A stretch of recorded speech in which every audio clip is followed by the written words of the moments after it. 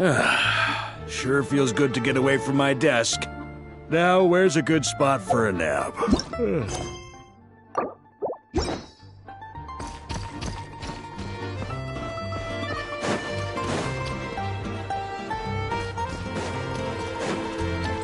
On me!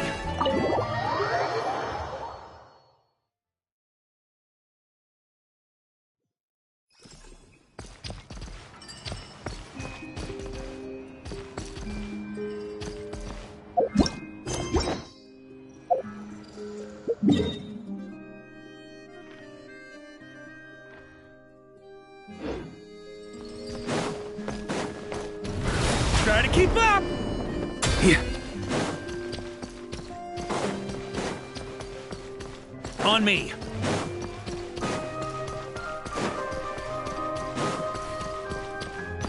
Yeah.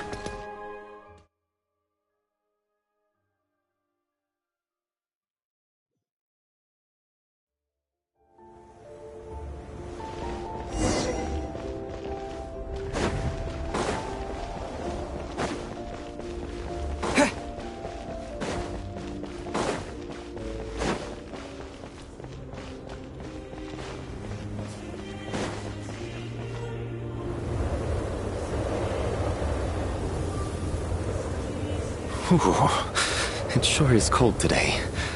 I wonder how much heavier the snow's gonna get. Here to see Odette? I just need to see your tickets for the preview.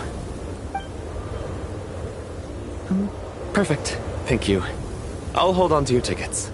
Come on in. It's freezing outside.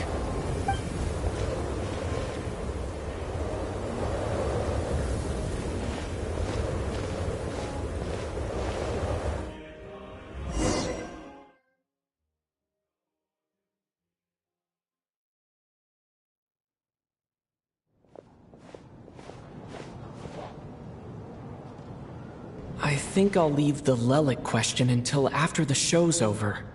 Then I'll go find Odette.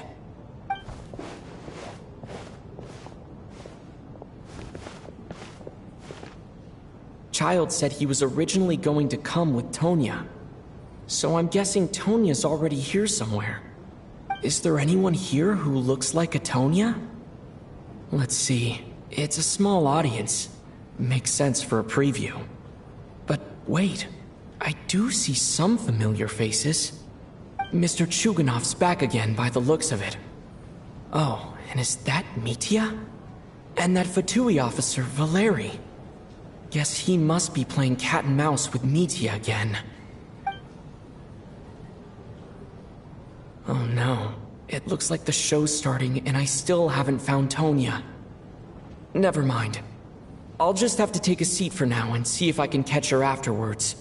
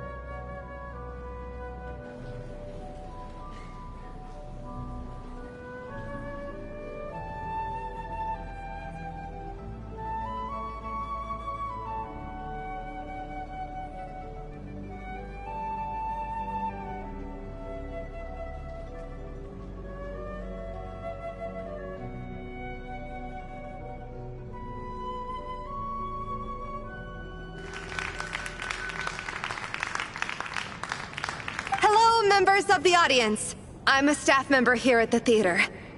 Today's performance was a very special one for us, as it marks the first attempt in a long time to revive the classic Snezhnayan ballet, Spirit Seeker. To commemorate this occasion, we would love to take a group photo of the cast, crew, and audience members present today. Could I kindly ask the audience to please come up onto the stage?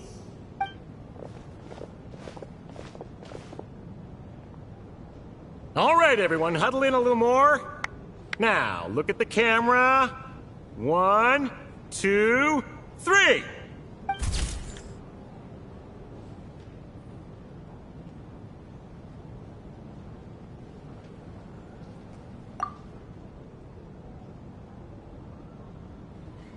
Are you quite satisfied, Mr. Energy Scientist? I rather hope you don't have any other escape plans to add to my workload today. What are you talking about, Sarge? This was simply my way of inviting you to watch Miss Odette's new show with me. And wasn't the performance spectacular? In the future, I heartily encourage you to take a leaf out of my book. Find some soul-nourishing pastimes to enrich your time outside of work. It was indeed a fine performance, but I must correct you on one point. This is not time outside of work. These are working hours. Working hours and non-working hours are just a social construct. Human technology can never advance if we're too rigid in our thinking, Sarge. May we leave now? Already? I mean, I was kinda hoping to soak up the atmosphere for a little longer, but... No? Okay, guess I'm pushing my luck. Didn't seem like too much to ask, but fair enough. Off we go then, Sarge. Back to the land of working hours. Lead the way. That has to be her. She's the only person in the audience around Tonya's age. Excuse me, are you Tonya? Huh? Your brother's busy today, so I took his ticket. Don't worry about him, he's fine. Oh, okay. Sorry for the trouble. What's wrong? Are you sick? No, I'm fine. It's nothing. Maybe she caught a cold on the way here because of the weather.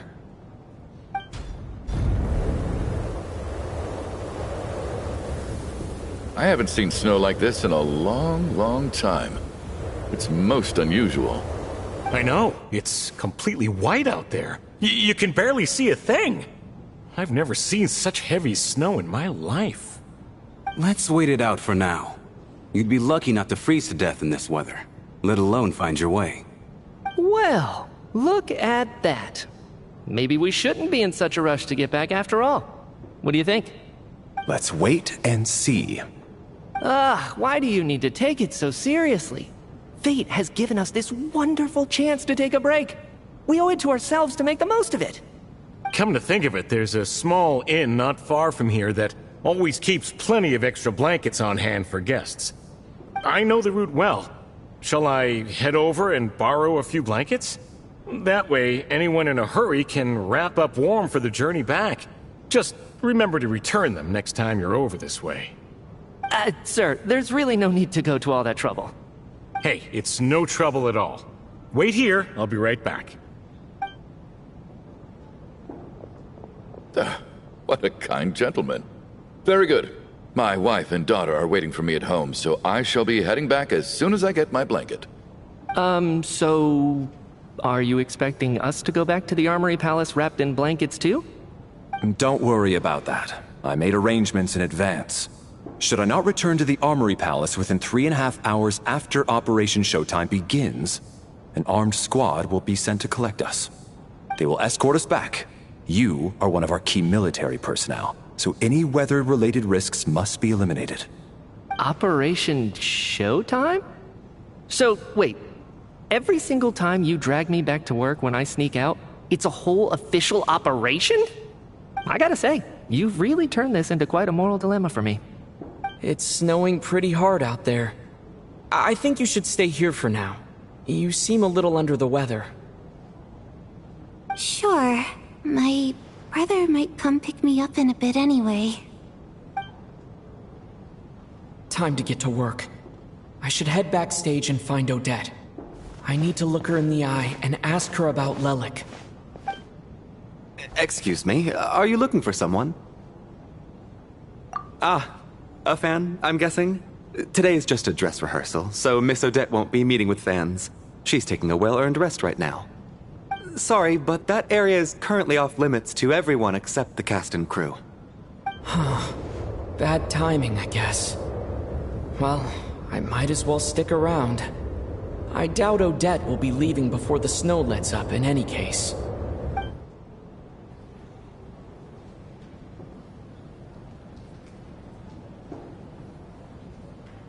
What happened to the gentleman who went to fetch the blankets? How has he still not returned? I was thinking the same thing. It's still snowing very hard. Do you think something might have happened to him? Whatever the reason for his delay, I must say I hate nothing more than people who make empty promises and fail to deliver. Well, I have to treat my employees like that on occasion, but that's different.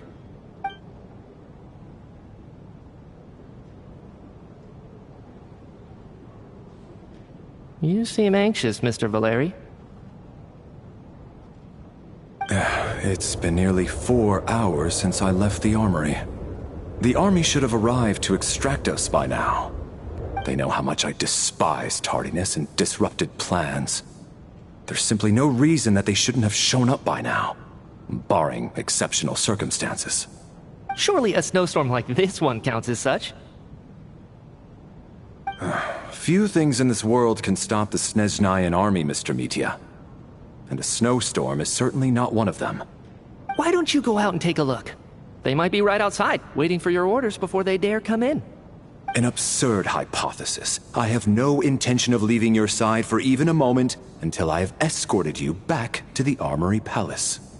This doesn't look like an ordinary snowstorm to me. That guy who left earlier. It looked like he just vanished into thin air. Either that, or my eyes were playing tricks on me. A man-eating snowstorm? Come on. Night hasn't even fallen yet. Spare us the ghost stories.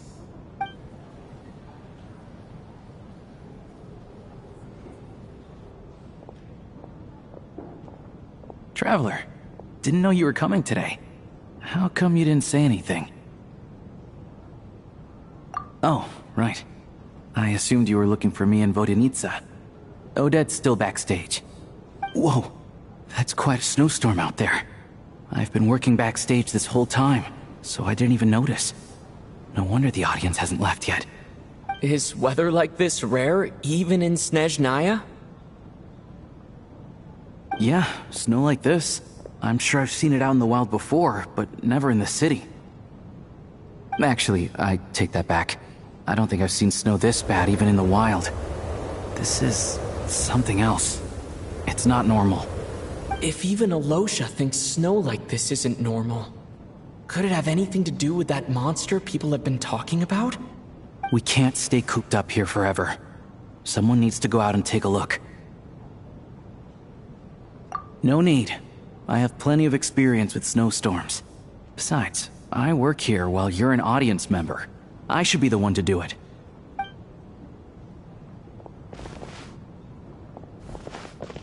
Everyone by the door. Careful not to let the snow soak into your shoes. In a snowstorm, you gotta look after your toes above all else.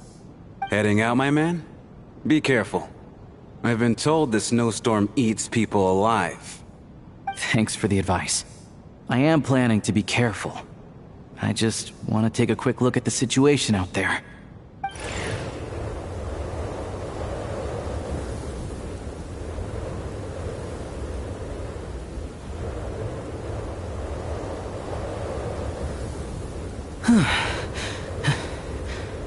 He's back! He's back! How was it? What's going on out there? Did you see any soldiers patrolling the area? Something about this storm isn't right. There's no one out there. I didn't see a single soul. And something in the air gives me the creeps. This isn't your average snowstorm. I suspect it might be related to recent events in our nation. I strongly advise everyone to stay here until the snow dies down. Are you serious? So all of us are trapped here now? That sounds a little far-fetched to me. You want to go outside and see? I, for one, am not risking my neck in that weather. This just turned from a minor delay into a major hassle. We can only hope that our friend who went to fetch the blankets just ditched us and went home. Is it really that bad? But my daughter, I won't be able to read her a bedtime story tonight. Huh? What are you all still doing here? Whoa! It's snowing hard. So now we're stuck here? Oh, this is terrible. Luckily, it was just a dress rehearsal today, so there aren't too many people here. On the bright side, the theater's always well stocked with supplies. If the snow still doesn't let up as we get into the evening, you can spend the night here, everyone. At least, I assume that's alright? Odette? Fine by me. This seems like a sensible backup plan under the circumstances. My thanks to the theater for being so accommodating. What are you staring outside and praying for, my man? You anxious to get home too? Oh, Your Majesty the Tsaritsa, I beg you, please do not let tonight's snowstorm stop. This is a golden opportunity to spend the night under the same roof as the 2 top stars in all of Snezhnaya. It's a once-in-a-lifetime experience. I think I've changed my mind. Sir, if you so much as look at us funny, you'll be seeing stars in a whole other way. Behave yourself, or you'll be begging for that blizzard. It's getting colder. We need to keep the indoor temperature up. Close the door and lock it tight. Let's head somewhere warmer.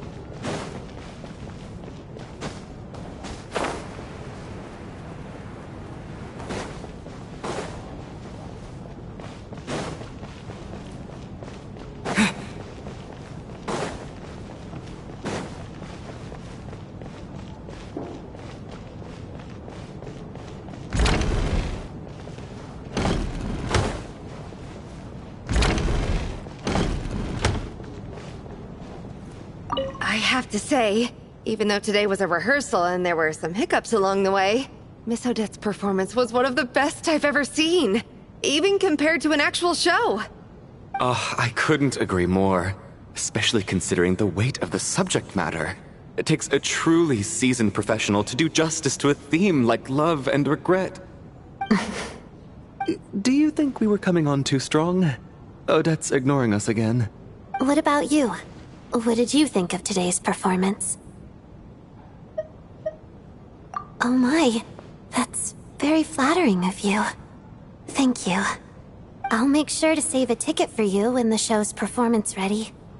This doesn't seem like the time or place to bring up the subject of Lelik. I need a chance to speak with her in private. So unfair. Talk about double standards. And now it looks like I've been spotted.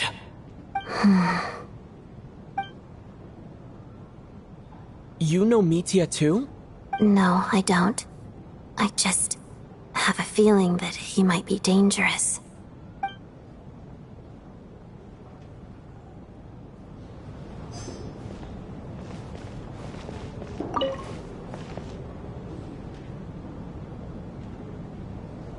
I don't think it's ever been this lively backstage before. I didn't know you were coming today. Hey, have you seen Chuganov? I heard he was coming today. Have you spoken to him at all? I'm with you.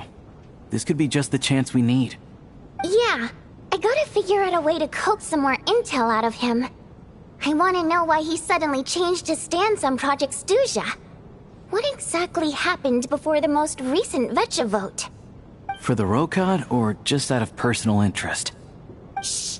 There are other people around. Don't say the R word.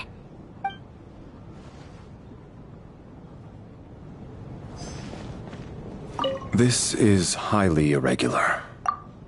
A delay of over an hour during an operation like this theoretically warrants a Harbinger-level response. I wonder what the issue is. The storm, or something else.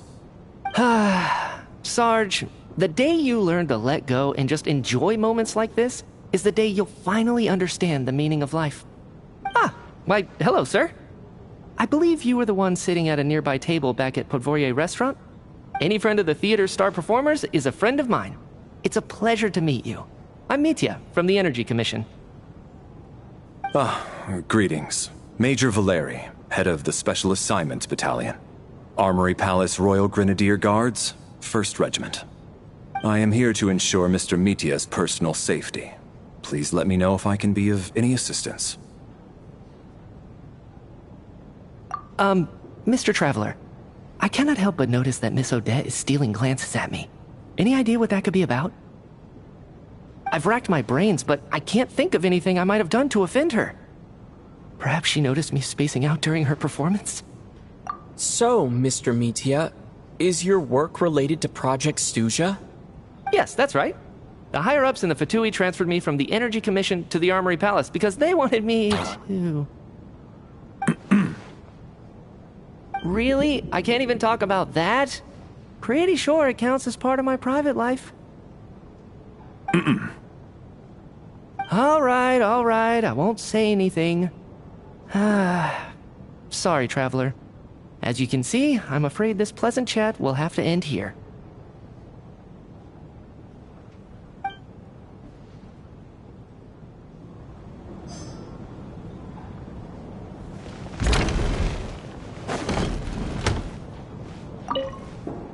And then there's the aristocrats.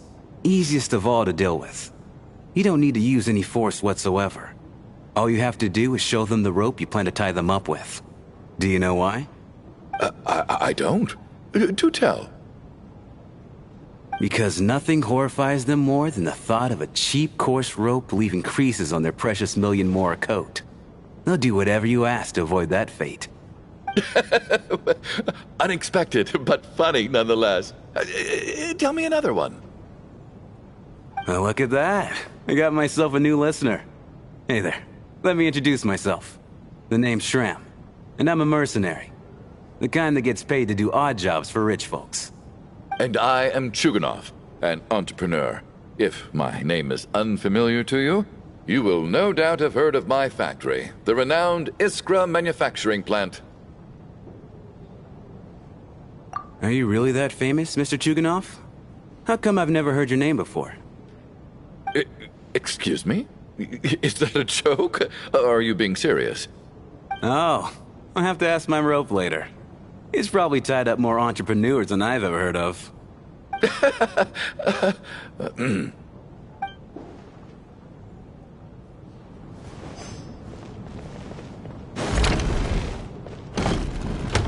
How are you feeling, Tonya? I'm fine. Sorry to worry you. I'm used to it by this point. I take medicine for it. My brother usually helps to get it ready for me. Child must take great care of his sister. He's never mentioned Tonya's illness, though. You know, I actually find this whole thing kind of exciting. Stuck in a strange place thanks to a snowstorm. Having to spend the night with a bunch of interesting characters. It's pretty cool, don't you think? Exactly. It's like one of those stories where an ordinary school trip turns into a magical adventure. I've always wanted something like that to happen in real life.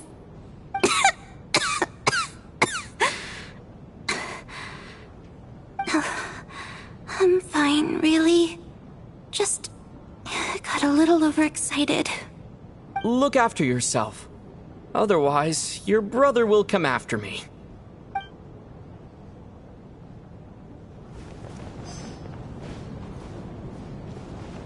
My husband has major trust issues. To him, I doubt even this snowstorm is a good enough excuse for me to stay out all night. That's the price of marrying into wealth. You'll get used to it. I'm not about to stop you if you want to leave, but don't drag me along. Hello? Can I help you?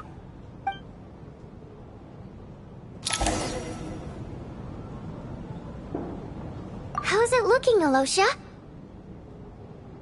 No change from this afternoon. Heavy snow with no sign of slowing down. May I have your attention, please? The storm is unlikely to stop tonight, and it'll be even more dangerous outside at night than it was during the day. We at the theater owe everyone here a duty of care. Therefore, we strongly suggest that you stay on site overnight and avoid going outside unless absolutely necessary. In a few short moments, we'll give you a tour of the theater's various quarters.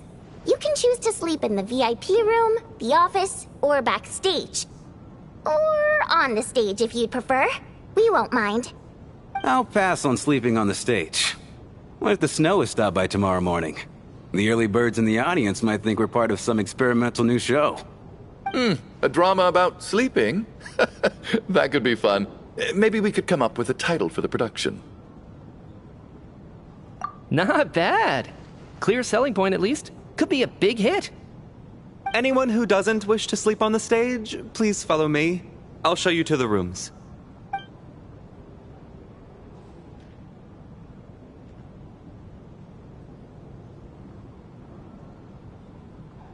I guess I'll call it a night. Though I feel like I won't sleep very well without Paimon here. I'm sure she'll be worried that I haven't made it back yet. But as long as she looks out the window, she'll probably realize what's holding me up. I wonder if she's feeling any better yet. At least she hasn't been getting any worse. Still, I should try and get back first thing tomorrow morning.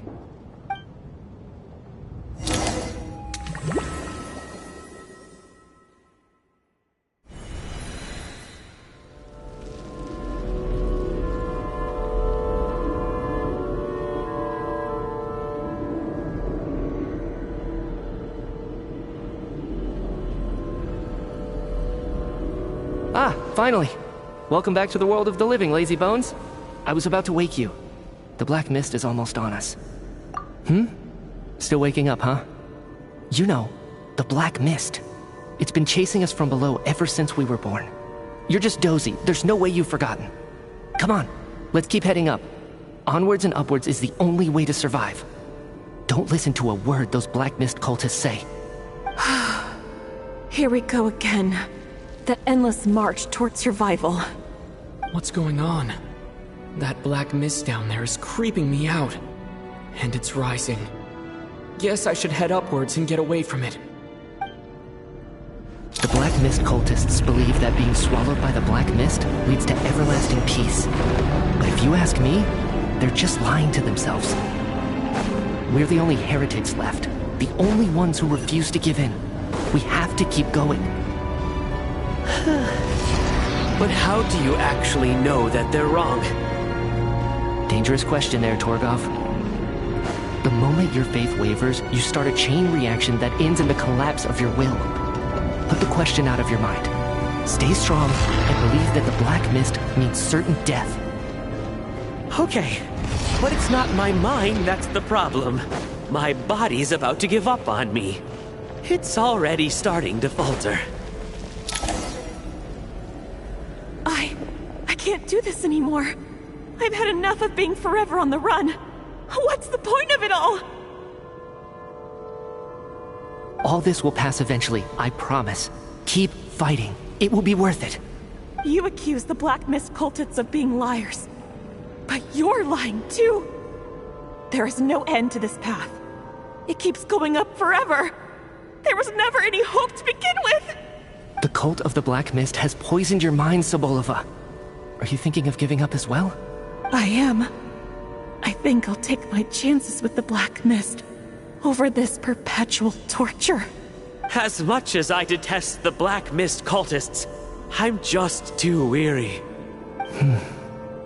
Then I bid you both farewell.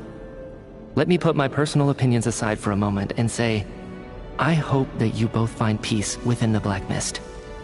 Fate always appears so impossibly complicated. But at moments like this, its raw simplicity is laid bare. Their fate was sealed from the instant they entertained doubt. From then on, the outcome was both inevitable and irreversible.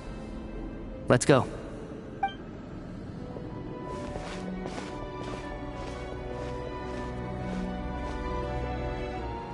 Torgov and Sobolova are gone. I never thought the day would come when even they would be swallowed by the Black Mist. It's just you and me now. Yes, it looks like it's satisfied. For now. This happens from time to time. but it won't be long before the Black Mist starts chasing survivors once again. No one knows how to stop its advance for good. Well, we should make the most of the precious moments of rest that those two offer us. Huh? Are you really that sleepy, Traveler?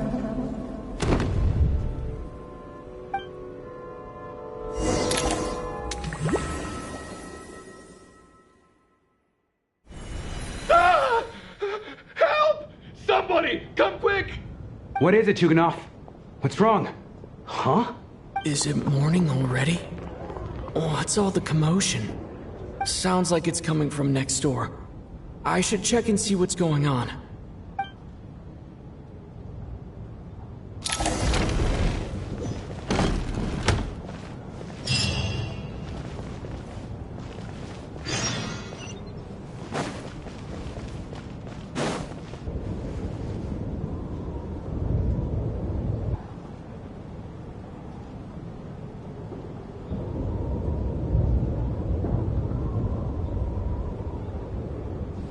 Don't look, Miss Tonya.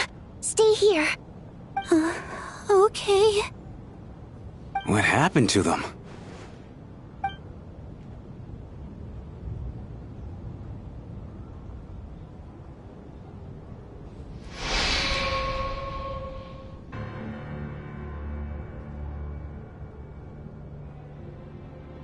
These two people have passed away. And the strange thing is that somehow, I knew this was going to happen. I knew that they would be the ones to die.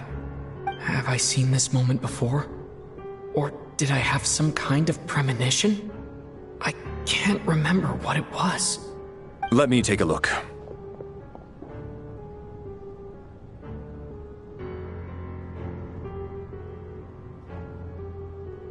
No vital signs in either of them.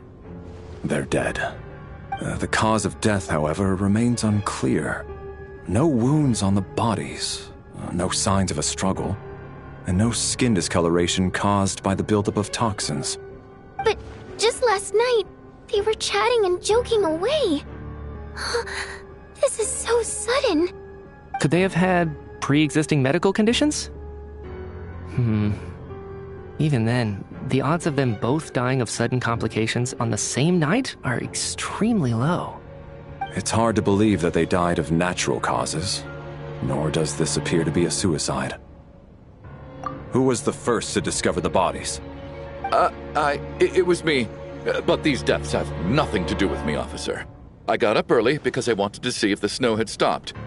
Then I noticed that the door to this room was open, and it looked like there was a man and woman inside. I just went over to see what was going on. I had no idea they were... I can corroborate this. I was doing my morning exercises near the stage. When I saw Mr. Chuganov heading this way, I followed him. I can also confirm that I didn't see a single person approach that room before him. The snowstorm was raging all night, and it's still going now. There's no way someone could have come in from outside, correct? You mean an intruder? No, not possible. I slept by the door last night as a precaution. There's no way I wouldn't have noticed if anyone had tried to open it. Everyone, split into pairs and search the theater for anyone in hiding, or any signs of suspicious activity. I'll follow up with a full search of my own shortly. Go, there is no time to waste.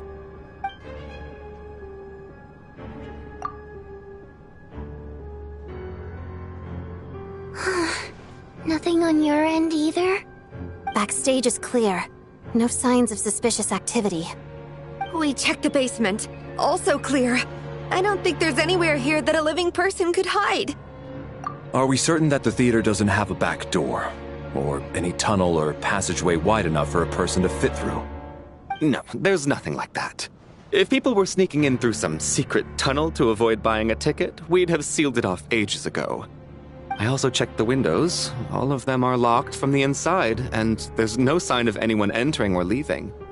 It sounds like we can safely rule out the intruder theory. If anyone came in during the night in this weather, there'd be no way for them to avoid leaving footprints or water stains. This can only mean one thing. It's like one of those murder mysteries you see in novels and plays, isn't it? The ones where the killer is one of us. We can't quite jump to that conclusion just yet. Could he be right? It's hard to imagine something like that happening in real life. Set in a theater during a snowstorm, a murder takes place, and the killer is among us. It's such a classic trope that it seems unbelievable. Looking at who the killer targeted, and the clean entry and exit, it all adds up. I know what this is. It's obvious now that I think about it. What is? What have you figured out? Both victims were wealthy, well-known local merchants. And the door was deliberately left open so I would discover the bodies and witness the crime scene first thing in the morning. Such ruthless methods. This was your doing, wasn't it, Lelik? Lelik? You mean Lelik is among us? And he's the killer? Lelik. I know this code name. Member of the Rokot, anti-Project Stuja. Always works alone. I've read the case files at the Armory Palace. Walk me through your reasoning, Mr. Chuganov. What do you know about Lelik?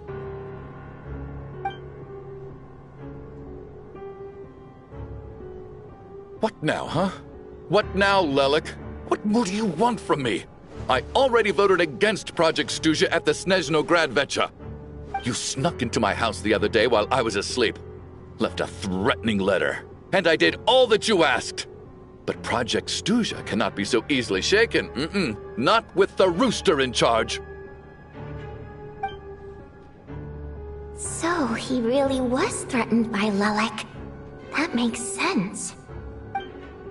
And now you're resorting to murder to threaten me. Isn't that right? I knew it.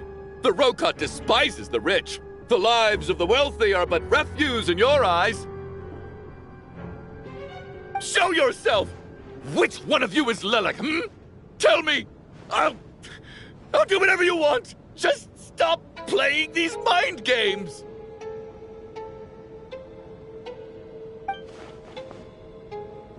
Was this really Lelik's doing? Would Odette really do something like this? If Odette really is Lelik, this seems out of character. But then again, how well do I really know her? I'm probably the only one here with a compelling theory about Lelik's true identity.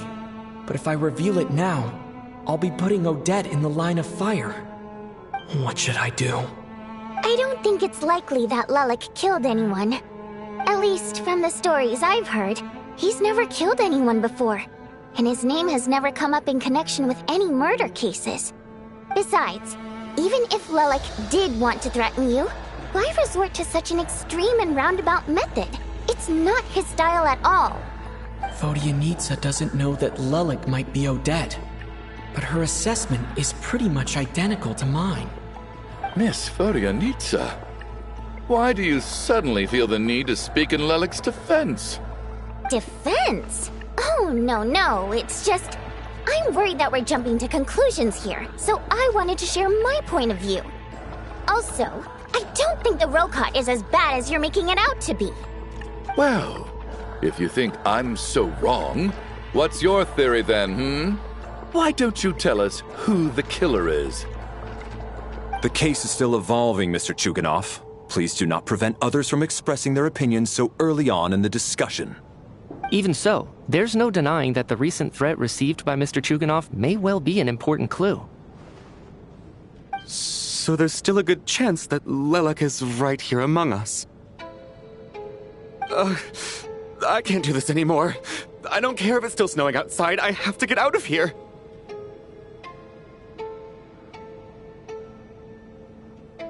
Whoa, take a beat.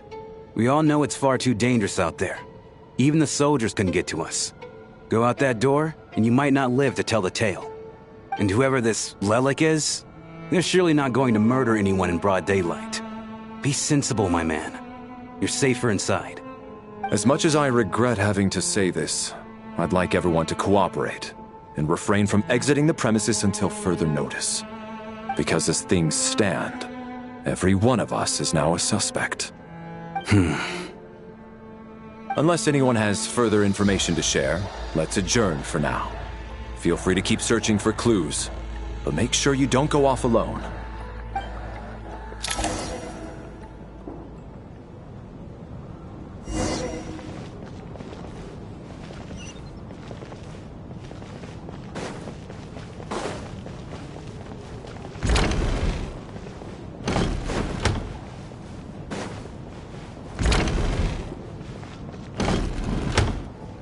Alright, that was my bad. It was a knee-jerk reaction. I didn't think it through. Luckily, no one suspected my identity. Oh, phew. It's just you. I thought someone was eavesdropping. Since Vodyanitsa and I were on the same page earlier, I think I should share my thoughts with the Rokot members first.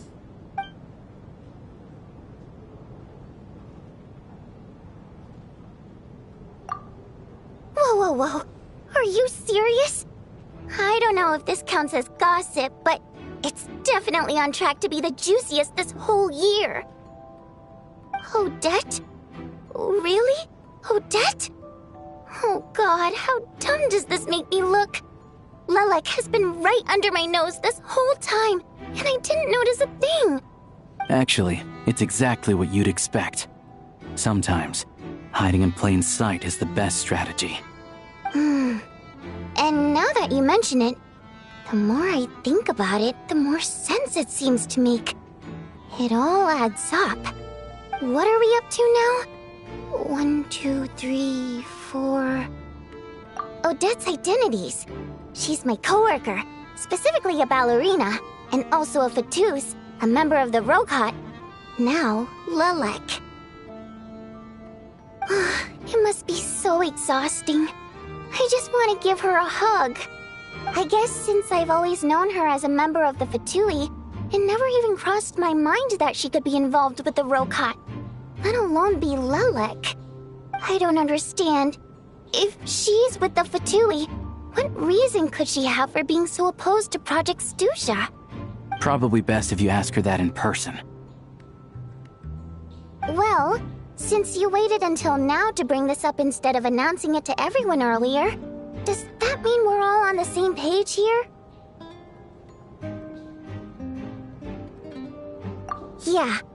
Lelek may not follow orders from the Rokot leadership, but as far as I'm concerned, she's never crossed the line. If anything, her actions benefit the poor. We need to confront her face to face. Do you think she'd really admit to being Lelek? I don't know. We'll have to see how it goes. For now, we'll work on the assumption that she didn't kill anyone, and see how much she's willing to tell us.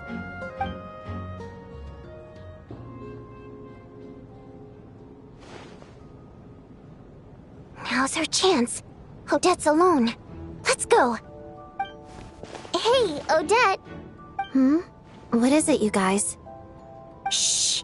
Keep your voice down. We need to talk. So, you're Lelek, aren't you? Alright, fine. You don't have to say anything or explain yourself. Just hear me out first. None of us believes you'd kill innocent people. Whoever murdered those 2 people last night, it wasn't you. The Traveler was the first to figure out your identity, but he kept quiet during the discussion just now. Still, it's clear where the group consensus is heading. Everyone believes Lelek is the culprit. If your identity is exposed, you'll be in a really bad spot. We're your colleagues, and we know what kind of person you are. I don't want anything bad to happen to you.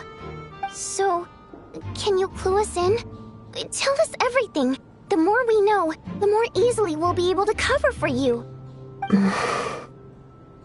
Alright. Yes, I'm Lelek. And no, I'm not the murderer. And thanks, but I don't need you to cover for me. Actually, I'm planning to reveal my identity. Huh? You're gonna reveal that you're Lelek? Here? That's right. I'll admit I was surprised at first when Shuganov guessed that I was here. It was just a lucky guess, but it caught me off guard. But after taking some time to assess the situation and confirm where everyone stands, I don't believe I have anything to worry about. Are you sure you don't need a second opinion? Given the circumstances... Mr. Valeri! What?!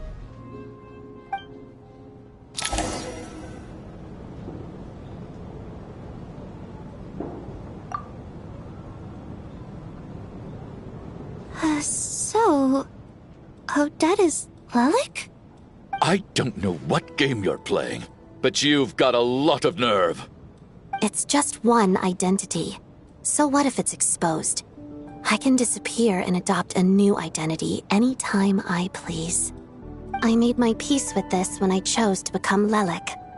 But more importantly, I promise I am not the murderer, which means that someone else is.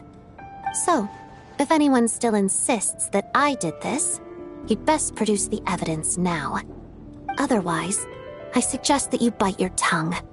Because if you really believe I killed 2 people without making a sound or leaving a trace, pointing fingers at me would surely only make you my next target. Is this really the truth, Miss Odette? That's confidence, all right. I believe you. A real no-nonsense attitude. I can see why Marionette said that she's on track to inherit the title of the Fair Lady. Are you seriously buying this? Hey, officer! She just admitted to being Lelik. Aren't you going to do something about this? I do have one question, Miss Odette. Why have you chosen this moment to come forward and reveal your identity? If I didn't say anything, everyone would be focusing all their efforts on finding Lelik. And that is exactly what the real culprit wants. I don't want to be the scapegoat who lets the murderer get away with this crime. Despite all the accusations, she made the smart choice. A remarkable display of rational thinking under pressure. Clearly, Odette's talent extends far beyond the art of dance. She thought so far ahead. Ugh, why do I always feel like I'm one step behind her in everything? You've convinced me. Dealing with the murder case remains the top priority right now. Let's put the name Lelik and all related incidents aside until further notice. Nevertheless, the group still considers you the prime suspect. I assume you have no quarrel with that, Miss Odette? I understand. You're welcome to keep an eye on me around the clock. I have no objections. Mr. Chuganov? For my wife and daughter's sake, I'll let you off the hook for now. But don't think you're forgiven for breaking into my house and threatening me. Just wait till we get out of here, Lelik. We'll settle the score then.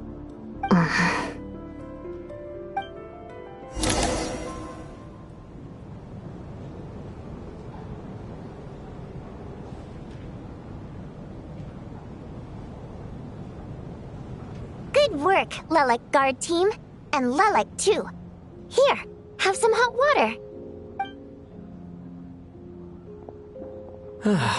Turns out Valeri knew about my exploits. So now I've been told I have to guard Lelik with him. Shouldn't you be facing my way if you're guarding me? At the moment, it looks more like you're my bodyguards. If the true culprit is indeed still at large, as you have claimed, we must keep our guard up against them also. Don't worry, Tonya. We'll get through this. Once the snow stops, the officials will step in. The investigation will get easier, and then we'll be safe. But... once the snow stops, won't everyone just leave? You're gonna miss us, huh? Well, some of us work at the theaters, so we'll still be here.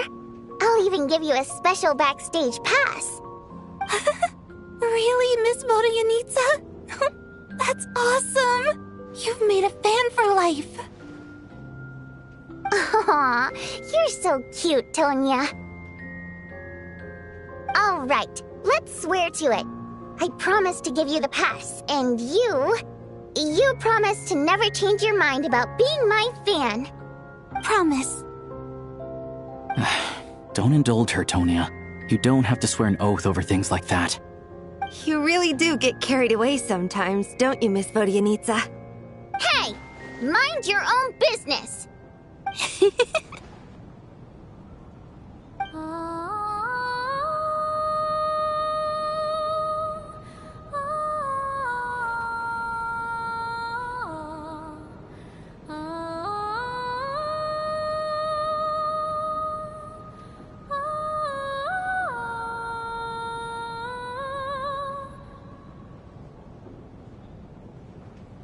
Don't be nervous, Miss Water Imp.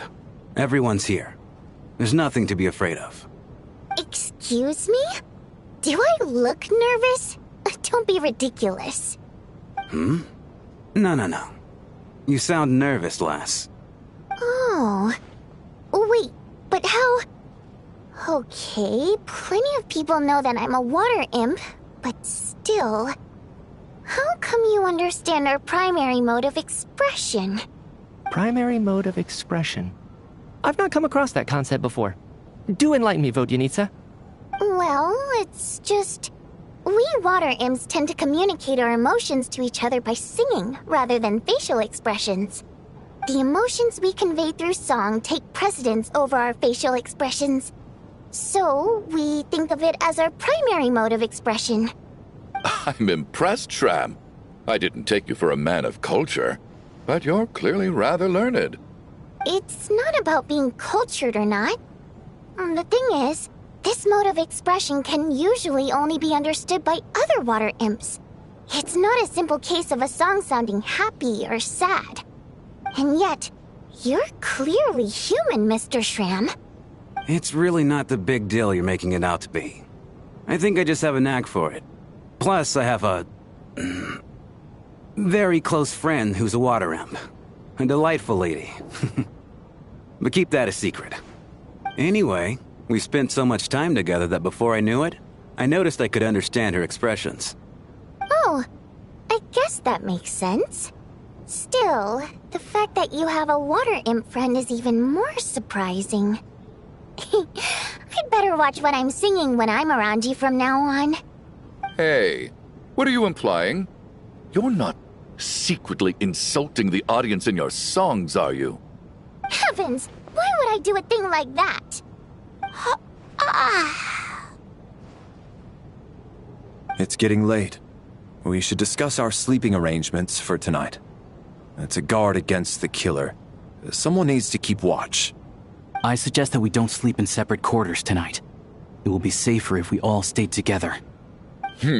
As long as someone keeps an eye on Lelik, I'm quite sure we won't have any trouble. Are you saying that you wish to bet your life on Miss Odette being the killer? Nonsense. Of course not. Then I propose the following arrangement for tonight.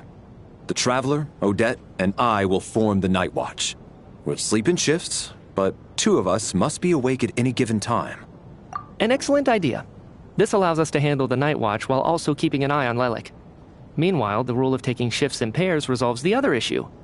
Namely that we can't necessarily trust the Traveler or Valeri either. I expect that plan took you quite some time to come up with, didn't it?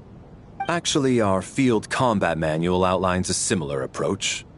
Although the scenario there involves guarding prisoners overnight during field operations. That being said, I must clarify that I harbor no disrespect towards you personally, Miss Odette. In fact, Lelik's numerous covert operations make fine textbook examples for military agents. I care less about respect and more about the fact that you just robbed me of 2/3 of my sleep tonight. I'm calling dibs on being the first to rest. Good night.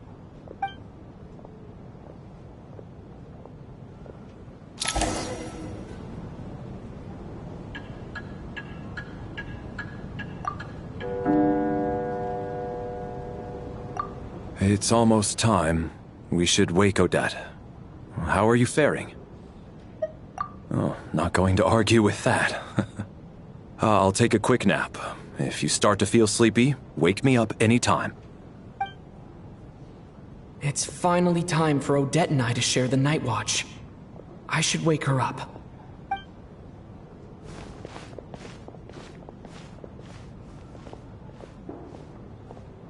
I came here to get information from her in the first place. Maybe I should think about what questions I want to ask before she wakes up. How long are you gonna keep staring at me? Couldn't sleep. My mind's been running haywire. Plus, there's something I've been meaning to talk to you about. I had a hunch that you wanted a conversation too. Let's take this chance to clear the air, shall we?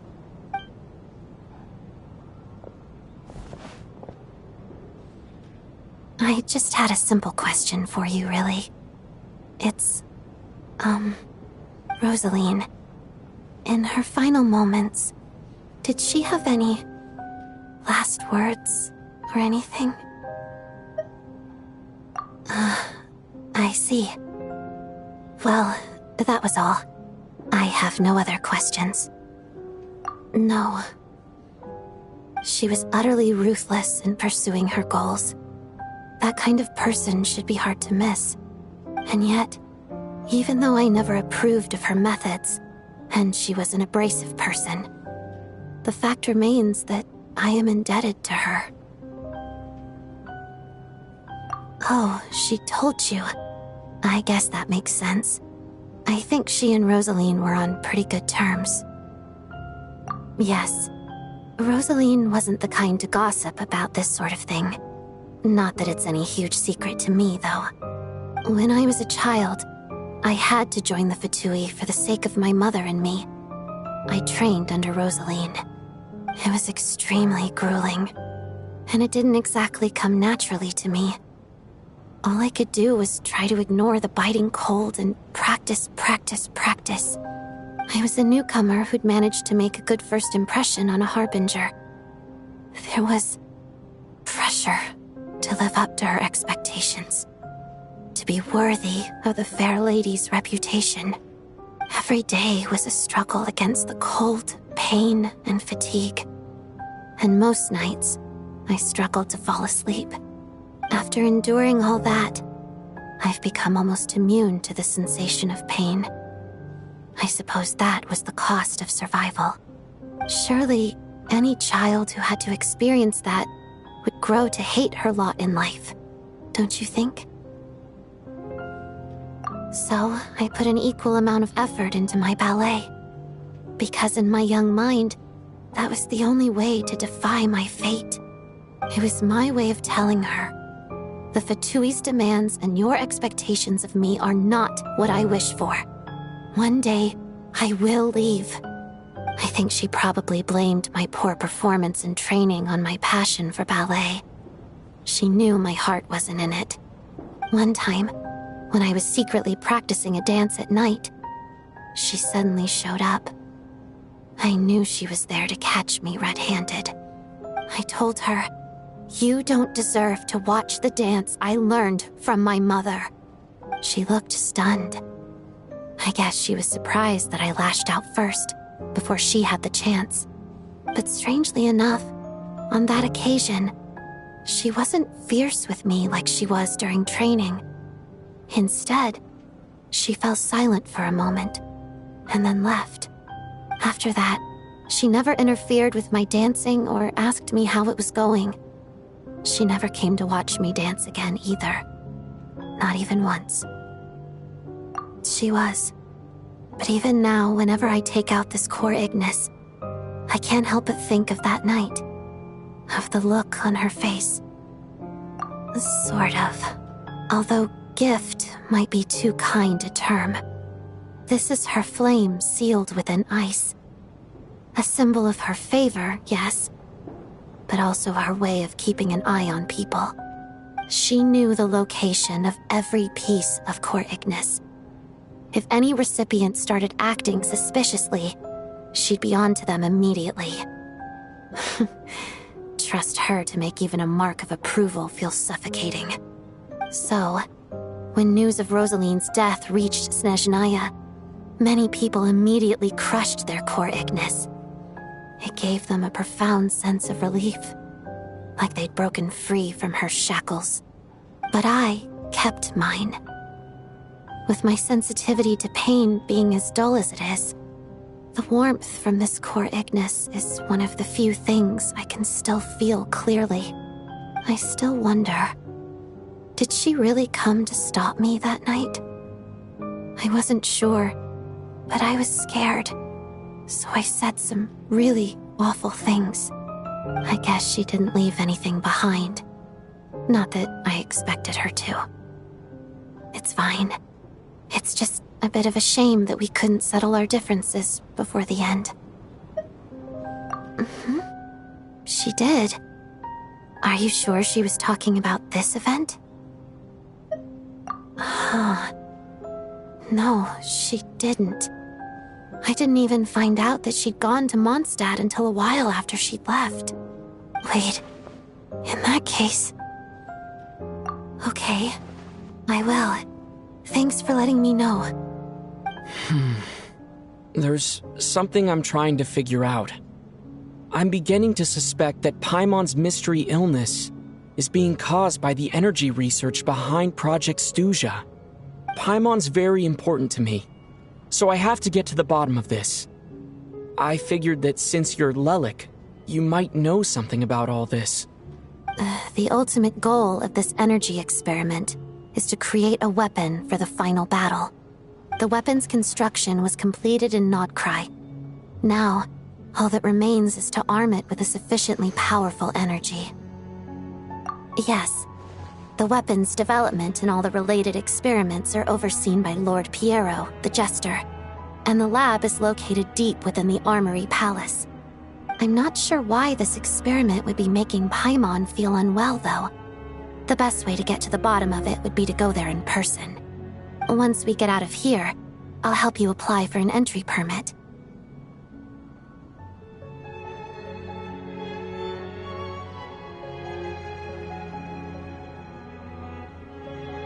And I'm hardly the organization's proudest member, as you know. You answered my question about Rosaline. I want to do you a favor in return. It's that simple.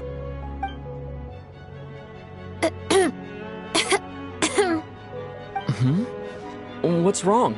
Are you not feeling well? You two seem to be hitting it off. I thought you were sleeping. Of course I was. In the military, one learns to fall asleep quickly, even in the most inhospitable environments. It's vital to staying alert and energized. Why? Is something wrong? Even if he was awake, he can't have overheard us, right? Well, thank you both for keeping watch. Traveler, I'll take over for now. It's your turn to get some sleep. Sure.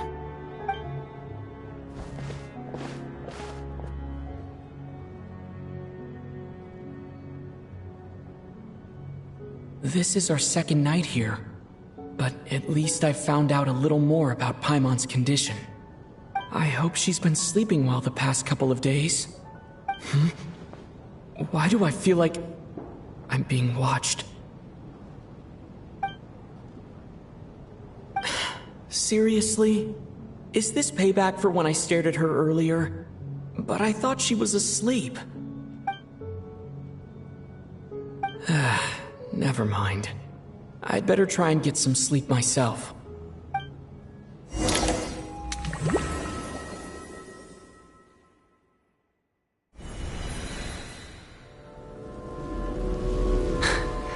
Hey, what are you spacing out for?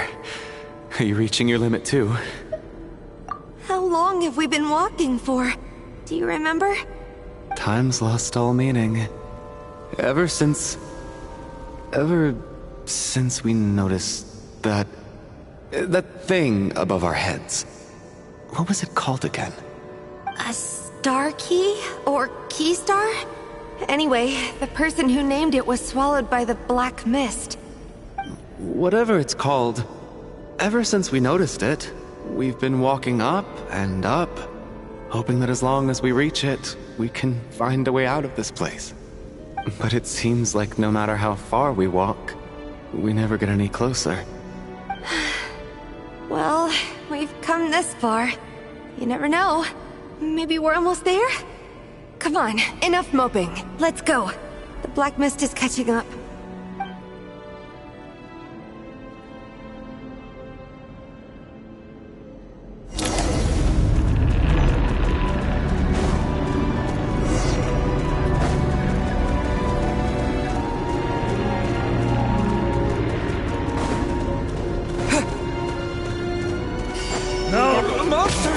Watch out! Not again! I've lost count of how many times we run into them. Be careful. Hey, tough guy. What the? What the? What the?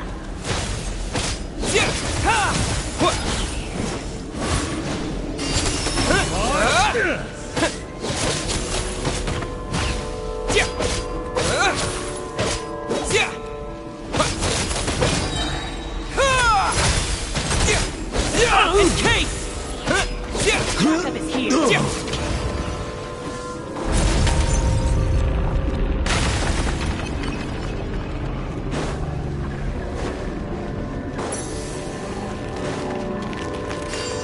Here they come again! Get ready! You wanna fight? Let's go!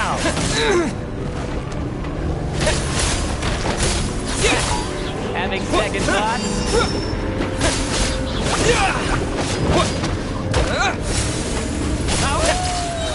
Fighting frog!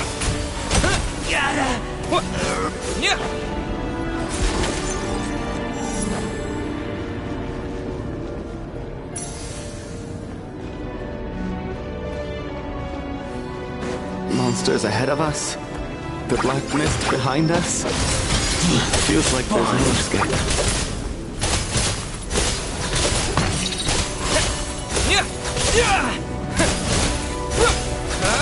Shut up! Run faster!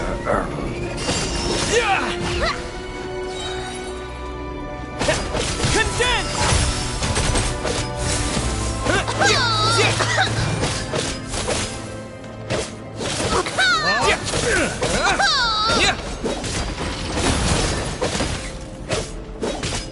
Backup is here. Learned!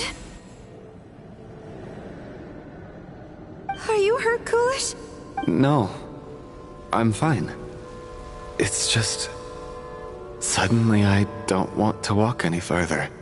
I get you.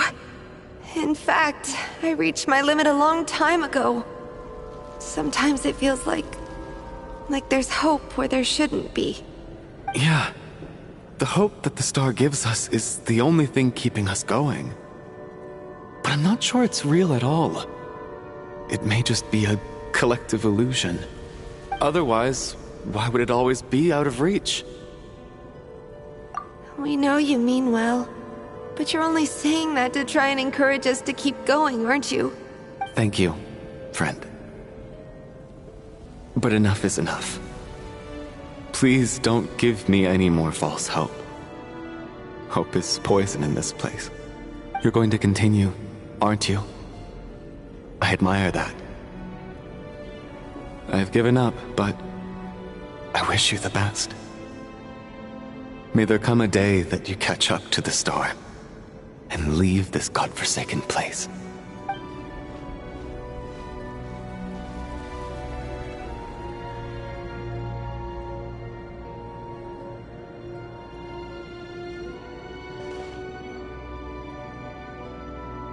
It's not an illusion. We really are getting closer to the star.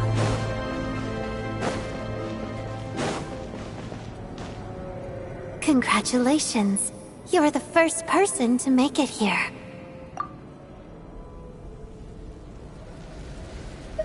I'm the star's envoy. The black mist has stopped rising. Its hunger is satisfied for now, having devoured your two companions. This is a good opportunity. I'll let you get some rest before we continue. What do you mean, leave? The star represents the starting point. It's the waypoint for the beginning. Congratulations on reaching the starting point. Once you are ready, we will head out and walk upwards. I will be right by your side the whole way. Huh? What's wrong? Hey, don't give up before the journey's even begun.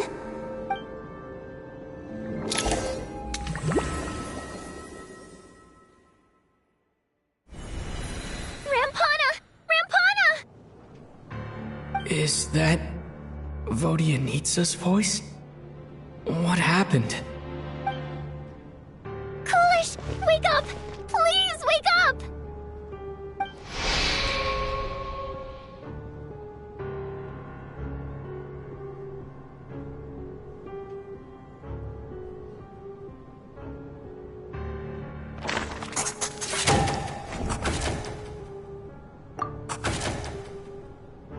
The situation is identical to that of the 2 casualties yesterday.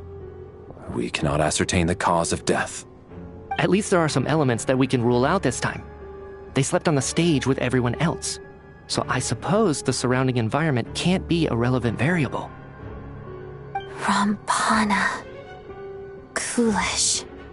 Weren't some of us keeping watch last night? 3 of us, in fact. How could you not notice something was wrong? I'm as confused as you are.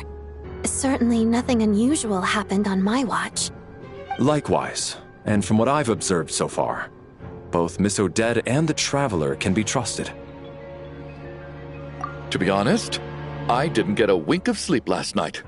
I couldn't help but think I was the target, so I just laid there with my eyes closed. I heard the Traveler and Lelik chatting, but otherwise I don't recall hearing any commotion during the night. Me too. I didn't want to wake everyone up, so I was concentrating hard, trying not to cough. I hardly slept at all. If anything had happened, I'm sure I would have noticed. Then, what could possibly be causing this? Once was bad enough. I can't believe it happened again. I worked closely with Rampana and Coolish for so long. I never imagined that one day they'd... And on this stage of all places... Florianitsa... 4 victims in just 2 days, and we still don't have a single lead. I need to get to the bottom of this as soon as possible. And above all, keep Tonya safe.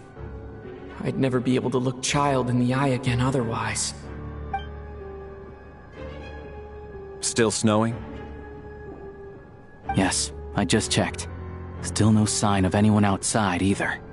So we only have ourselves to rely on. If you ask me, this killer can clearly strike whenever they please.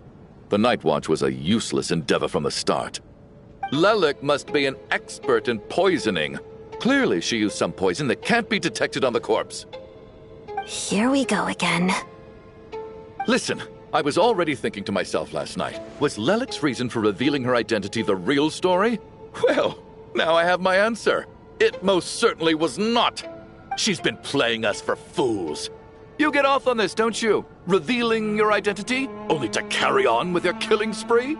That's a hideous thought. One that only a hideous mind like yours could dream up. How dare you! That's enough!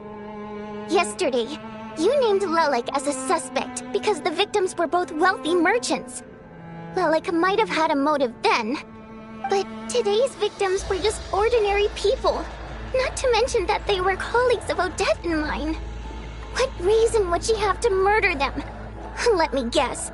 Just to scare you? Who knows? Maybe you don't know her as well as you think. I implore you all to ask yourselves, how many people are there really in this world that have what it takes to kill another person? Not many, I'd wager. Lelik is well known to be a ruthless operator, and now she has revealed her identity. How could it be any more obvious? Everything you've said so far is still just conjecture, which doesn't constitute a concrete lead. You need to back up your claims with some evidence. How can you defend her, officer? What did she say to you while you were on Night Watch? Maybe I shouldn't be so surprised. You military types are always colluding with criminals to target the rich. All so you can get your grubby paws on our hard-earned fortunes, then tell us to fall in line. The Fatui, the Druzhna, and the Rokot. Thugs, the lot of you.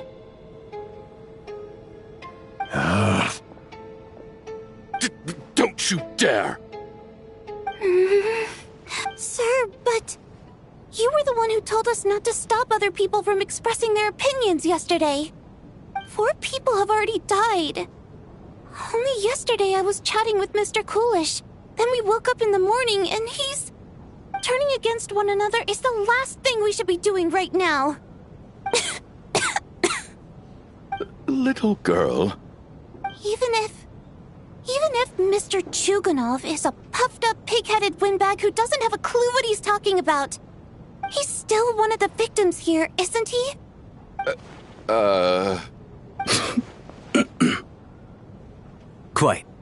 I had no intention of resorting to violence.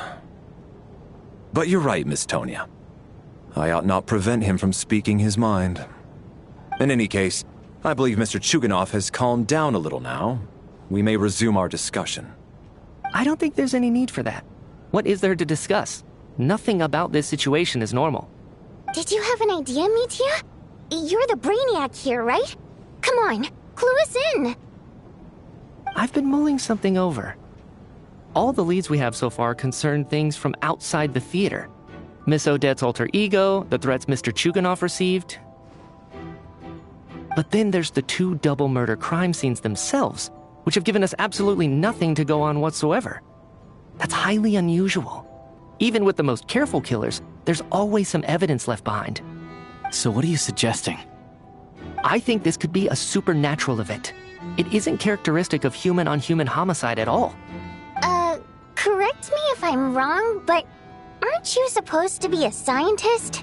That doesn't sound like a conclusion someone like you is supposed to make. I got into scientific research because of my insatiable curiosity. But if the present situation defies all known scientific explanations, I don't mind shifting my curiosity toward the paranormal instead. Now that you mention it, I remember when I first came to the theater. I heard rumors about this place being haunted. Haunted? Yeah, I think I heard the same thing. But I mean, they're only rumors, right? We've worked here for years. Surely we would have noticed any spooky goings-on by now. Well, this has taken an unexpected turn. A haunted theater? If Paimon were here, she'd probably be hiding behind me in fear right now.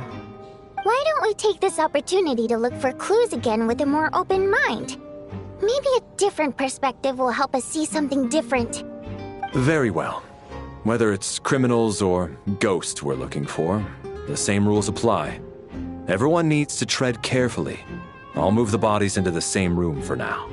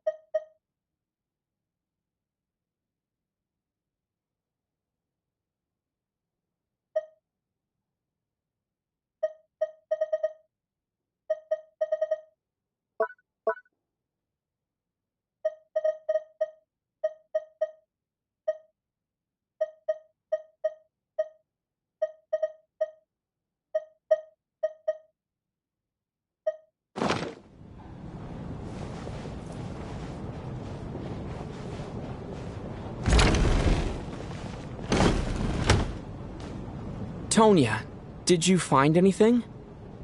Not yet. Still looking. So...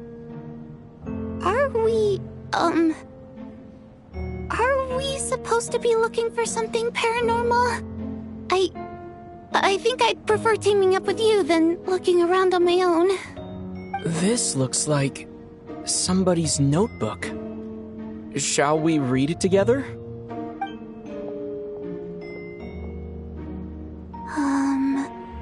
Well, it doesn't look scary or anything, so I guess it should be fine. Alright, let's read it together.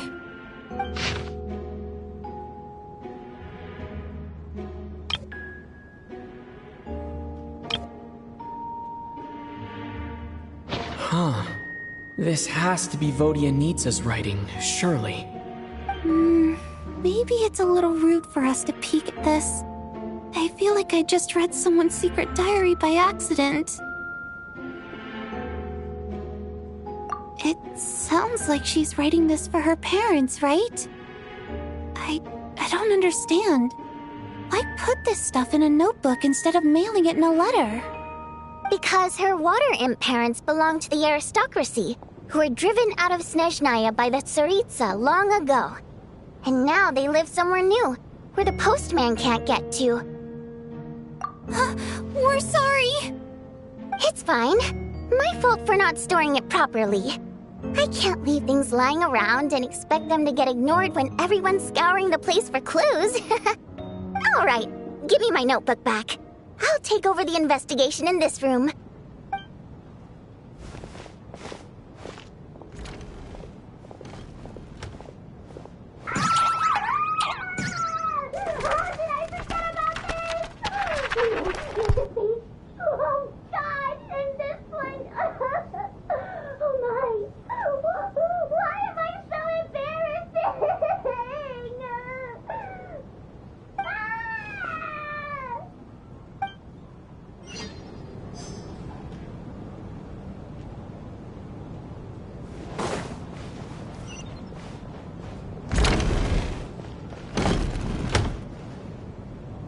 Valeri, come take a look at this.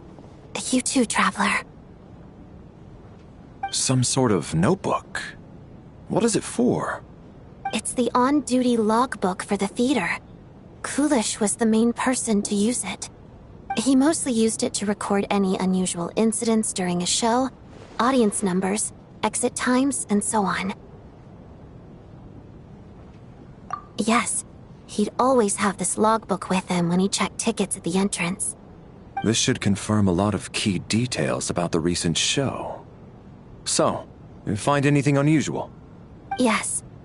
The number of people. I've checked and double-checked, but the numbers just don't match what's recorded in the logbook. Apparently, we have an extra person among us. Are we certain that logbook is accurate? Could someone have sneaked in without buying a ticket or something? Unlikely. Kulish took his duties very seriously. I've rarely seen any errors in his work. Not to mention that this was a dress rehearsal, meaning smaller audience numbers and tighter ticket restrictions than usual. Everything would have been well within his control. We no longer have our tickets with us, do we? They got collected on entry. I assume there's no way we can check them again.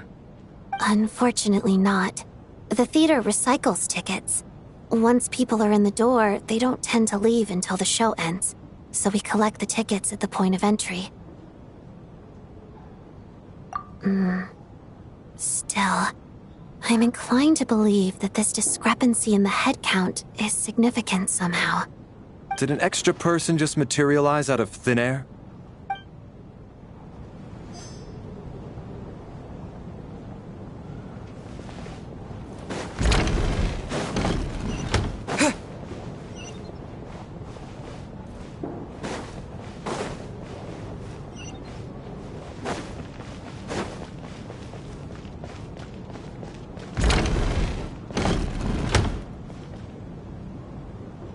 Ah, Traveler. Since you're here, come take a look at this. Alosha found it. We're both curious to hear your perspective. It appears to be an investigation report. And the focus of the investigation was the rumors of haunting we heard about earlier.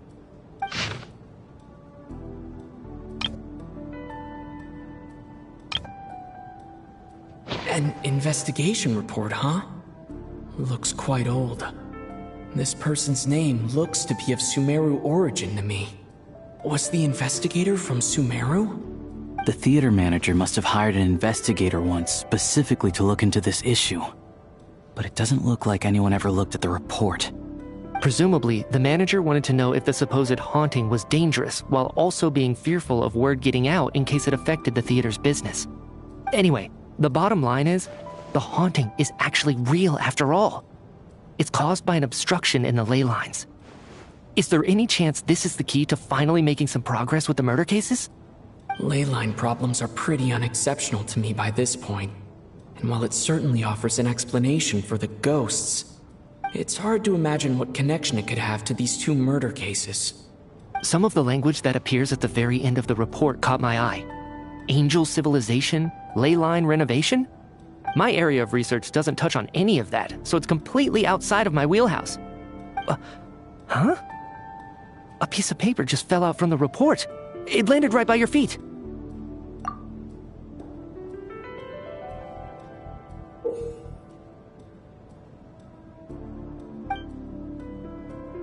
How unnerving.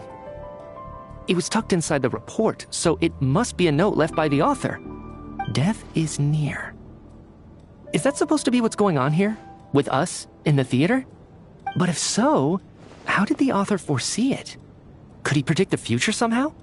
Maybe things are more complicated than we thought. No, wait a second. If we take the report and the note at face value, they completely contradict one another. The report definitively concludes that the hauntings in the theater are harmless and cannot affect the real world. But the note seems to be warning of potential danger. The question is, what exactly does the note mean by death?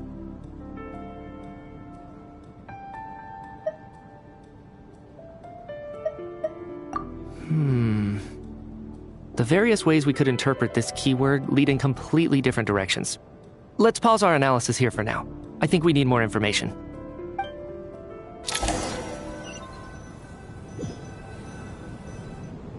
If we take all this together, it's not impossible, is it? If anything, it's the natural conclusion. Well, I beg to differ. This sounds to me like a product of a researcher's vivid imagination. And perhaps it's because I'm still viewing this through the lens of a typical murder investigation. But still, I'm struggling to be persuaded by your theory. Does it really sound that far-fetched? Alright, well, let's treat that as speculation for now. I do agree with what you've said, so let's go with your idea for now. Good. Okay, now that we finally have some meaningful leads, I think it's time to reconvene. Let's get the others.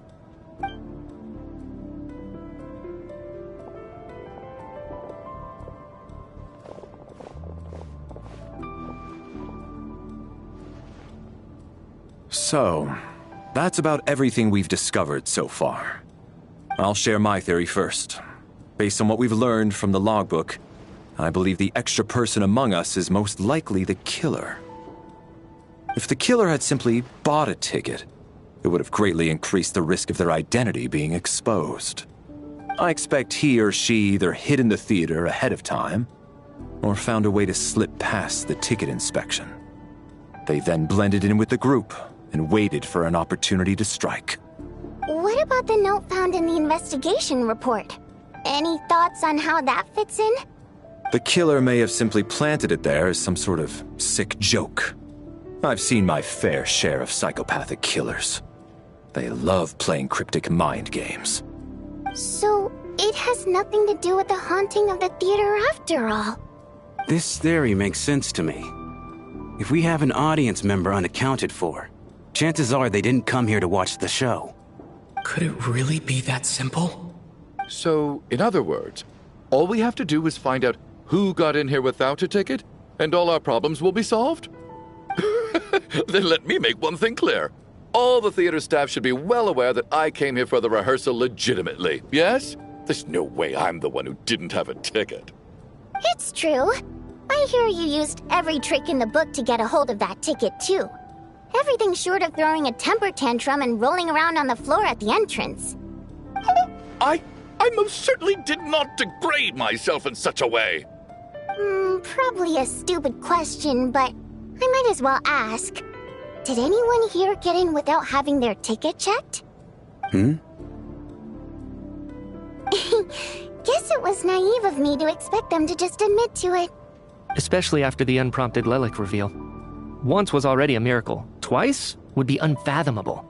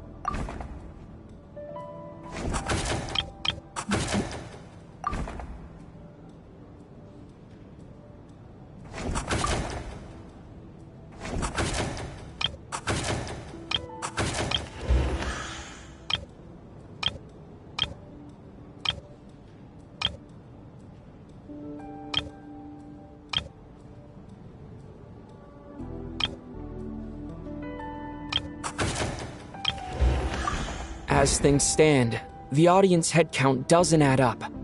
I guess we can rule out the theater staff members.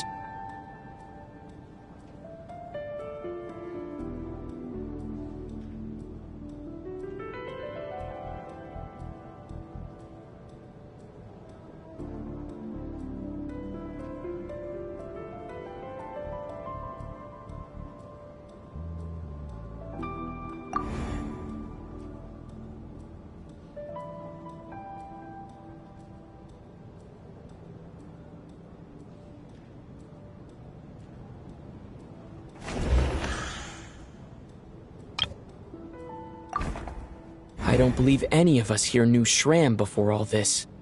If no one can verify Shram's identity... Mr. Shram, did you really go through the ticket inspection to get in here? Huh? Me? Why am I being singled out, my friend?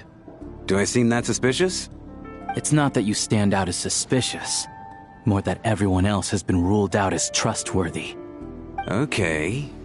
Well, we spent the best part of 2 days together now, so I'm sure you can all tell what kind of person I am. I'm a true gentleman. I never dream of doing something like sneaking to the theater without a ticket. Yeah, I have no doubt that you're a good person. But the problem is, none of us here actually know you, so no one can say for sure that you are who you claim to be. Although, actually, what was it you said last night? Yeah, you're friends with that water imp, which is why you understand our primary mode of expression. Last time I checked, there were barely any of us remaining in Snezhnaya, since most of the water imps left. Could you tell me a little bit more about your friend? There's a good chance I actually know her. And I suppose it's also kind of a way for everyone else to get to know you a little better.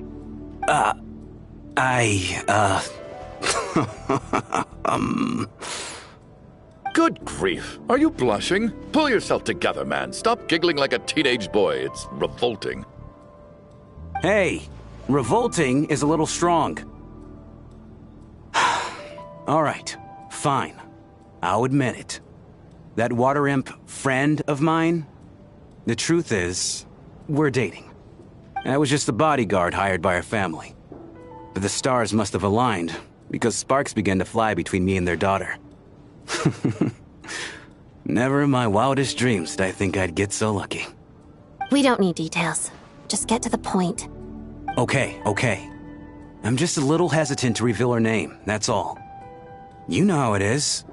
These are delicate times. Even with me to protect her. If word gets out that she's dating a human, both the Fae and human factions will give her a hard time. Really? Wait, no. That can't be. Huh? Shram, what the devil are you talking about? Why is everyone looking at me like that? Surely you can understand where I'm coming from. Delicate times? Factions? Yes. You know, the Civil War. Last time I checked, the Fae and the humans were still at each other's throats. If I'm not mistaken, the last significant civil war in Snezhnayan history was over 400 years ago, when Her Majesty the Tsaritsa had just taken the throne and was consolidating her reign. What do you mean, 400 years ago? What's going on here? Is Shram from the past? All right, Mr. Mitya, you win this round. As far-fetched as it is, it appears that your theory may be correct. I'm just as amazed as you are. I didn't even believe it myself, to be honest. Is someone going to explain what's going on here? From the look on your face, you figured it out too, haven't you, Traveler?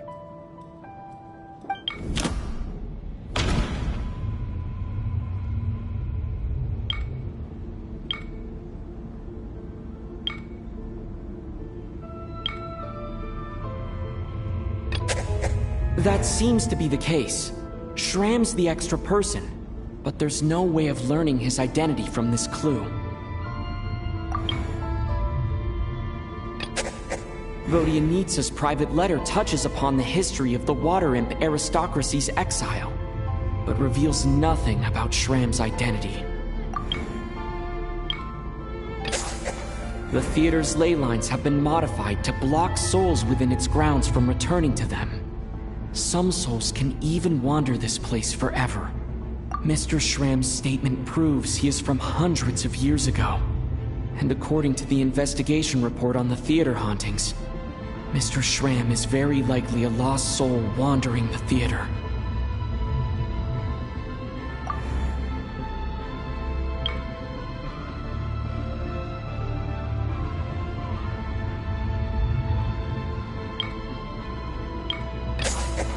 For some unknown reason, the soul that has been wandering the theater due to the ley line issues has joined our group and blended in.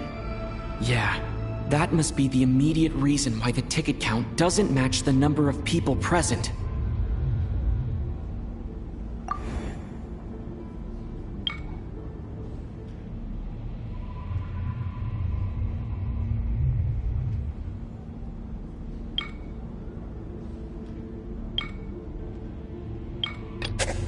All of last night, Lelik, that...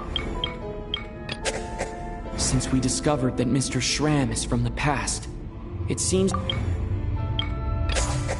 The contents of the investigation report have been verified. There are indeed ley line issues and wandering souls in the theater. Death likely symbolizes the deceased. Mr. Shram, for instance. Death is near. That must mean that there's a dead person in our midst. That's the truth, isn't it?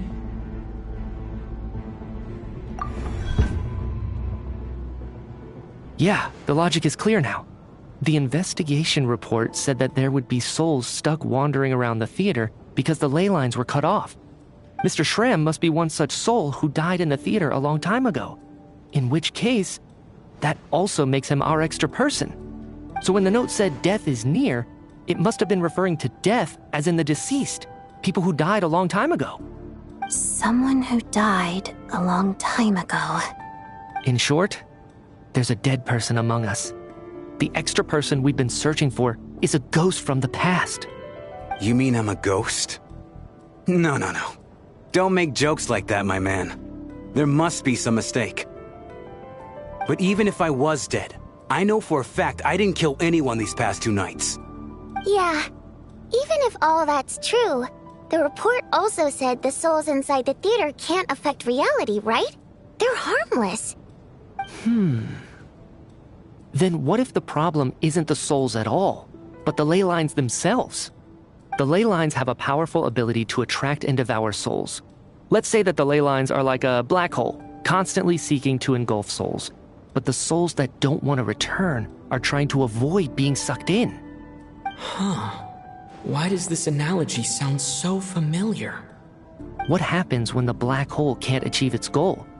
I'm only speculating here, but what if it ended up swallowing innocent souls by mistake, or intentionally taking other souls to compensate? That could explain why we weren't able to determine a cause of death.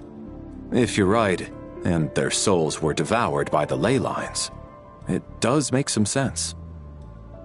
It does seem to explain a lot of the things we couldn't make sense of. Does that mean it's true? Except there's no concrete evidence. Mitya is relying on a lot of logical leaps. Still, it seems like the best explanation we have under the circumstances. Alright, so how could Shram not know that he's dead? Seems a little unlikely that he hasn't noticed anything unusual even after several days interacting with us. On the contrary, it's perfectly normal for a soul to wander the theater for centuries without questioning their existence or reason for being there. It's simply what's natural for them.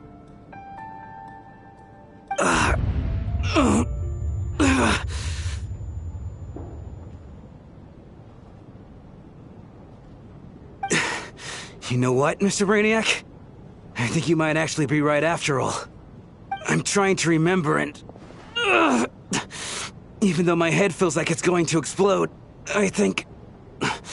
it's all coming back to me.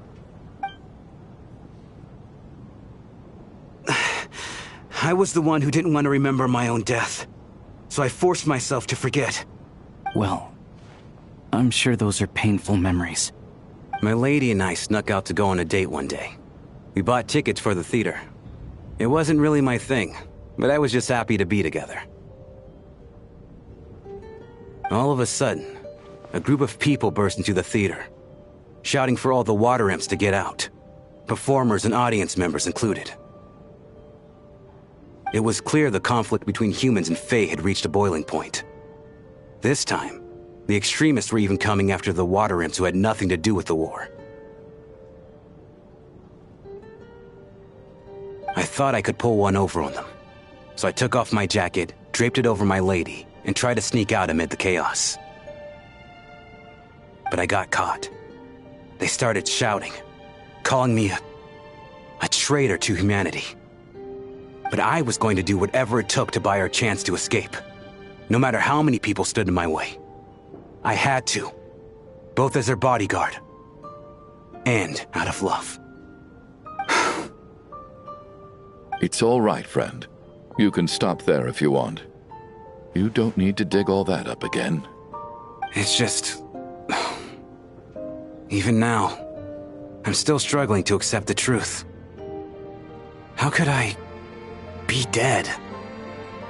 I'm sorry, everyone. If I'd known I was a dead man walking, I wouldn't have dragged you down with me.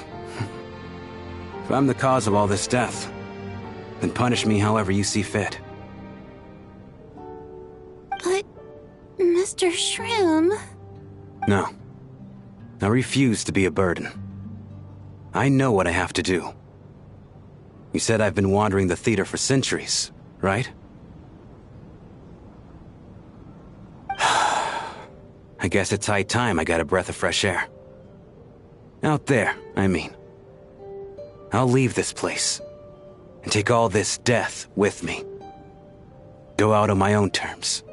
Mr. Shram, I'm sure we can figure out a different course of action. My good sir, we both know I'm not supposed to be here. I should have accepted my death long ago. One way or another, this has to end. Unless you're saying this goes against another one of your military principles somehow. No, I'm speaking on a personal level this time. Let it go, man. Oh, wait. One last thing. Miss Water Imp. My lover. Her name was Litia. Litia Ozarova. Do you know what happened to her? Ozarova. Oh, Auntie Ozarova. That's what we all called her. I remember her as a very kind elder. She had a bunch of kids, too. I'm so glad she survived. And she had lots of kids? Good. That's... good. I could hardly expect her to stay single just because of what happened to me, right? As long as she went on to be happy, that's all that matters. Besides, I'm dead. My soul has been wandering around here for so long because I was worried about her. But now, I can go without regret. There's no need to see me off, my friends. I've enjoyed our time together over these past few days. Perhaps we'll meet again in the next life.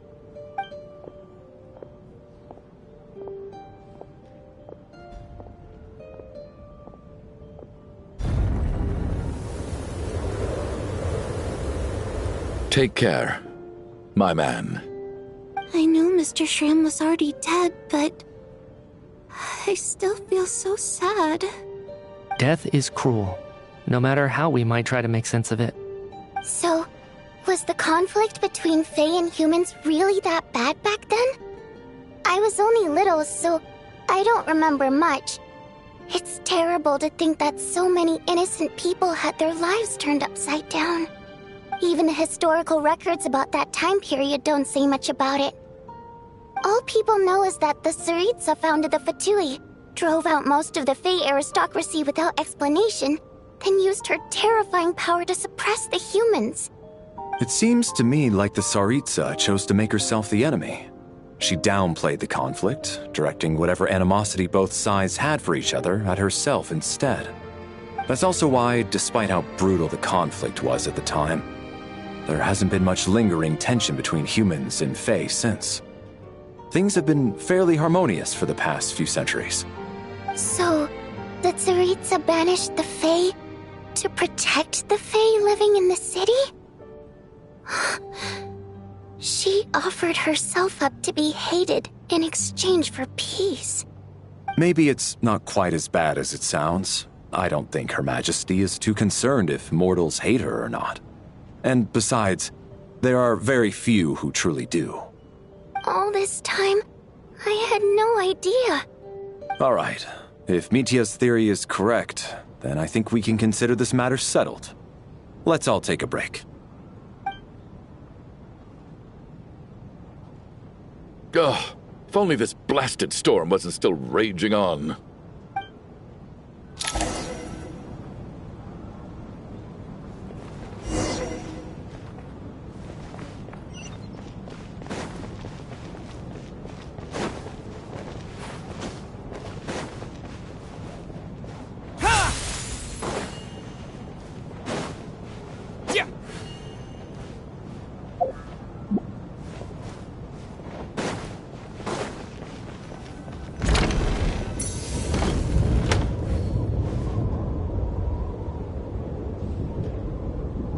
Looks like now we can just rest until the snowstorm stops. I still can't believe Shram turned out to be a ghost who'd been in the theater for hundreds of years. To think he was dead this whole time. What a strange turn of events. Knock knock. Huh? Knock knock. You know the door isn't closed, right? You don't have to knock. Think of it as a signal then. When I'm entering someone else's room and I knock, I'm here as Odette. If I don't knock, it's Lelik. Thanks. So, why did you come to find me? Is there something I can help with? Vodyanitsa said you knew about my secret identity from the start. But when everyone was discussing who Lelik could be, you were worried that revealing what you knew would be unfair to me, so you kept it to yourself, right? Yes. I'm extremely grateful for that. It's nothing. I mean, you didn't hold what happened with Signora against me, so I should thank you for that as well. Actually, there's something else as well. I found myself in a situation similar to the one you were in when you helped conceal my identity. So I thought I'd come and ask you for advice. It's about Mitia. Before all of this, the last time I saw him, he was dead. As I'm sure you know, my goal as Lelik was to stop Project Stuja. Well, when I found out the tech lead for the experiment behind Project Stuja was Mitia, I immediately started planning to track him down and threaten him to back out. I often saw him around the theater, but I soon concluded that making my move there would risk exposing my identity. So I decided to infiltrate the Armory Palace and go directly to his lab. That way, the threat would be much more effective. Well, I suppose there was a bit of luck involved, but I am a Fatus, so I already had some familiarity with the building's layout. But when I finally made it to his lab, Mitia seemed to be dead. I checked his breathing and his pulse. He had no vital signs whatsoever. I'm certain of that. I thought maybe another anti-Project Stuja activist had beaten me to it, and chosen a much more brutal method, so I made myself scarce. That's why you were so on guard around Mitia that first night here. Yes. When I saw him sitting in the audience during the performance, I could barely contain the shock. To me, it was a miracle. Somehow, he'd come back from the dead. But then, the murders started happening and things got so complicated that it wasn't really at the front of my mind. That is, until Mitia himself said there must be a dead person among us. then, I couldn't ignore it any longer. And yet, you thought that bringing it up right away would single Mitya out. Just like when everyone was suspecting Lelik. Exactly.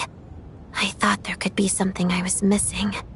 Besides, we soon figured out that Mr. Schramm was a ghost. And we knew there was only one extra person. So we thought he had to be the one. But now, it seems like there's another candidate. I understand why you kept it to yourself. There was so much information being thrown around during that discussion. Bringing up Mitya would have just introduced more confusion. So, what do you think we should do? Let me confirm one thing first. When was it that you found Mitya dead? Around a week ago. Sometime in the afternoon. A week ago? That's earlier than I thought. I saw him just a few days ago at a restaurant. That definitely would have been after you found him dead. He seemed completely normal to me, chatting with Vodyanitsa, trying to avoid Valeri. So he was definitely alive on that day. Huh. Well, all I can say is I know what I saw. Here's a thought. The reason we even suspected a dead person could be among us was because of the problem with the theater's ley lines. But Mitya's death happened inside the Armory Palace. The ley lines affecting the theater shouldn't reach that far. You're right. I guess he doesn't fit the profile of the person we were searching for. I think the chances of it being him are very low. Surely he can't have died for real in the Armory Palace. Unless... Unless what? Unless he really did come back from the dead. You're right. Do you think we need to disclose this to the others? Huh, what's this? A private meet and greet? Where do I line up? That's not what's going on here. Well, I was just making the rounds. Thought I'd try to lighten the mood a bit. Vodyanitsa's handing out food if you're hungry.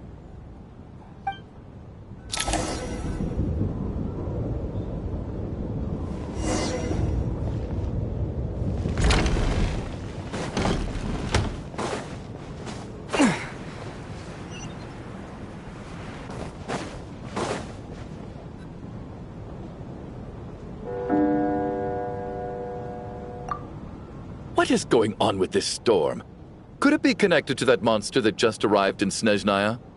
I almost hope it is. Her Majesty the Tsaritsa left to vanquish that beast herself. We just need to wait for her triumphant return.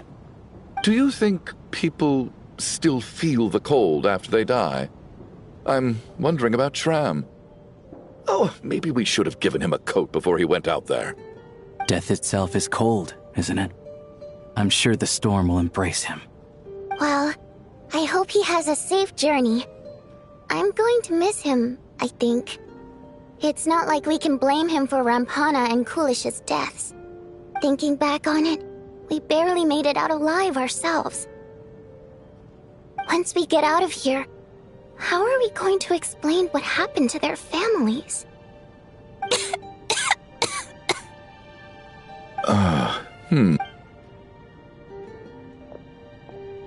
Are you okay? Here, take this. I've never used it.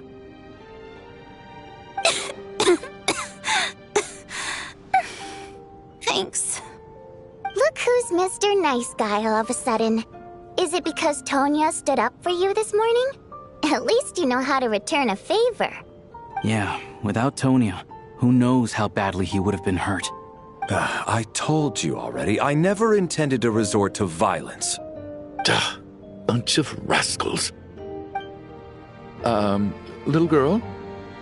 I was rather surprised when you spoke up for me this morning. I didn't think I had many admirers here, so, thank you. Oh, no need to thank me. I said some bad stuff about you too. I've been, too embarrassed to admit it, but, you remind me a lot of my daughter. So kind to everyone, but never lets her old man off the hook. Unless my wife and I are having a fight, then she's always on my side. Especially when she was little. every time I took her out.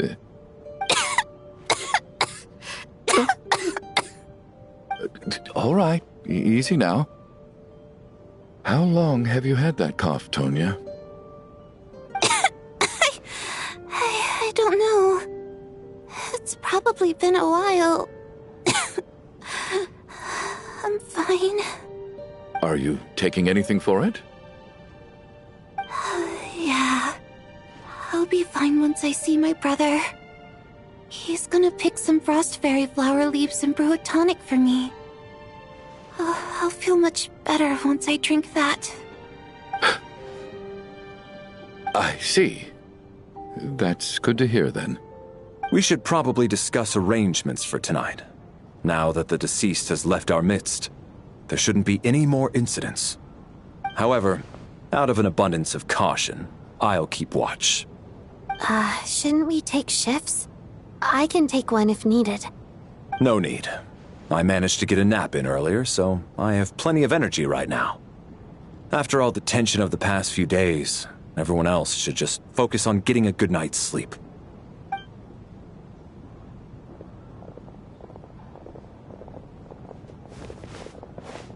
What a long day. This whole situation turned out to be way more complicated than I expected. But Valeri's right. I should just try to calm down and get some rest. The last thing I want is to give myself nightmares.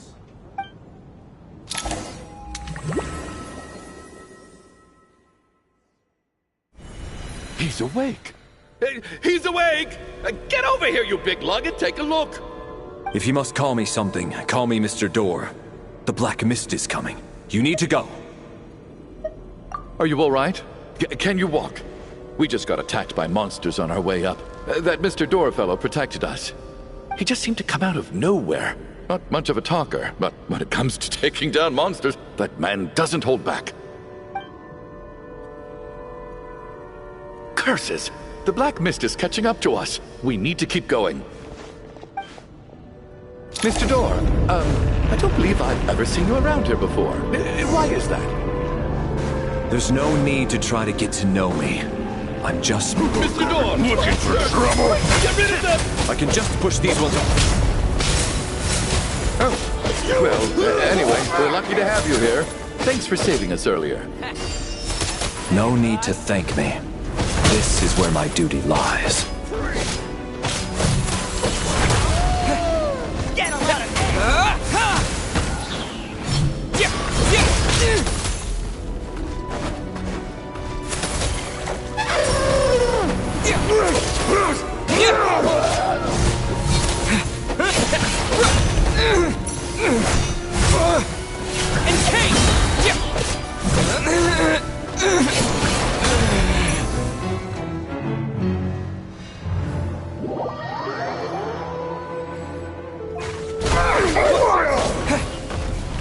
Looking for trouble?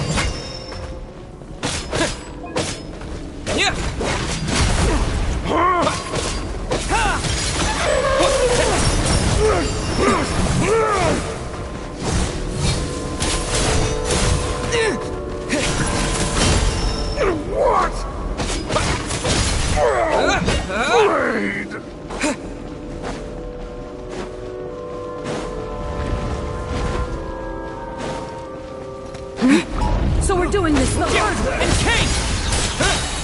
Condense! Just you wait.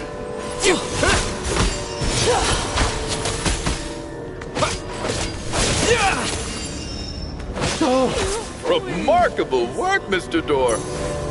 If I had your muscles, I'd do the same.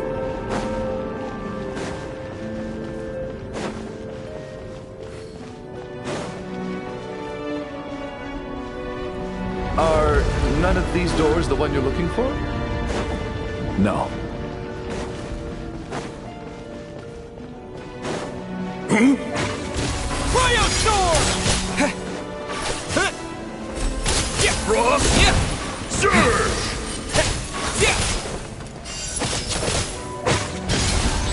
Come now, Fighting Frog! My command. Impossible. I'm so exhausted. and the black mist is still rising. Oh. Wait, look! There's more monsters down there. Are they coming from within the black mist? No, no! They're gaining on us! Quick, keep going, or they'll be at our heels any second!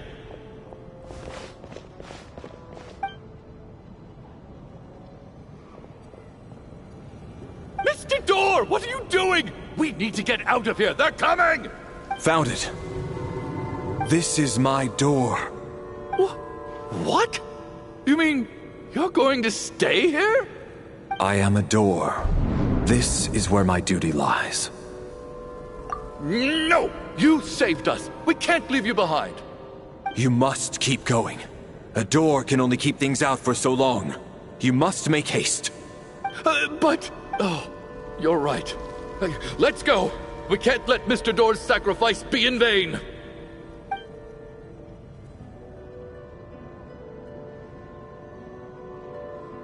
The black mist isn't moving anymore. Looks like both the monsters and Mr. Door are gone. I didn't just imagine all that, did I? Surely I wasn't so scared out of my mind that I hallucinated a door as a human being? Oh, okay, good. There's no way we both hallucinated the same thing. Getting sleepy? Well, looks like we're safe for now. Go ahead. Let's get some rest.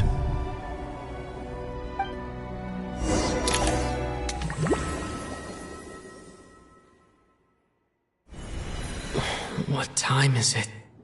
Is it morning? I think I had a nightmare. I guess everyone's still asleep? These past 2 days have been exhausting. Valeri's keeping watch though, so he's probably the only one awake. Valeri?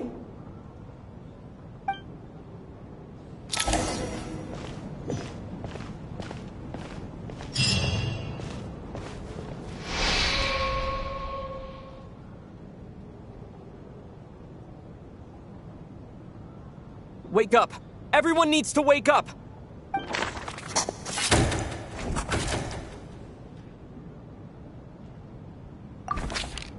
Just like the last 2 nights. No clear cause of death. I've been a real thorn in your side, haven't I, Mr. Valeri? Now you can rest in peace. But for me, life will be all the duller for not having to run away from you, my friend. How's Tonya? Is she okay? I just checked on her, and it doesn't seem like anything serious. She's just exhausted from the past couple of days, and she's still recovering from her illness. We should let her sleep a bit longer. That means Valeri was the only one who died last night. If Valeri was awake and keeping watch, it would have been impossible to kill him without waking everyone else up. That much is certain. This is so frustrating. Why has nothing changed since yesterday? I thought we already dealt with the dead person causing all this. Actually, one thing has changed. There's only one victim this time, not 2. Does that mean...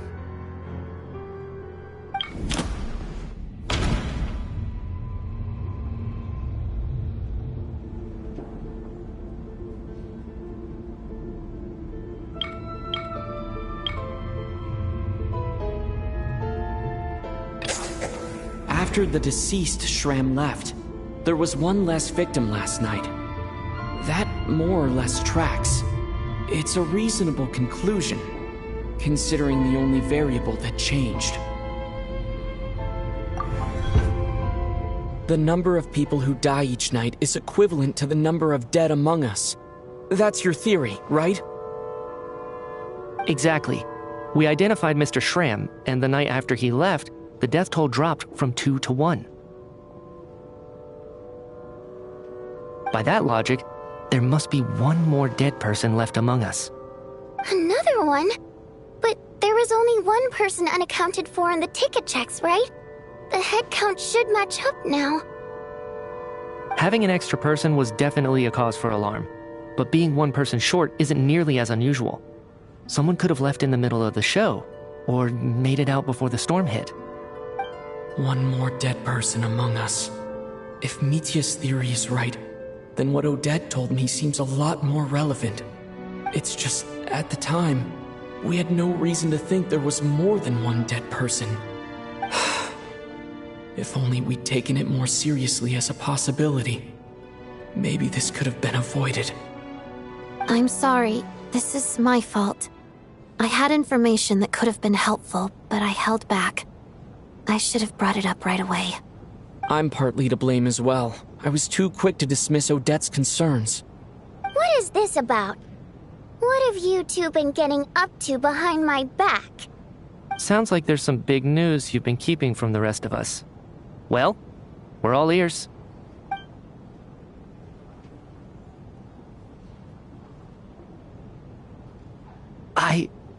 I'm the dead person? Wow, that's certainly news to me. Odette and I talked about it yesterday, but we thought it just wasn't possible, so we left it at that. Yeah, I don't blame you. If I'd been there, I probably would have reached the same conclusion. It just sounds too unbelievable. Let me just try and verify this. I just scoured my memories trying to think back to the afternoon Miss Odette mentioned. But I honestly have no recollection of dying. That's where I'm different than Mr. Schramm. Having seen Mr. Mitya a few days ago myself, I also find it hard to believe he could be the other dead person among us. Well, if it isn't Mitya, then who? Do we vote on it? If you don't mind me asking, Traveler, I believe you mentioned that you know Tonya's brother. Had you ever met her before all this? No, never. Wait, are you saying... Now just 1 minute. I know where this is going. You can't just randomly point a finger at anyone you want. You're in the hot seat, and all of a sudden you want to divert our suspicions onto somebody else? Trying to pick a fight, Mr. Chuganov? Whenever you open your mouth, all you do is attack people, and I've had enough of it. If you don't want to engage in a civil discussion, you can shut up. You little brat! Did Mitya ask about Tonya because he suspects her? I suppose I only identified her by age, and nothing else. Could that mean... I'm just saying, you're going around casting suspicion on people for no reason. How could Tonya be dead? I can vouch for her, if nothing else. I've seen her before. She's the sister of that Harbinger, isn't she? The one called Child. Oh, really? You're telling the truth? Since being here, I don't think I ever mentioned she was Child's sister specifically. Does Chuganov actually know her? If Chuganov can vouch for her, then it can't be Tonya either. In which case, it seems unlikely that there's another dead person among us at all. Miss Odette, could you go over that afternoon with me one more time, when you found me dead? No problem.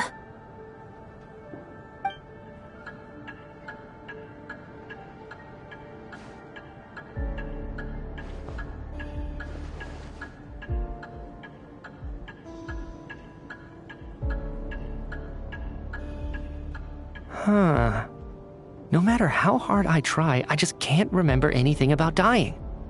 But I do remember something else. Miss Vojanitsa, during our last meal together, I told you how some of the researchers were suffering from temporary memory loss. Do you remember that? Oh, yeah. You said it was hindering the progress of your experiments. You thought they were just under too much stress or something. Right. And even though I don't remember dying that day, I'm pretty sure I experienced something like amnesia. Some of my memories from that afternoon are missing.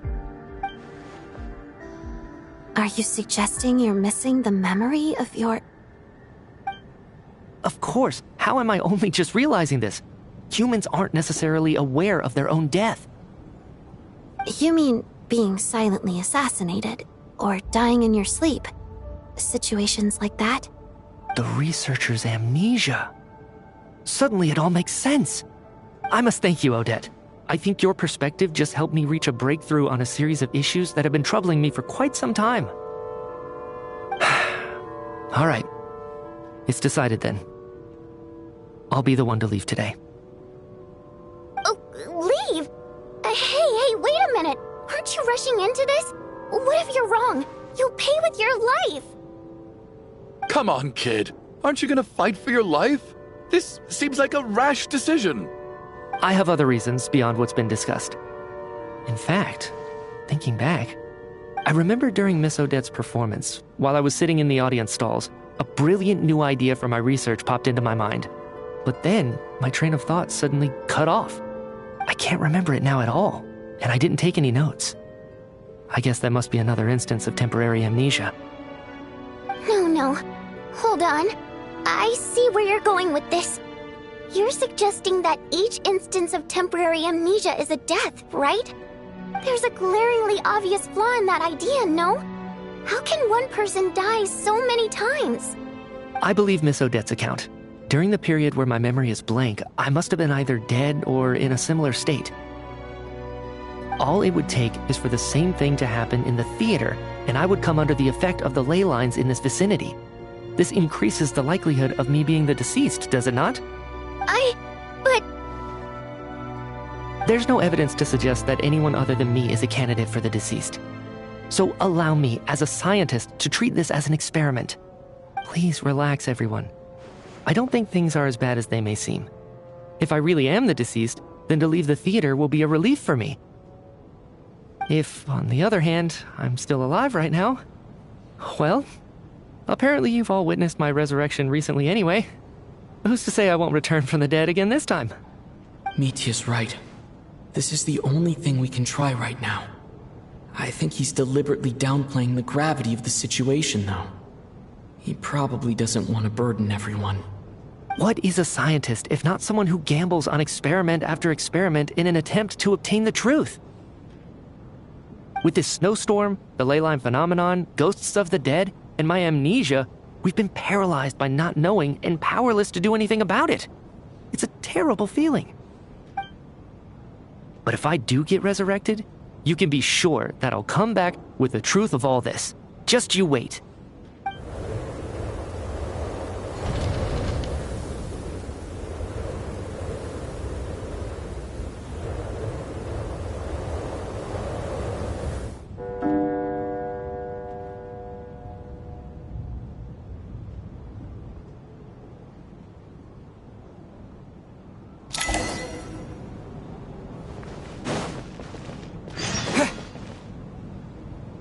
Poor Mr. Mitya.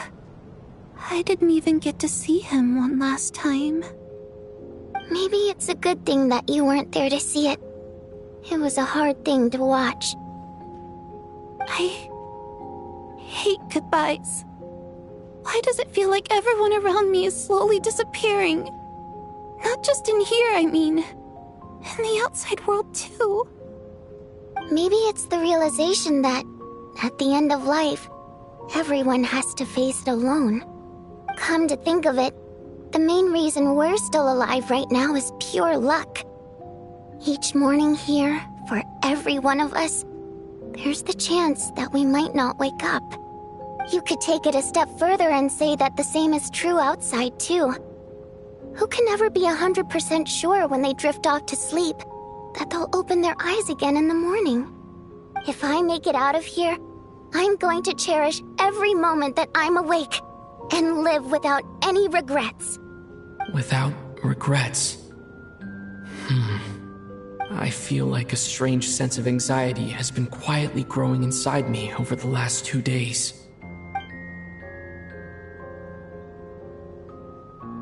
Are you okay? You look really glum. If something's bugging you, let's talk about it. There's only a few of us left here now. After everything we've been through, what's the point in keeping things bottled up? I have a travel companion named Paimon. Alosha and Odette have met her before. She's been feeling unwell recently. You're worried about her, aren't you? That makes sense. We've been trapped in here for days.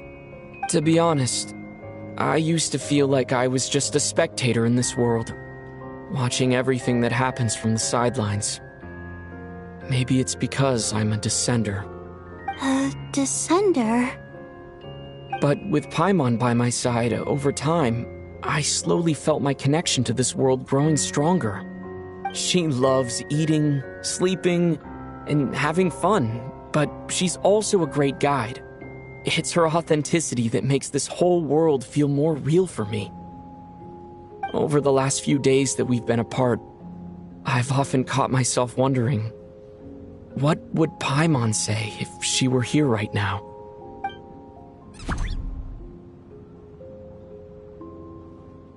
But by the time I snap out of it, the conversation has already moved on, and I'm still in my own little world. I'm trying to overcome this sense of detachment, but I really miss Paimon. I guess, in a way, she means the whole world to me. I bet she misses you when you're not there as well.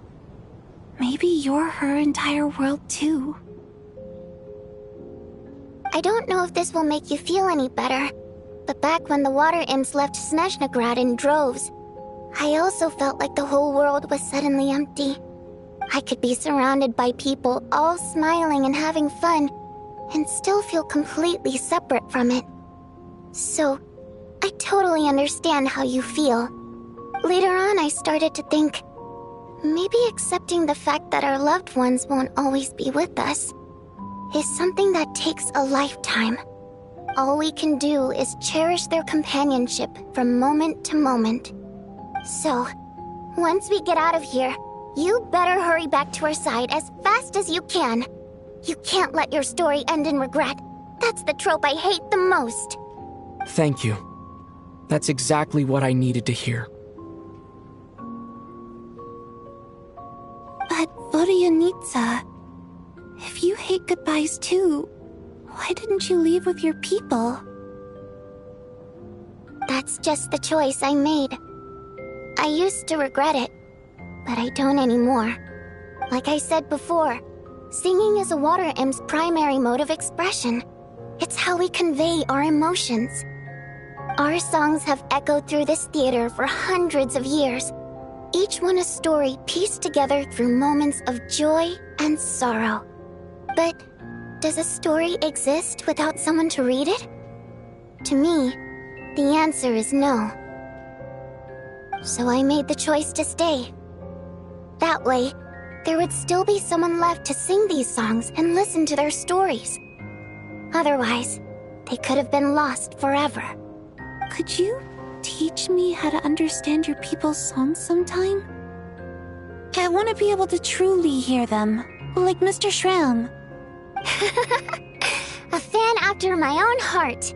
Thank you, Tonya. How about I sing something for you, and you tell me what you hear? Okay, I'll do my best.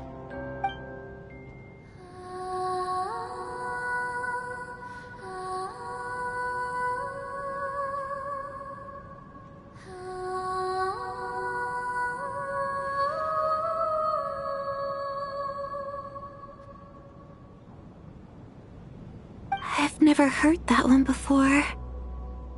I feel like I can hear a sense of longing somehow. I wonder why that is. Color me impressed, Tonya. You're a keen listener. Most people can only tell if a song is happy or sad. I didn't think you'd be able to pick up on such specific details. So, what's the song about then? Come on, tell me! I've actually never performed this song in the theater before, because it has more of a ceremonial purpose for our people. It's not meant for the stage. It means something like, may those we have lost watch over us, and follow this song back home in the night, so that we might be reunited once more. No wonder I could hear that sense of longing. You sing it for loved ones who have passed away. I hope it reaches them. It's getting late, Tonya, and you're not well. We should all turn in early. I suppose there's no reason to keep watch tonight. Okay. But, before I go to bed, could you sing that song a couple more times for me, Vodyanitsa? Of course. Anything for my #1 fan.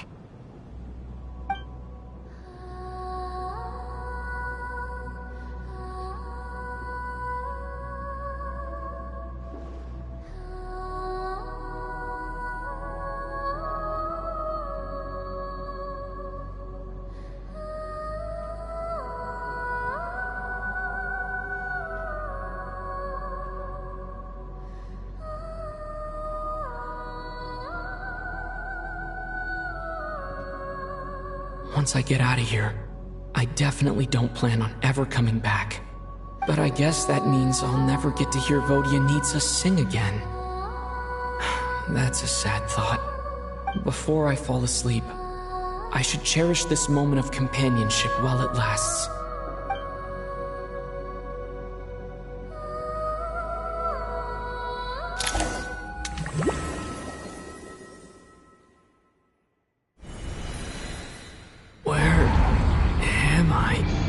It's so dark in here, and I feel kind of dizzy. Am I alone?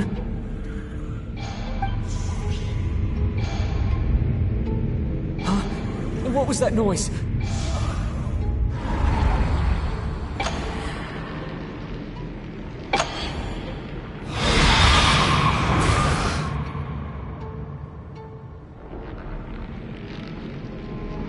Return, O spirits. Fulfill your oath of protection.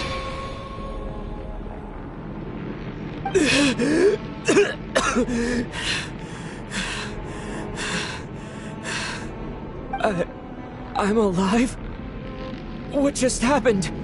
No time for questions. Quick, over here. Turn on the switch. We need to bring back the light.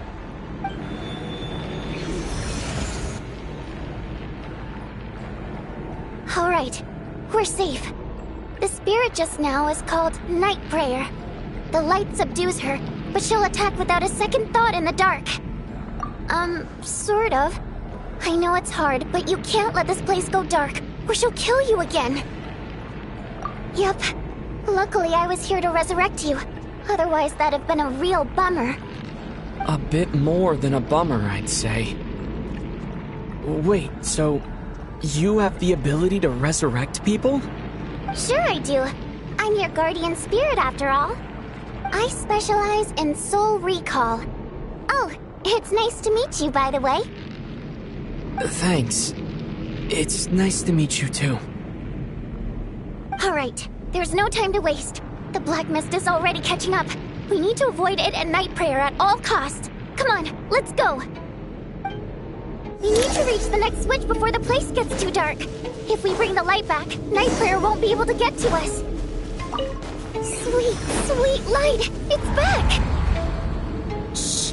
It's Night Prayer. We need to move quick, but don't let her notice you. Look out!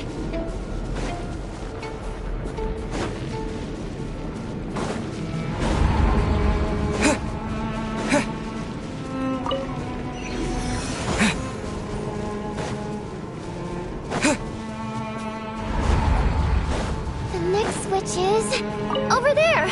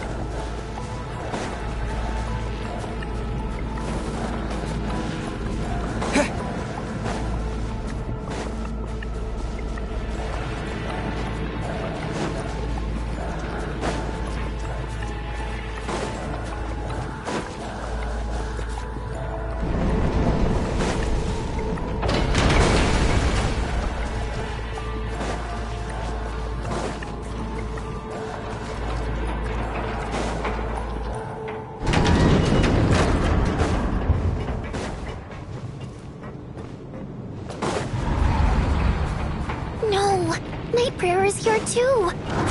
This can't be the only path. I won't let you die like this. Not on my watch.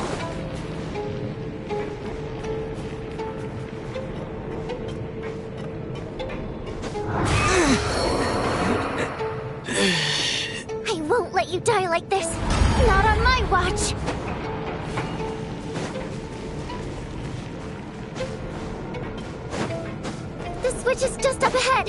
Hurry!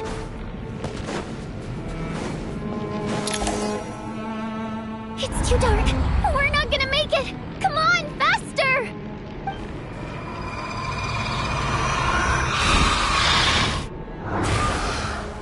Traveler! I won't let you die like this. Not on my watch.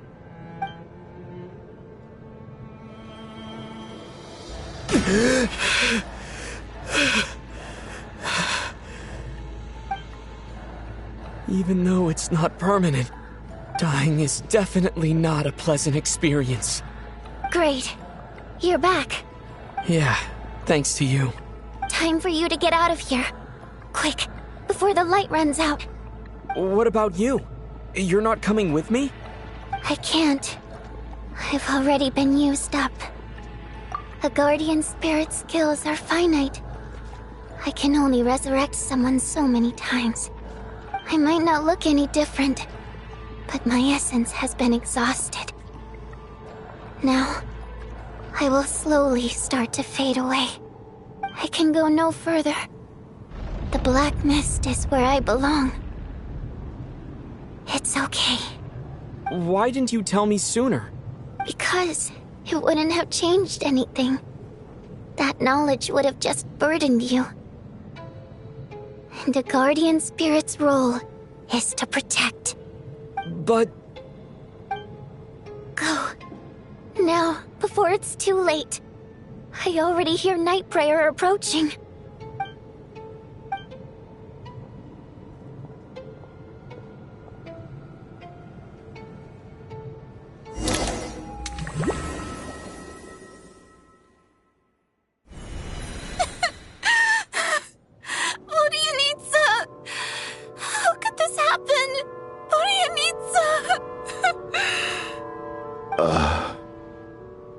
Well, I guess there's no need to inspect the body.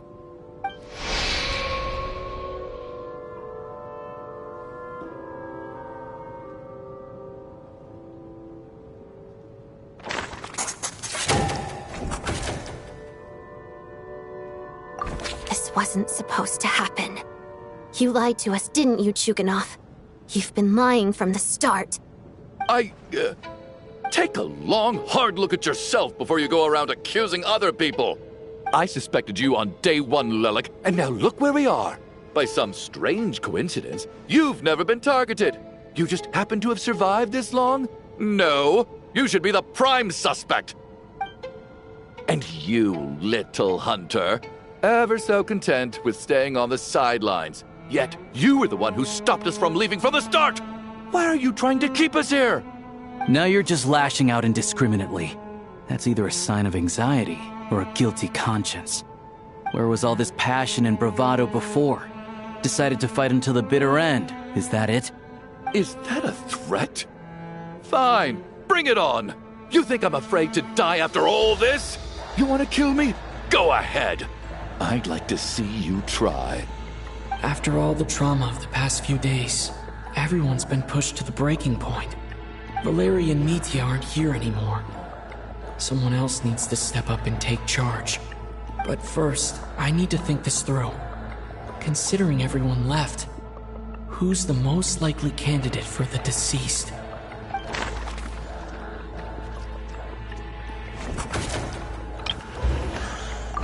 He's arguably the first friend we made after arriving in Snezhnaya.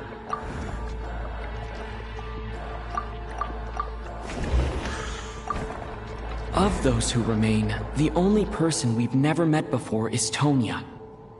There is room to doubt her true identity. People are easily misled by first impressions. Now that I think about it, Child's sister was in fact a label I imposed on her due to my own assumptions. But Mr. Chuganov vouched for Tonya's identity yesterday. With basically no other possibilities left. Could it be?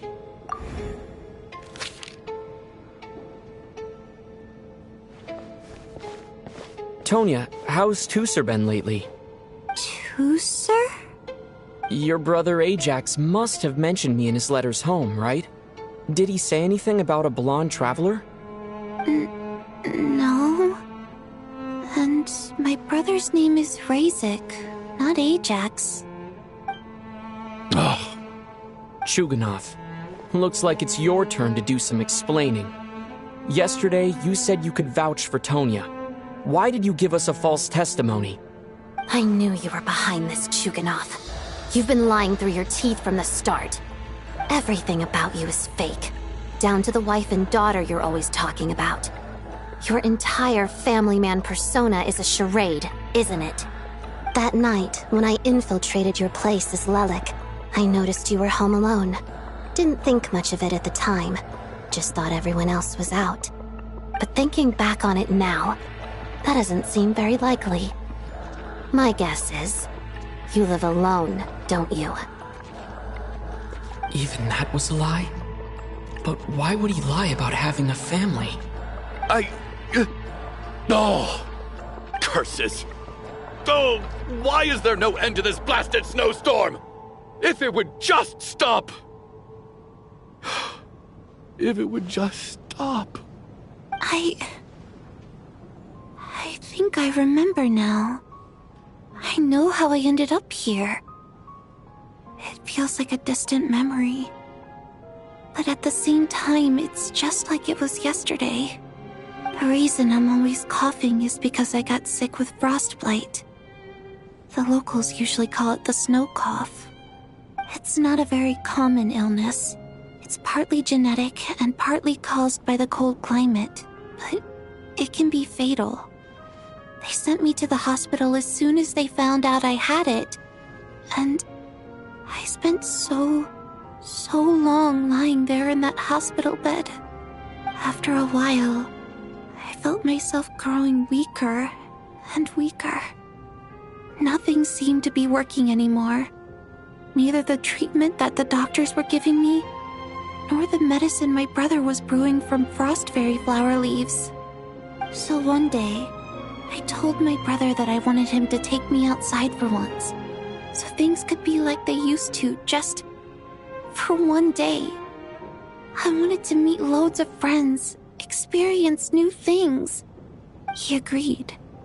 He snuck me out of the hospital, and we escaped. We got to the theater, bought tickets, and went inside. Oh, it was all so exciting. I remember the show very clearly. It was amazing. But I found myself getting sleepier and sleepier. Oh, Tonya. When I woke up, I couldn't find my brother anywhere, so I guessed he'd already left. But there's no way he'd leave me behind. So I decided to stay here and wait for him. At the time, I figured he'd probably gone to brew some more medicine for me. I was planning to chew him out for abandoning me when he got back. Tonya, it sounds like by then you'd already... Yeah, I know. I understand now. Dead, aren't I? This cough and the feeling weak, it's probably just my body's memory. After all of that, it turns out I can't blame my brother after all. I was the one who abandoned him. I'm sorry, everyone. I realized this much too late. It seems like death skewed my perception. And now I've dragged you all into this mess. Your name probably isn't even Tonya, is it? Didn't that ever strike you as odd over the last few days? Well, when I was little, my brother and I read a storybook, and Tonya is the name of one of the characters. When we escaped from the hospital, our family and the hospital security were looking everywhere for us. So when you first approached me and said my brother had sent you, and called me Tonya, I thought he must have chosen a fake name that only the two of us would know. Because he was afraid of getting caught. Now, it seems like that was just wishful thinking. At least your memory of death isn't painful. That is a small comfort. Now it's your turn, Chuganov. Talk to us. I believe no lie is ever told without a reason. you're right. I was lying. I happened to know that the Harbinger child and his sister Tonya managed to get tickets, so I lied to you and pretended I knew them. And yes, I was lying about my family too. The truth of the matter is, I lost them a long time ago. I just refused to accept reality. And now I've spent the second half of my life living a lie. I'm a joke. My daughter's name was Iskra. And before you ask, yes, Iskra, as in Iskra Manufacturing Plant. She also died from the snow cough. She was just 6 years old. If she were still alive today, she'd be around the same age as little Tonya here. After Iskra passed, my wife couldn't bear to face those memories either. So she chose to start a new life without me. One day when I came home from work and saw the empty room, I felt like I couldn't breathe. Subconsciously, I started to imagine that they were still there. I soon discovered that this was the only thing that made me feel any better, so I just embraced the delusion. Nothing more than a pathetic means of escapism, I know. But at least it's not a crime. So explain your false testimony then.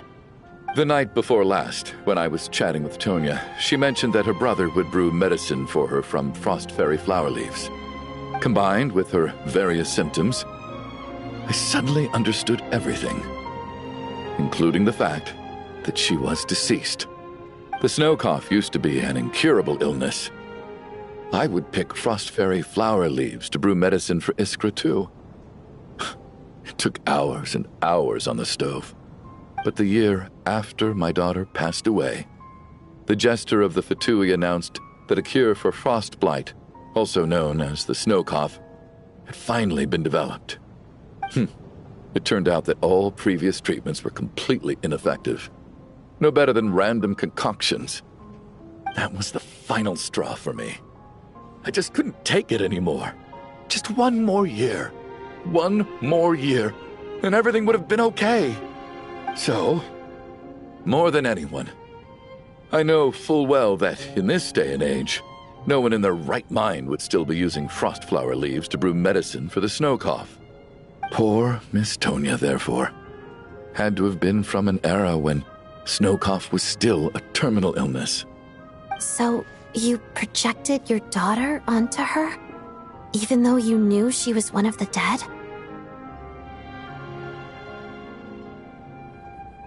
That doesn't make any sense. You knew she was already dead. What did you hope to achieve by protecting her? I just don't believe in your crackpot theories, nor do I approve of your actions. How can you just declare a living person dead and throw them out into that snowstorm? Nitya's gone. My good buddy Shram's gone.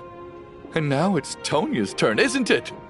The others I can make my peace with, but little Miss Tonya, here she is, standing right in front of us, alive and breathing, and fighting her own battles. Yet you're quite happy to say she's dead? I just want her to live. Once this snowstorm is over, the very moment it stops, I'm going to march out that door and find someone who can fetch the very best medicine for her snow cough. I'll be damned if I'm gonna let you cast her out into the snowstorm before I have the chance to cure her. Not again. Not this time. Not when the cure is right within our grasp. I'd never be able to forgive myself. Mr. Chuganov, stop. I can't let you do this. Tonya. By the sounds of it, you've known I was dead since the night before last, right? I really liked Mr. Valeri, Mr. Mitya, and Miss Vodyanitsa. And now they're all dead because of me. I'm not happy about that. The reality is, You've been trying to fight your own demons through me. But all you've really done is trap me inside your delusion along with you. No! Listen to me. I want to save you. I do! Well, at this point, I'm quite sure that I'm dead. I don't need to be saved. The time I got to spend with all of you is more than enough for me. Despite all the bad things that kept happening, I got to meet so many interesting people and spend so many days and nights by your side. Since the day I escaped that hospital until now, this has been an adventure I never even dared to dream of. I'm very fond of you all. If it were only possible, I'd trade my soul to bring back the ones who died. If it meant things didn't have to end like this. And that's why I'm not fond of you at all, Mr. Chuganov. I'm sorry. It's them that you owe an apology to, sir. Not me. Well then, I suppose this is it. It's time for my adventure to end. I've caused enough trouble. You're leaving already? It's still early. Don't you want to stay a little longer? No thank you. Oh, and by the way, my name is Patoshka. It was nice meeting you all. Feels strange that we're only being properly introduced now that it's time to say goodbye. Patoshka.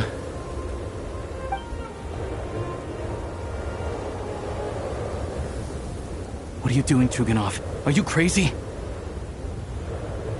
Let me leave. I can't keep lying to myself anymore. In your dreams. Don't think you're getting off that easy when you had a hand in the deaths of so many people. The Fatui have honed quite an array of enhanced interrogation techniques since they were founded. Once we're out of here, Lelik will personally give you a taste of every last one.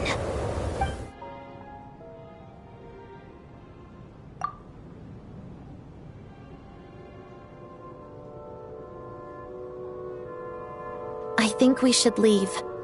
I doubt this snowstorm is ever going to stop.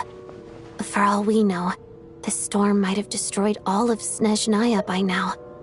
Maybe even the whole world. Wait, we finally solved the mystery of the haunted theater today. Maybe let's at least try to enjoy tonight? Fair enough. I don't particularly feel like dying in Chuganov's company anyway. And yet you won't let me die first. Hey, Chuganov, on a serious note, if we do make it out of here, you should close down that factory of yours. A lot of people are freezing thanks to you. Is this really the time to be discussing my factory? All right, fine. I'll shut it down. Doesn't matter to me anymore. Am I hearing things? Or was that a knock at the door? There it is again. But I don't understand. The snowstorm hasn't stopped, has it? Should we open the door? Is this it? Is this nightmare finally over? If the last few days are anything to go by, I probably shouldn't be getting my hopes up. Whatever lies beyond that door at this moment. It could be something even more terrifying than everything we've been through so far.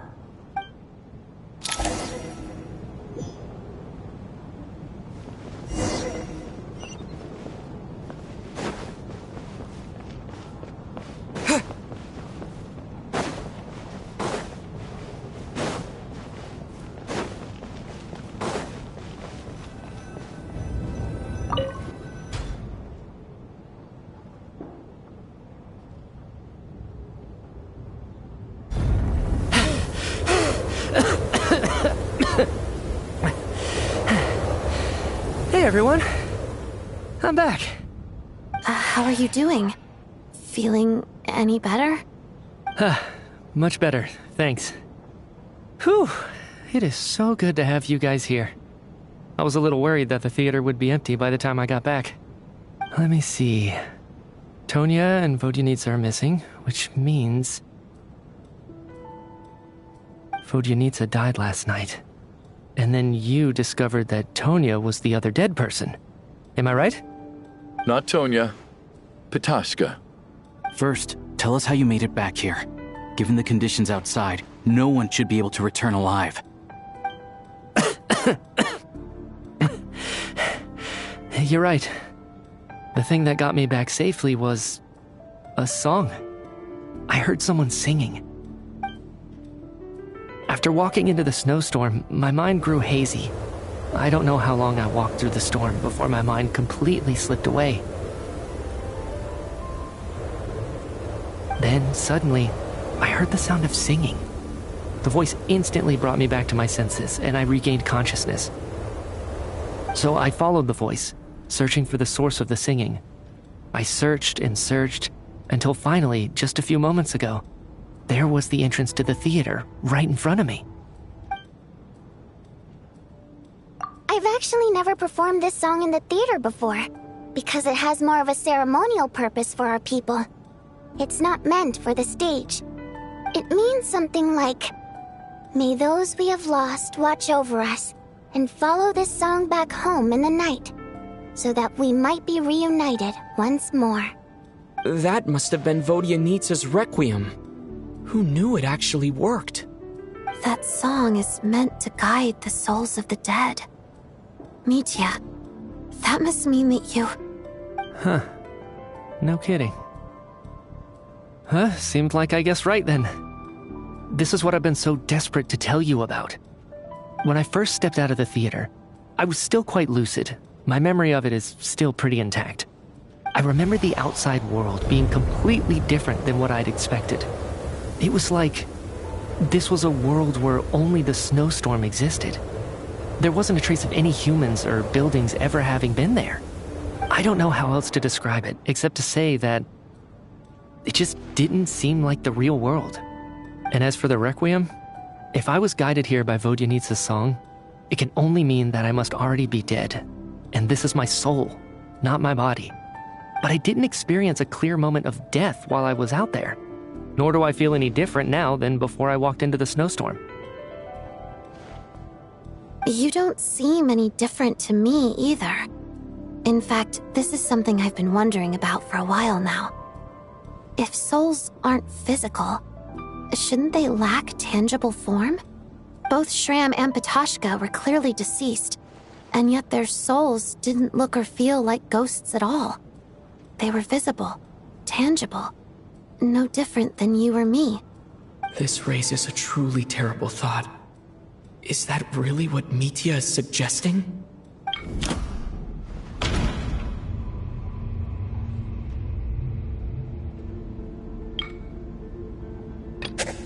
Dreams can't explain everything.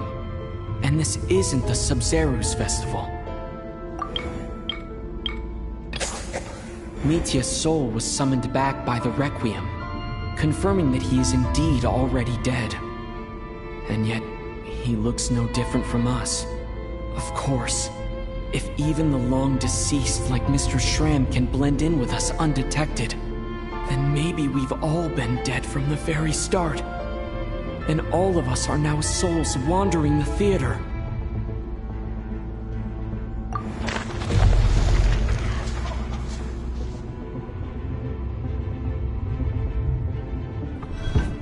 Yes. I think that this is probably the afterlife. What did you say?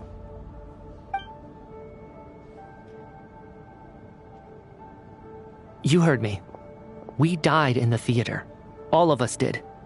But due to an obstruction in the theater's ley lines, our souls are trapped here, while an endless, infinite snowstorm rages outside. It's ironic, really. All that time, we were working so hard to figure out who the deceased among us were, when the truth was, we were all deceased. The only difference being some of us died more recently than others. Do you remember that note, "Death is near"? Seems like we misunderstood what it meant after all. Death was nearer than we wanted to think all along. The note simply meant that all of us were already dead. So all our attempts to survive, our search for the deceased, it was all for nothing? Hard to say. At the very least, we hope 2 lost souls find clarity and go to where they belong. The presence of those 2 is probably what caused our souls to be drawn in by the ley lines. In which case, the deaths we've awoken to over the past few days were just souls returning to the ley lines for good. If what you're saying is true, doesn't that make us the lost souls now? Huh, no wonder. This afternoon, when I was moving Vodyanitsa's body, I noticed that the other bodies in the room hadn't decayed one bit after all these days. That's further proof that those aren't physical bodies at all, but merely our shells here in the afterlife. Am I really dead? This doesn't feel real to me at all. No, that's impossible. This cannot be how it all ends. I still find it hard to believe that all of us are dead. How exactly did we die in the real world? None of us have any memories of dying, right? Not even knowing how we died is preposterous. Good grief! Surely there has to be some reason. Exactly. It's hard to rest in peace when you don't even know how you died. It gave me lots to think about as I strode out into the snowstorm. I racked my brains trying to remember the cause of my death, the exact moment I died, the root of all of this, right up until my consciousness faded. Wait. Hold on. Right before I lost consciousness, I think I saw something. I can't remember. And I think I lost my notebook and pen. Mitya, your hand. Is that blood on your fingers? Huh? You're right. There's blood on the fingertips of my right hand. Looks like it's already dried. When did that happen? What the? I guess this was what I saw. I must have desperately drawn it in my own blood right before losing consciousness. What's wrong? Do you recognize the symbol? It's Renova, the ruler of death. Huh? Alosha, do you still remember that Snezhnayan folktale you told me about? It was about the Grim Reaper. When someone's about to die, he appears as an incarnation of someone familiar to guide their soul into the afterlife. And as soon as you recognize his face, your life is over. I heard a similar tale when I was little. You think the Grim Reaper in this story refers to the ruler of death you mentioned? That's right. In which case, death is near could also mean that the Grim Reaper is here disguised in a familiar form. Death, the deceased, and the Grim Reaper? So it's a triple entendre. When I first saw this note, I thought it contradicted the investigation report. But now it seems like that was the whole intention. So the Grim Reaper deliberately misled us. Then, we started suspecting each other and searched for the deceased while they hid in plain sight. By that logic, the one person most likely to be the Grim Reaper incarnate is...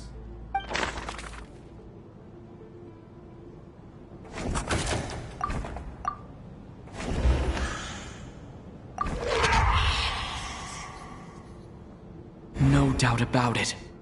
It's Alosha. Looking back at how everyone has acted over the past few days, Alosha is most likely the Grim Reaper lurking among us.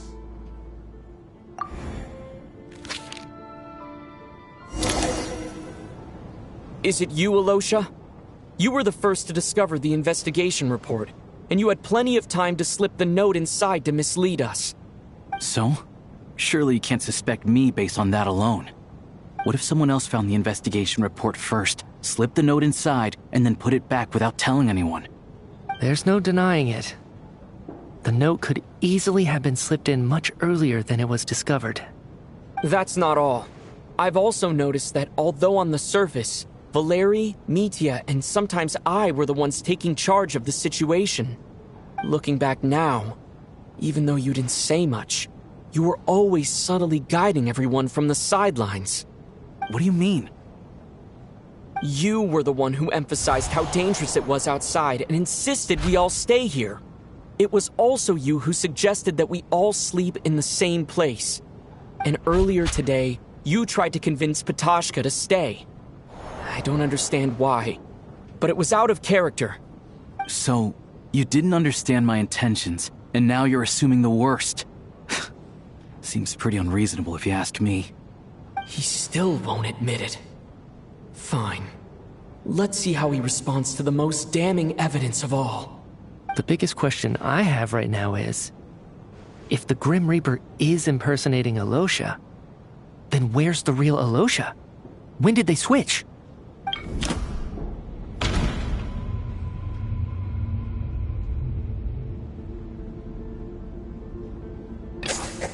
That's right. This was the moment. Right at the start. Before any victims had even emerged, Alosha was switched with the Ruler of Death while everyone's guard was still down.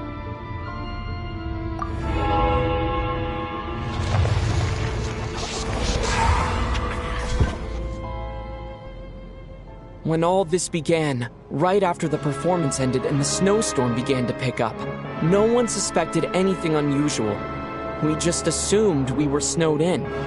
It wasn't until we discovered the bodies the morning after that we realized something out of the ordinary was going on. But it's clear now that the oddities actually started earlier than that, when Dimov walked into the snowstorm and never came back. Right. So Mr. Dimov was the first victim, not Sobolova and Torgov. And if we pinpoint that moment as the beginning of this incident, then one thing becomes clear. Alosha, you are the only person who walked into the snowstorm and came back without the help of Vodyanitsa's Requiem. More precisely, Alosha never came back at all. The one who came back was the Grim Reaper. Not bad. Well, since you've backed me into a corner, I suppose there's no point in keeping up the act anymore. Alosha? You're the Grim Reaper? I am no such tired cliché. Mortals should address me as the Ruler of Death.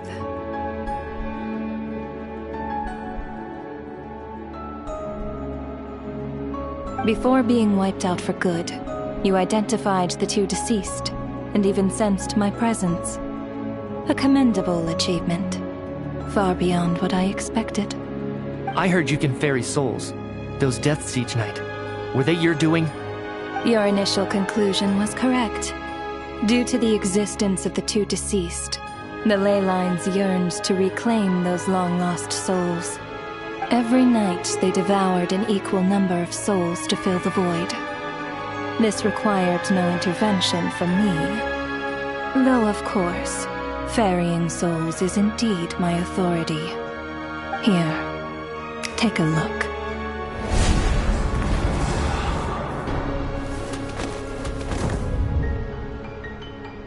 What are you doing? That takes care of today's too. Don't get so worked up. You are already dead, and your souls must return to the ley lines. I know we're already dead. You murdered us, didn't you? Murdered? No. Murder is when mortals usurp my authority. Death is my jurisdiction. If I require someone to die, I need not resort to such laborious methods as murder. You simply met the criteria to trigger my curse of death. I know about the curse of immortality. So there's another death-related curse too? You cursed us? When? And why would you do such a thing? So often, humans pray to me, begging to know when their death will come, and what form it will take. But few people ask why. If you must have an answer, know that death comes simply because one's time has come. So you're not gonna tell us the truth? Hold your tongue. By all rights, you shouldn't even be allowed to speak with me. Those angels from the past are to blame for the reckless renovation of the ley lines here. It's made my work on this occasion infuriatingly complicated. Work? So trapping us here, making us watch our friends die, that's just another day at work for you? You clearly have a lot of questions. Fine. As a reward for your remarkable accomplishments over the past few days, I shall answer a few of your inquiries, provided they aren't too unreasonable. After the physical body dies, the soul must return to the ley lines for that person's death to be considered complete. My work encompasses the entire process of death, including, naturally, the guiding of souls into the ley lines, with which you are now so familiar. You must also be rather familiar with Natlan's Night Kingdom, I presume? It was I who supported the creation of the Night Kingdom. It provided a convenient means of guiding the souls of Natlan. Here, too, the ley lines connected to the theater underwent some modifications. The angels hoped to make them capable of accommodating the souls of some special creations. But this actually hindered their ability to accept ordinary souls to some degree. This effect manifested itself after you died from the curse in the theater, leaving you stranded in the afterlife, unable to achieve a complete death. But if souls who die from the curse of death fail to return to the ley lines within a short window of time, they will miss their chance for good. Then, they will remain forever suspended between life and death, no longer subject to the authorities of either. So if you don't resolve this matter soon, and see all our souls return to the ley lines before long, we'll escape your control. Mitya is sharp. This must be what Renova was worried might happen, and the reason she got involved to begin with. But if you have the authority to guide souls, why didn't you just show yourself and get it over with? Why hide among us in the form of Alosha? You seek to understand the mind of a god. Very well. I'll tell you. This is a theater, and I decided I wanted to watch a show about death. That's why I encouraged you to take the events to the stage. I found myself getting quite immersed. I suppose the entertainment you provided makes up for all the trouble you've caused me by being so defiant in the face of death. There. Are you happy with my answer? Can't say I am. Really? But it fits the stereotypes you humans have about gods. Just moments ago, you were complaining about how infuriatingly complicated your work here has been. Work is work, I get it. There are times when it's a huge pain, but you just have to get it done, right? That's a rather unique perspective for a human. You are in fact correct. There is a pain point in this case. Due to the obstruction in the theater's ley lines, there is a hard limit on the number of souls they can receive each day, making it impossible for me to ferry all your souls at once. Revealing my identity too soon would inevitably have led to futile resistance, and there was a risk that any souls who chose to run would disappear. Then there was the issue of the 2 lost souls you called the deceased. The way you resolved that quandary was all part of my design. That's what I don't understand. If all of us were souls of the dead, what made their presence among us special? For centuries, they have refused to return to the ley lines, exploiting the issues created by the angel civilization to resist being drawn in. Centuries of obsession accumulated during this process. You may think of this obsession as the resentment of the dead, and in this quantity, it was a bomb that could have detonated at any moment. It reached the point where I could not afford to leave it unchecked. But the only way to fix it was to help them acknowledge their own deaths, make peace with their regrets, and willingly walk into the snowstorm. Only then, with my guidance, could they finally return to the ley lines. Otherwise, you would not like to know what the consequences would have been. I vaguely remember seeing Batashka, but in the most terrifying form. Was that in a dream? Is that what would have become of her if she hadn't returned to the ley lines? I see your dreams brought you many revelations. So you see, death in fact grants wisdom to mortals. Souls connect to all things in the world and see the chain of cause and effect between them. It's nothing unusual. Anyway, giving psychological counseling to lost souls is not my strong suit. That is more of an angel's role. It was something I could not resolve directly using my authority, so I decided it was easier to leave the bomb defusal to you.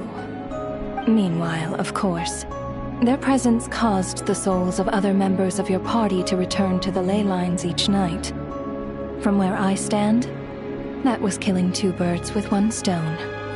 As both issues slowly resolved one another without me having to lift a finger, all I had to do was stay close by and keep the situation under control. Then use my authority to wrap things up at the end. And, of course, while I was at it, I thoroughly enjoyed watching this drama, dealing with death from a mortal perspective, play out on the stage. Sounds like you had it all figured out, Grim Reaper. I just did the math. You said there's a hard limit to the number of souls the ley lines here can receive each day. It's 2, isn't it? That much is obvious, even to a fool. It's time to review this whole affair. If the ley lines can only take in 2 people per day, I need to go over the deaths from these past few days again.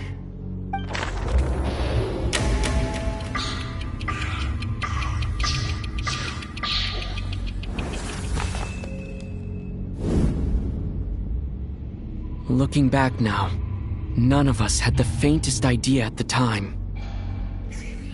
From the moment that staff member named Demoff walked into the snowstorm, the incident had already begun.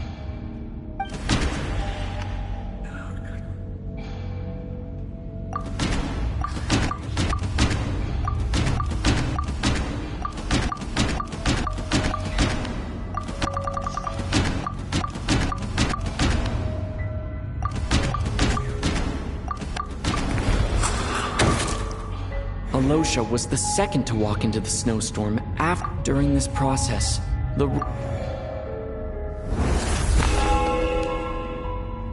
During our first night in the theater, everyone was caught up in the novelty of it all.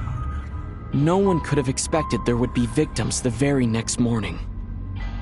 Despite all the confusion, and with the help of hindsight, we finally began to realize that something was amiss with the snowstorm.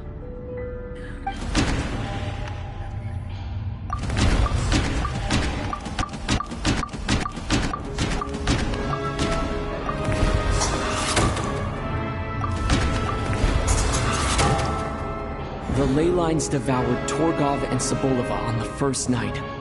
At the time, we thought this might be a murder case connected to Lelik.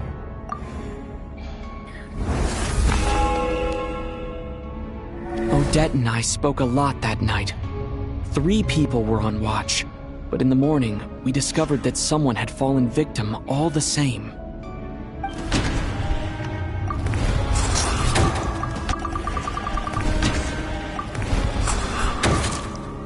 The deaths of Kulish and Rampana caused everyone to stop suspecting Lelik. Unexplainable phenomena occurred one after another, leading Mitya to suspect that we were caught up in a supernatural event.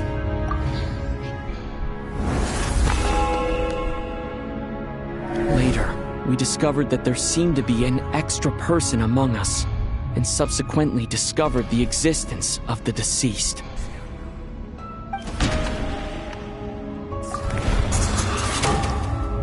Mr. Schramm realized he was the deceased and walked into the snowstorm to return to the ley lines of his own accord. It turns out there really was a dead person among us.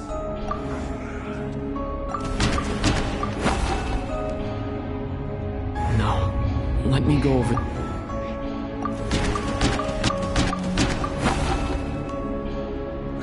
No, let me...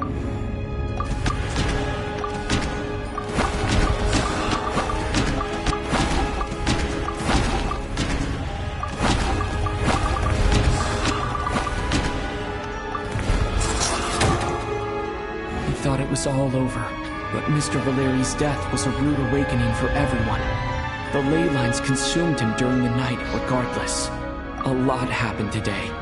Mr. Valeri's death led us to discover the connection between the number of deceased and the number of victims during the night.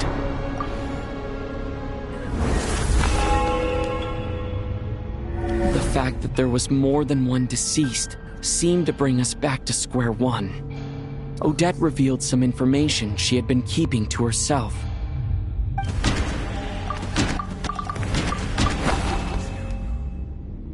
Although Mitya did indeed walk into the snowstorm that day, he returned from the ley lines with the help of Vodyanitsa's Requiem. The void in the ley lines hasn't been filled, so let's rule out Mitya for now.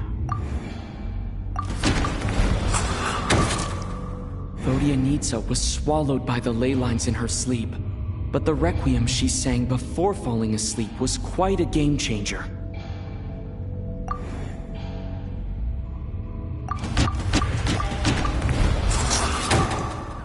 As it happened, Patashka filled the void left by Mitya's return from the ley lines by walking into the snowstorm this morning.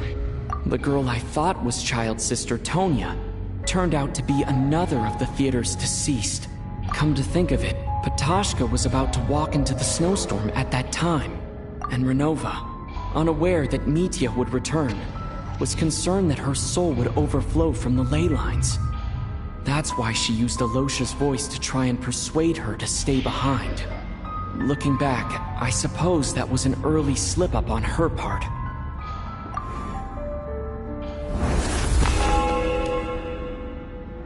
No one could have expected anyone who walked into the snowstorm to return. But just after nightfall, Mitya returned, bringing crucial information with him. Various truths began to surface, including that all of us were already dead, and that the ruler of death was here among us. Then, after revealing her true form, Renova callously claimed 2 souls.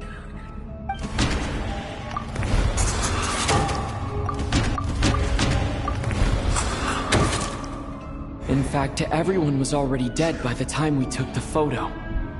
And in the days since, we've experienced many more partings in the afterlife. Now, only Mitya and I remain, and the true culprit behind everything still stands before us. In Mitya's eyes, I see the same anger and frustration that I feel.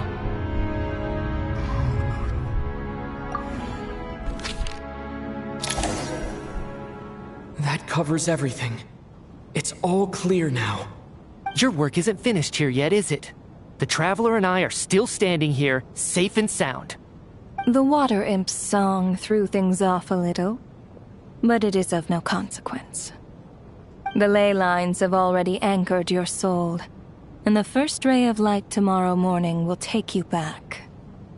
I, meanwhile, need to review my attitude towards the Water Imp race. So the reunion in the night that Vodyanitsa mentioned, I suppose that was never meant to be a permanent reunion. That just leaves you, Traveler.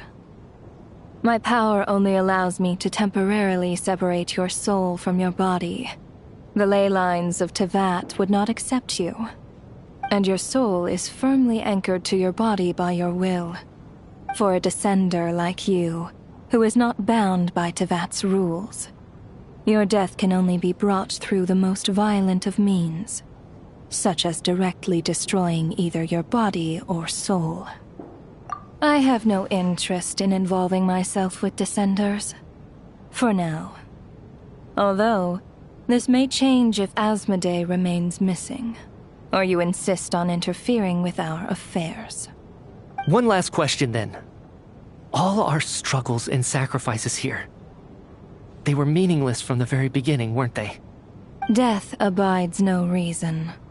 Besides, what you call sacrifice is merely a concept created by humanity. To me, it is nothing more than a self-indulgent charade in the face of death.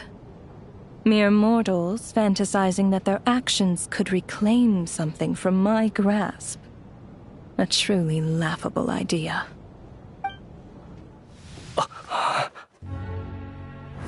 Grim Reaper, you really know how to get on my nerves. I'm not here to ingratiate myself with you. I kill merely because your deaths are necessary. Oh, you've made that quite clear. But humans don't take well to being scorned. Not even by the gods.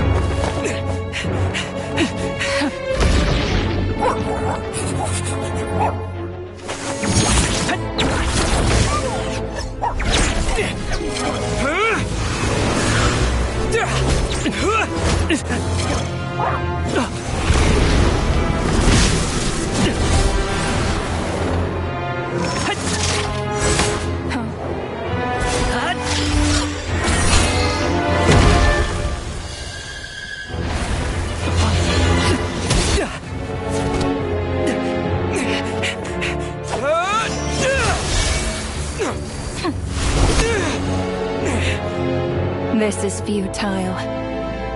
You must know that you are powerless against me in my own domain. I suggest that you save your strength. For what? Maybe we can't change anything. But if nothing else, we can at least teach you to have some respect for the dead. Audacious.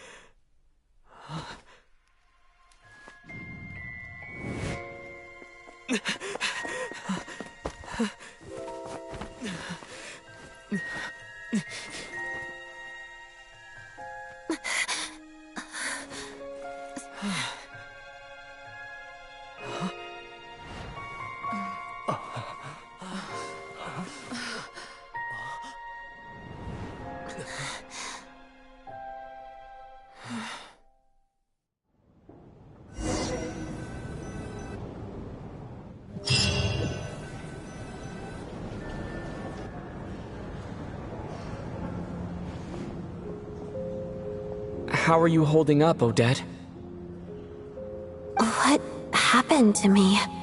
How much do you remember? What do you mean? Is the performance over? I can't seem to recall what happened. Has Odette already forgotten?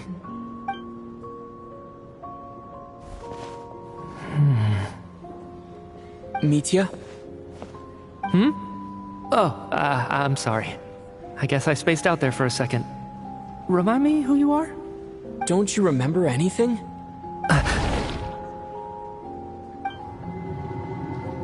Yeah, I remember now, comrade. Looks like we guessed right. Just like me when Odette found me at the Armory Palace. For some reason, everyone killed by the Ruler of Death eventually came back to life. Just with one catch. They forgot what happened while they were dead. Odette and the others have already forgotten everything. Why were you able to remember this time? Could this be the reason? You said this is the Ruler of Death's symbol, right? I don't see anything there.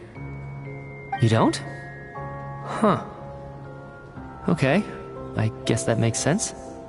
I carved this into my hand in the afterlife, so it's not visible in the physical world. Does that mean I carved this symbol into my soul? What an unsettling thought.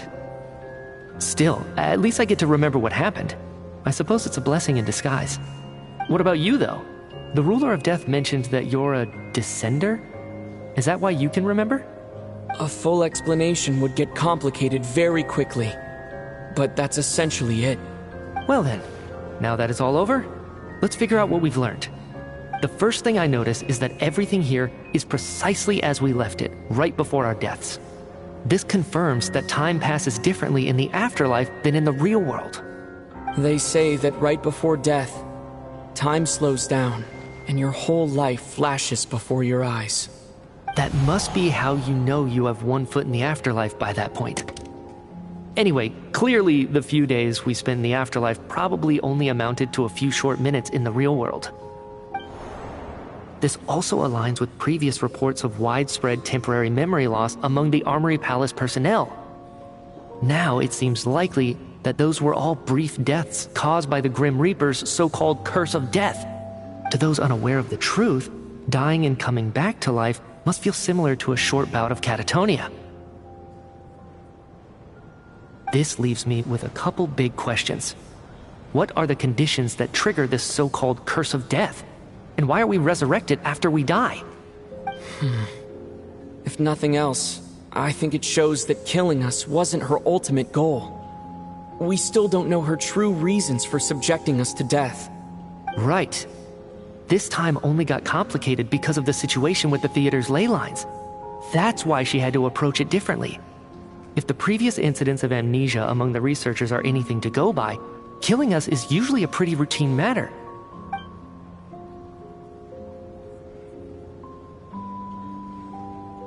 Come to think of it, wasn't I about to note something down before I died?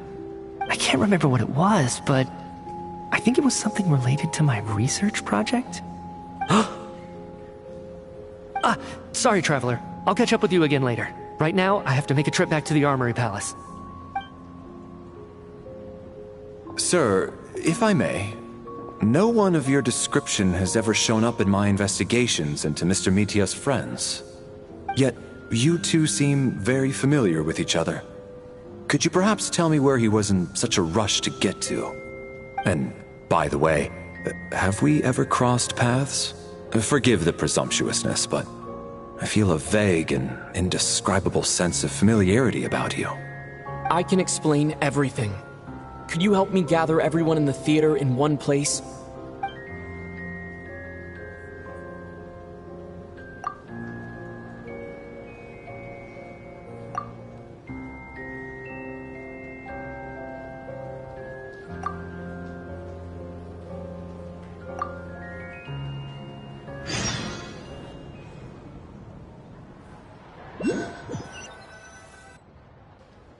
So, Chuganov really is going to shut down the factory. I guess this theater incident actually did us some good after all. So, you said I promised to take you to the Armory Palace while we were in the afterlife, yes? I believe you. I think I even have a vague memory of it. Agreed. Let's check in on her first. The whole reason for our trip to the Armory Palace anyway is to figure out what's going on with her health.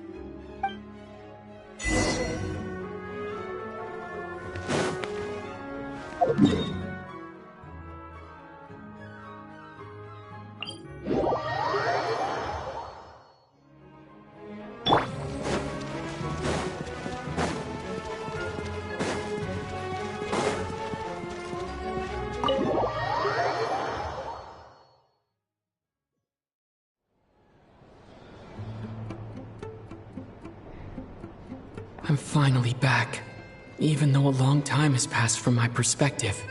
As far as Paimon's concerned, I probably just went out to watch a very short show. I should keep my emotions in check when I see Paimon again, or it'll seem weird.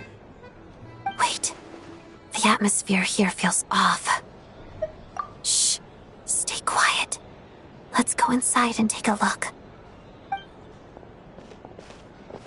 Have we still not been able to notify Child yet? We need new orders. What if that person comes back again? I'm so sorry. Under the circumstances, there was really nothing we could do. Tell me, What happened to Paimon? It was the Jester. He came here in person and escorted Miss Paimon away. He's the director of the Fatui. His authority supersedes all others and cannot be questioned. There was nothing we could do. How long ago did he leave? And what was Paimon's status? It was about an hour ago. Miss Paimon was fast asleep at the time. The Jester simply walked off with her as if it was only natural. I assure you, he absolutely did not use any force. Do you know where they went? The Armory Palace, most likely. Lord Piero, the Jester, has been overseeing the experiments there lately, keeping a close eye on their progress. Everyone in the Fatui has heard about it by now. I'm surprised he came in person. Whatever his reason for taking Paimon, he'll most likely return to the Armory Palace first, which is exactly where we were headed anyway. Then lead the way, Odette. Okay, let's go.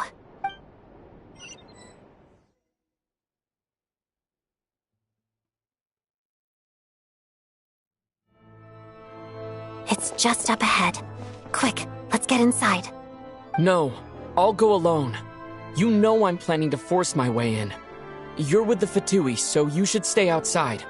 I was hardly planning on taking you through the official channels anyway. I'm here to force my way in, just like you. I may be a Fatus, but I'm also Lelek, enemy of Project Stuja. Paimon's safety is paramount right now. With me around, you'll have an extra pair of hands. There might be devices inside that are easier for an insider to deal with. If you say so. Let's go. There's no time to hesitate.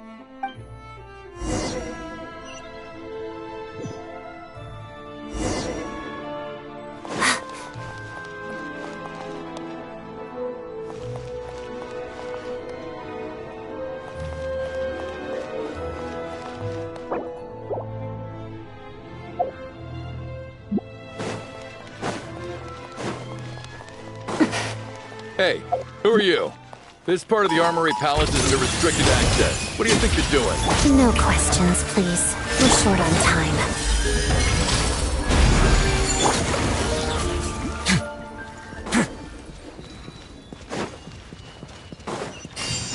Let my name echo in song! Together. Pirouette. Listen! Have a safe trip!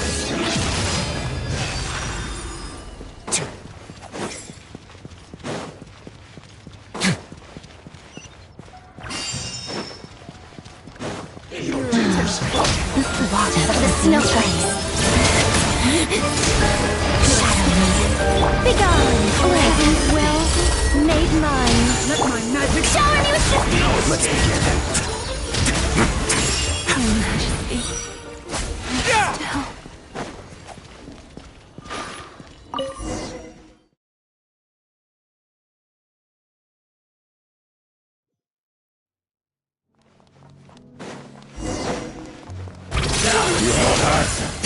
Where are you coming from? So, you're intruders, huh? Then don't blame me for what happens next!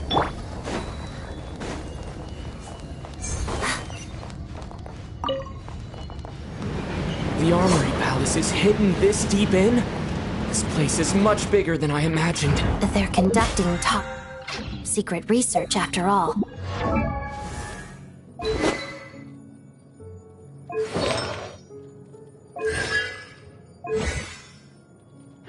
The deeper it's hidden, the better, is standard Fatui logic.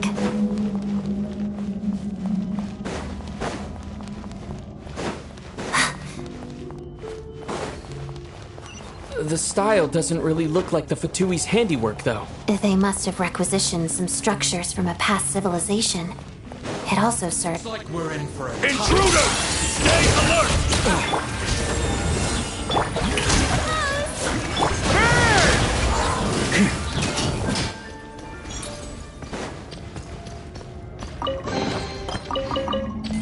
On me! Huh? Intruders? Don't come any closer! Just what are you guys trying to do here? I'm short work. It's your scalp! Witness the snow swan's grace. I live within you. Yoo-hoo! Ah. No one interferes with a jester's work! Sharp.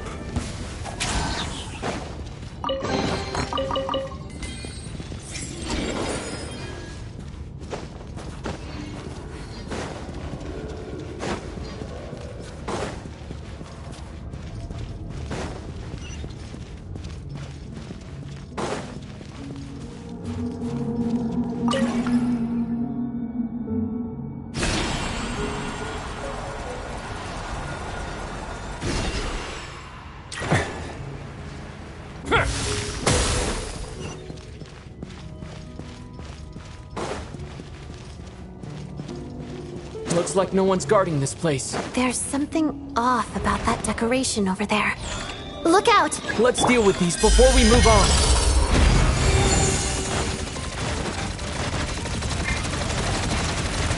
Let's begin.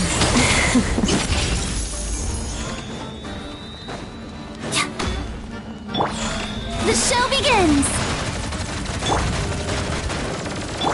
Such defiance! Shadow me. Harada. Let's begin.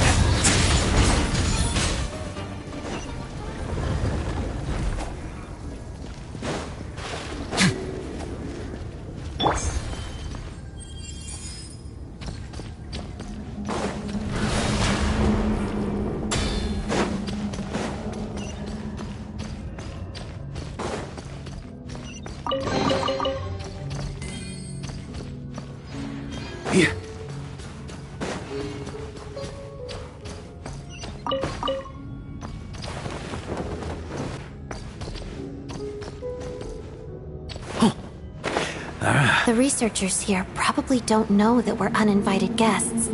Let's try not to hurt them. What's the big star from the theater doing here? That's Miss Odette. She's a member of the Fatui. Don't tell me you didn't know that. Was the whole reason for Project Stuja to support the research here at the Armory Palace? Just what are the Fatui and the Tsaritsa planning?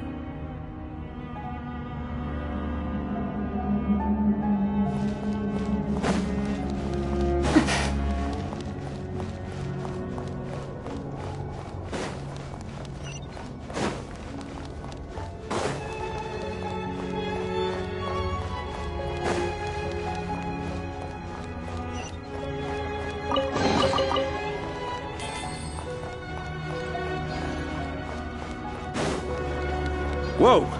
Who are you? Never seen you around here before. Looks like there's no way through here. Maybe using the power of this prism could help?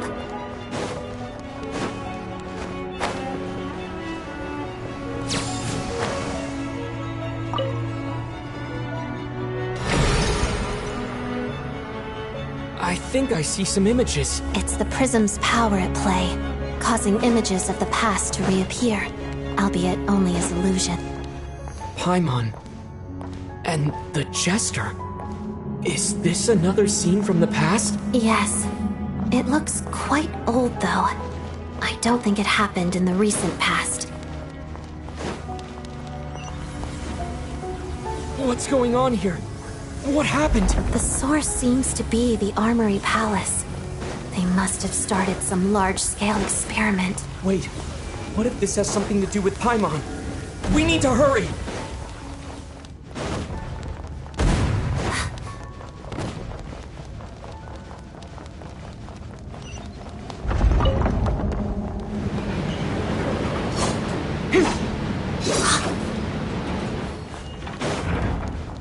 We're almost there.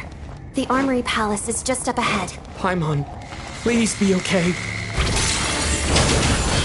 Mission over.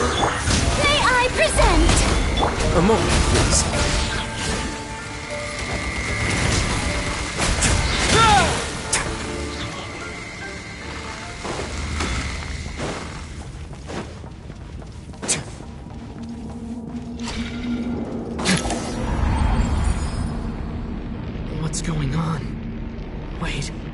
remember this feeling.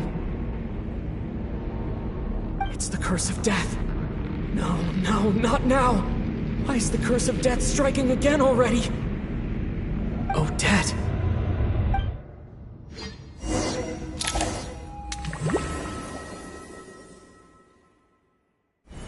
Is this the afterlife again? I need to find a way back to reality. Is that Odette's core Ignis? Could that be what just woke me up?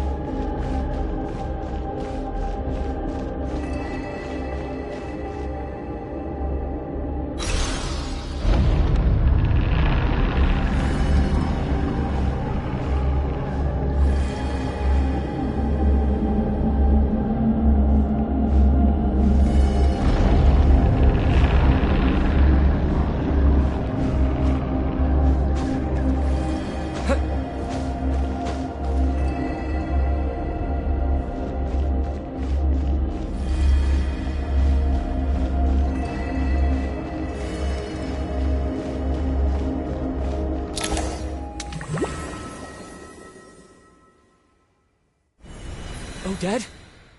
Odette! No signs of life. But past experience says that she should be resurrected before too long. Right? Did Odette intentionally use her core Ignis to guide my soul? I feel like something similar happened in a dream I had before. Thank you, Odette. If not for you, my soul wouldn't have found its way back to my body so quickly. And I might not have woken up so soon. But I'm sorry. I don't have time to protect you. I have to use the time you bought me to get Paimon back.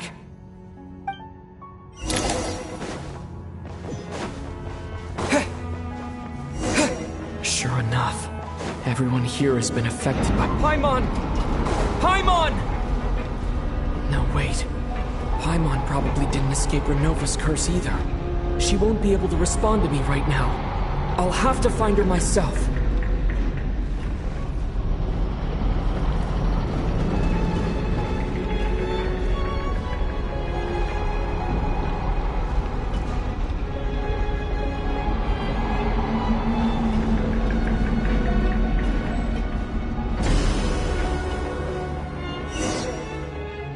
Found her. Paimon really is here.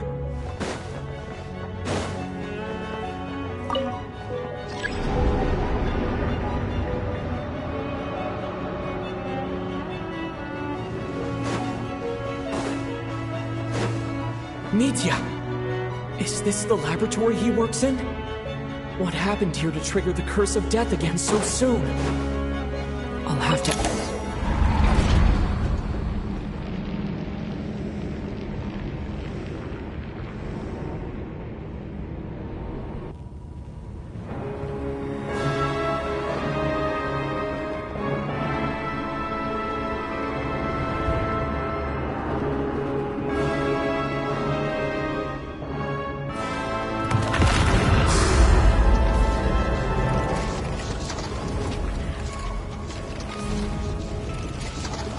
You don't learn, do you?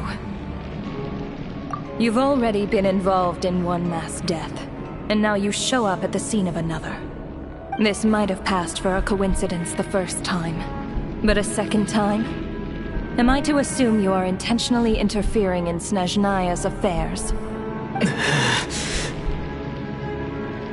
Judging by your expression, it seems that you understand little of what is going on here.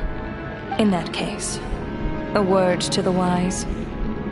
Do not interfere in Snezhnaya's affairs. A civilization that fails to learn its lesson constantly depletes its own worth. It will one day lose any reason for its existence. And as a descender, you are perfectly suited to be the lifeline to which a dying civilization might desperately cling. Consider your position carefully. No advice needed.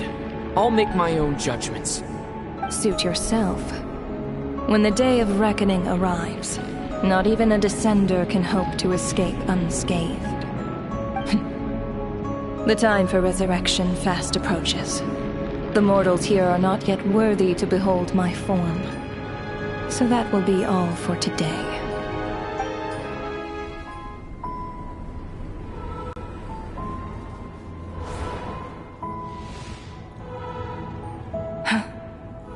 That thing is coming with me.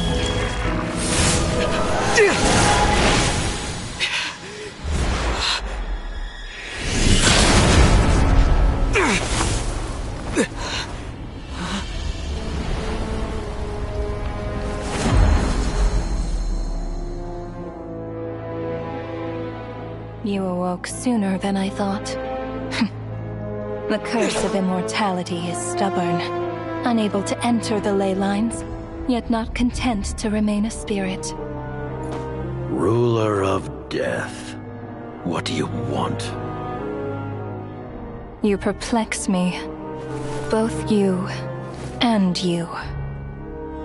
That thing may be a creation of Celestia, but it possesses none of Celestia's power, let alone authority. Your obsession with it baffles me. No matter, the resurrection will soon begin.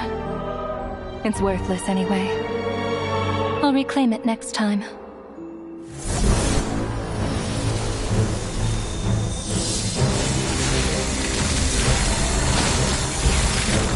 Hey, who says there'll be a next time?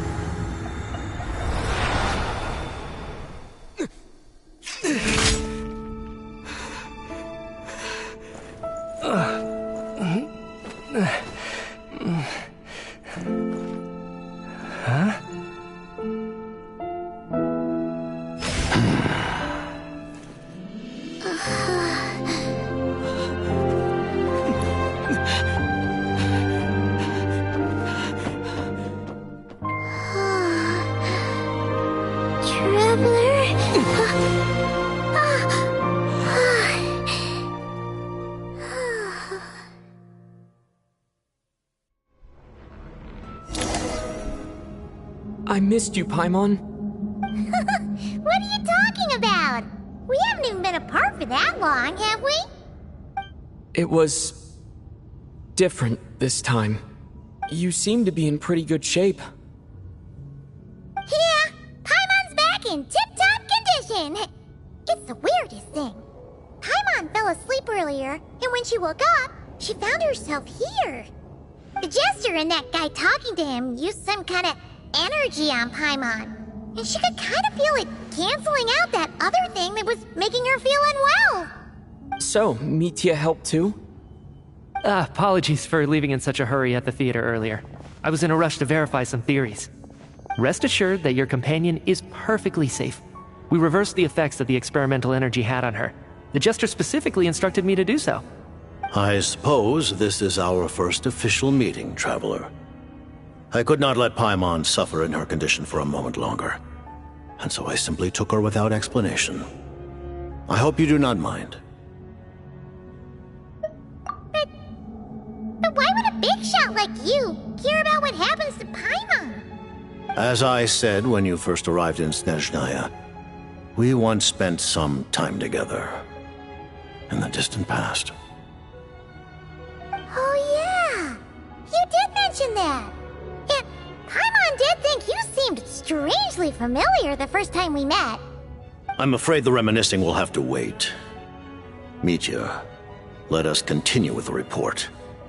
What conclusions, if any, did you reach from conducting the final experiment of our energy research ahead of schedule?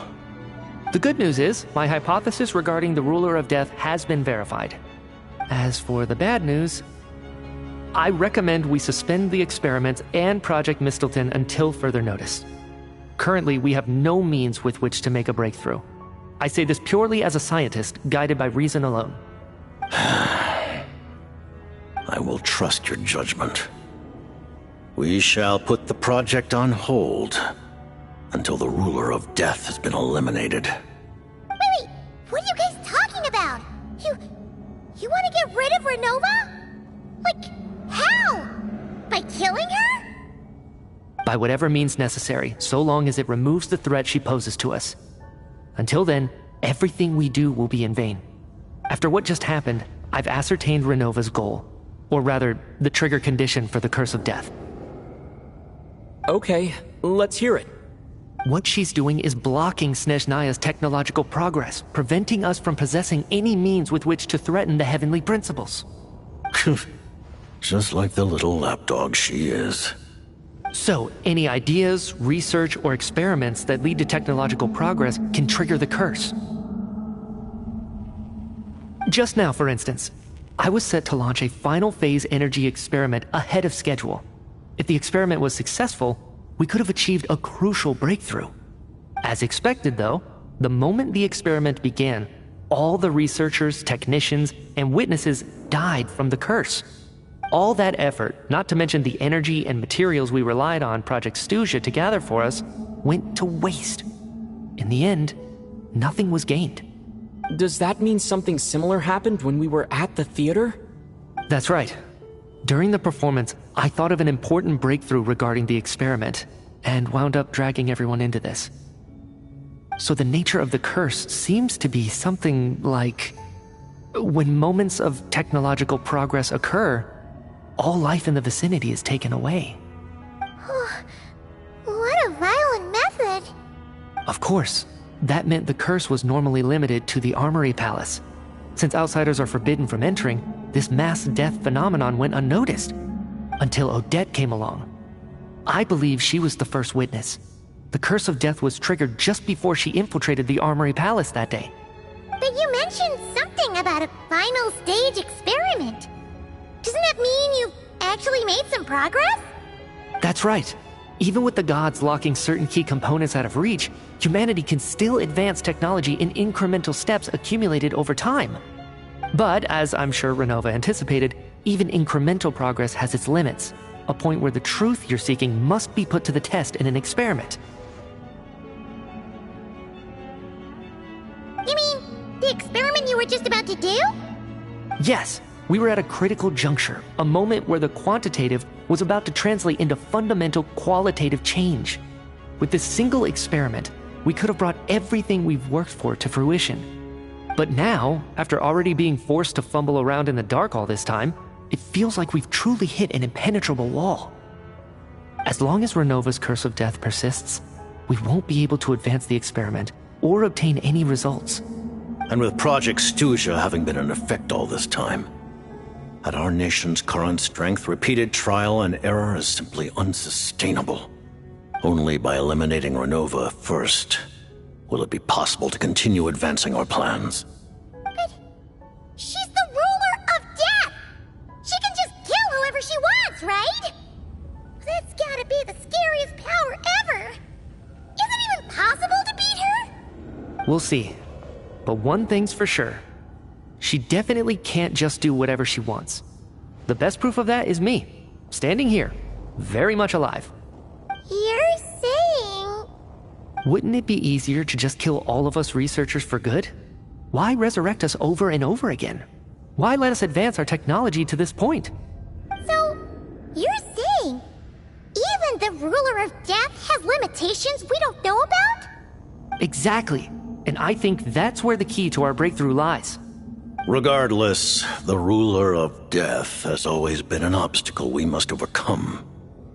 Indeed, we must face life, death, time, and space. After all, our goal is the heavenly principles. The Fatui want to challenge the heavenly principles?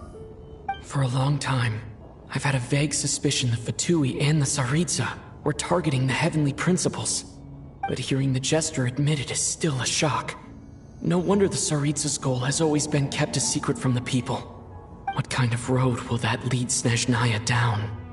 In that case... Lord Jester, I would like to request some leave. I'd like some time to organize my thoughts and go over the data.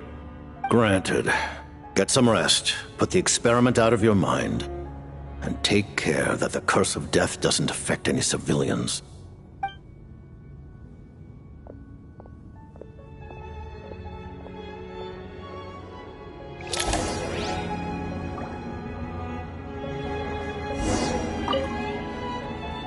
While there is yet time, allow me to offer you my hospitality, honored guest of Snezhnaya. Is there anything you wish to know? I remember hearing the term Mistleton from Columbina. Yeah! Paimon wanted to ask about that when the name came up just now. What is it? Paimon's heard of Project Stuja, but not this one. As you know, Project Stuja is a series of measures enacted to consolidate our nation's resources, the greater purpose of which is to serve Project Mistleton. Many of the things you have encountered thus far are essentially for the advancement of that project. This includes the Kuvaki Experimental Design Bureau in Notdry. Researching Kuvaki was merely a facade. Its core objective was to use local resources and research findings to build Mistleton itself. And that's a weapon built for the final battle against the heavenly principles, isn't it? Huh? How did you know that? I was given some intel, and I made some deductions. Wait. You must mean that thing over there. Oh, Paimon's gotta take a closer look at this thing. Especially after you guys sent so many people to Notdry to work on it. Kuvaki alone will not break through Celestia's defenses, let alone challenge the heavenly principles. The heavenly principles are no doubt accustomed to combating the power of the light realm, and elemental energy is simply the power of the human realm, converted to that form by the heavenly principles themselves. Any attempt to use this power against its creator would be a futile endeavor. For now, therefore, we have set our sights on the form of energy associated with the third descender and the stellar linchpins. This may hold the potential to allow Mistleton to contend with the heavenly principles. You could say that by reverse engineering the stellar linchpins to extract the energy within, we have obtained a source of anti-Celestia energy. The Kuvaki Experimental Design Bureau, Project Stuja, and the new energy experiments. Huh. So, Project Mistleton is what ties it all together. And it looks like your plan is almost complete. No wonder the ruler of death came after you.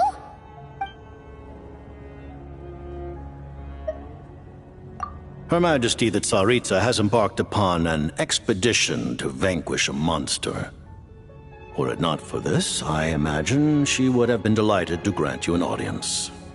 Seems like the powers that be in Snezhnaya don't intend to hold my past conflicts with the Fatui against me. The Harbingers have been granted significant autonomy in retrieving the Gnosis. But by the same token, they do not completely represent Snezhnaya's official stance. You read my mind. Speaking of the Gnosis, Paimon's been dying to ask this question since forever. Why exactly does the Tsaritsa want to collect them? Is it something to do with the fight against the Heavenly Principles? The Gnosis will undoubtedly serve as a key bargaining chip when she confronts the Heavenly Principles. Beyond that, you had best ask the Tsaritsa herself. I am not sure if this information is mine to disclose. What do you mean, not sure? Don't you make the rules? You're the highest-ranking Harbinger! Ugh, never mind. Taking on the Heavenly Principles is something most people wouldn't even entertain in their wildest fantasies. Why is the Tsaritsa so fixated on this? In Tevat today, civilization is nothing but an illusion. Something whose very existence can be negated at any moment. Our civilization may very well be destroyed in the struggle, but as things stand, the Heavenly Principles could choose to negate our existence on a passing whim. And we must not sit back and accept that fate. Only by changing the state of affairs, only by overthrowing the Heavenly Principles, can our civilization truly be said to have taken root. Otherwise, the fate of the people of Conria and Hyperborea is a cycle doomed to repeat itself. Accepting potential destruction in return for getting to control your own fate. Furthermore, perhaps this is still somewhat difficult for you to understand.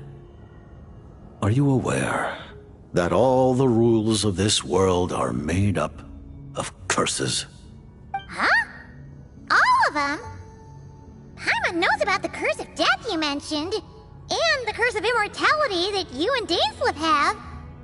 Then the birth of the Hilichurls, the rules of Natlan's Ode of Resurrection. Those are curses too? Farina's long life seems to stem from a curse placed on her by Focalor as well. Yes. Even a god's love for humanity is a curse the Heavenly Principles inflicted upon the gods. What? The Tsaritsa has always had ample reason to hate the Heavenly Principles.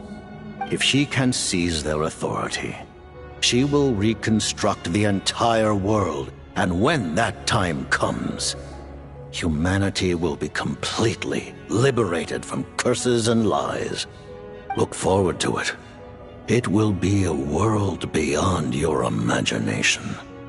Though the ordinary people of Snezhnaya may not understand these details, in this frigid land locked in a ceaseless struggle against the environment, in this nation to which the gods have never shown favor, we all believe that standing in solidarity with the Tsaritsa in our shared struggle will surely usher in a new and better world.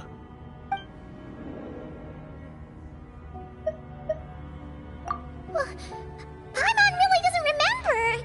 He's basically a stranger. You've got to believe Paimon. Allow me to explain. The reason Paimon reacted to the anti-Celestia energy developed by the Armory Palace is because she comes from Celestia herself. More specifically, she is one of its creations. Paimon? A creation of Celestia? Oh, right. I was blinded by anger earlier, but thinking back on it, Renova also said that Paimon is a creation of Celestia. But she lacks Celestia's power or authority. As you know, the lunar fragments in Nodcry were pulled down from the sky using Fatui technology. But the first application of this technology was in Conria over 500 years ago. I used this technology upon the heavens, and the response I received was none other than Paimon, descending from Celestia. I presented her to the Vinster King, but he took no interest in this gift, nor did it satisfy him. Paimon then took up temporary residence in my palace until, of course, the arrival of the Cataclysm. Wait, Paimon's a little confused. You're talking about things that happened in Kanya 500 years ago. You're saying Paimon was there for that? But Paimon doesn't remember any of that. Falling from the sky? Being given away as a gift? None of it! Having lived through the Cataclysm, perhaps you too were burdened with some manner of curse. Although, losing your memories would indeed be the smallest price I've ever seen paid. But it's not just her memories from Kanya. Paimon doesn't even know how she spent the last 500 years. She only has memories from the past few years. No matter how hard she tries to remember. What was Paimon like back in Kanya? Did she know a whole lot because she came from Celestia? Was she super smart? Unfortunately, when you arrived in Conria, your consciousness was like that of a newborn infant. None could say what kind of being you once were in Celestia. During the time you lived in Conria, your personality was no different from how it is now.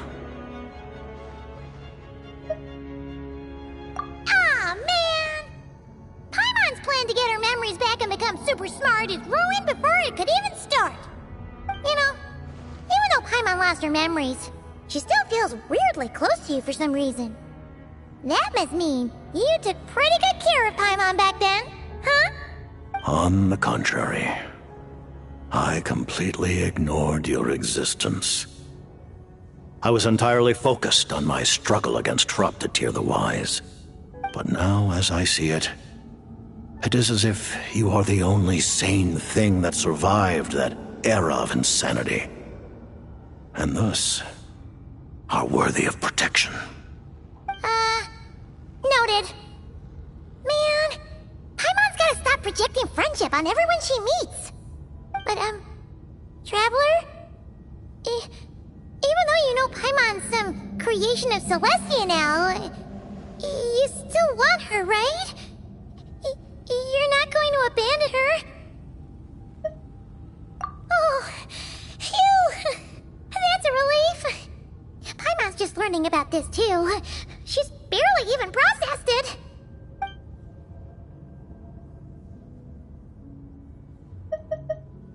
Thank you for telling me so much. I'm a bit surprised, honestly. I didn't expect you to be quite so transparent with me. Given the circumstances, the Fatui need not hide anything from our allies. Allies? To advance Project Mistleton, we must first resolve our issue with the Ruler of Death.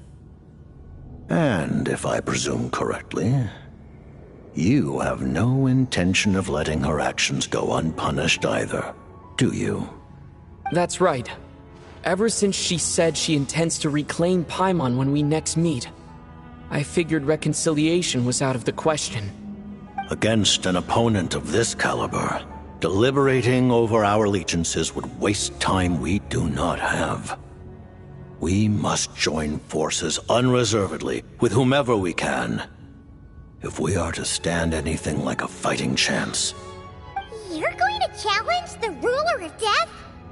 Just for Paimon? But Paimon's only... Thank you!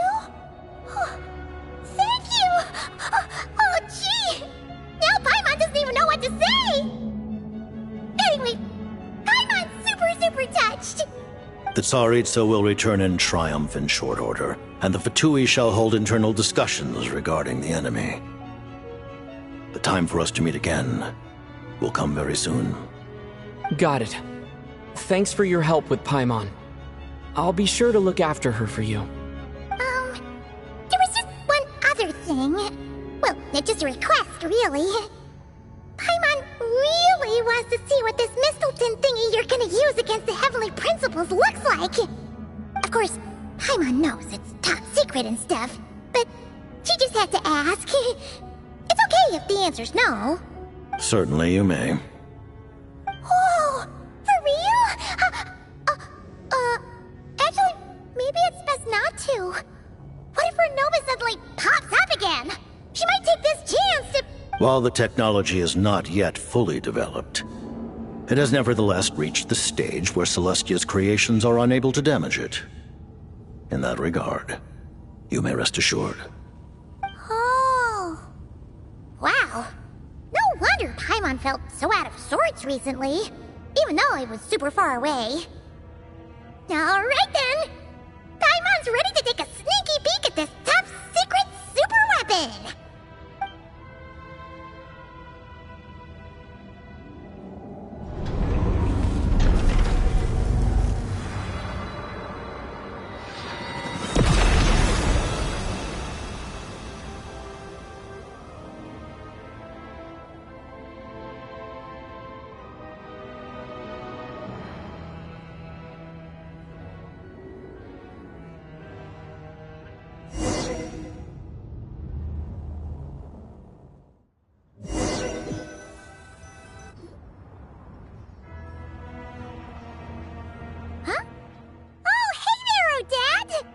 Paimon?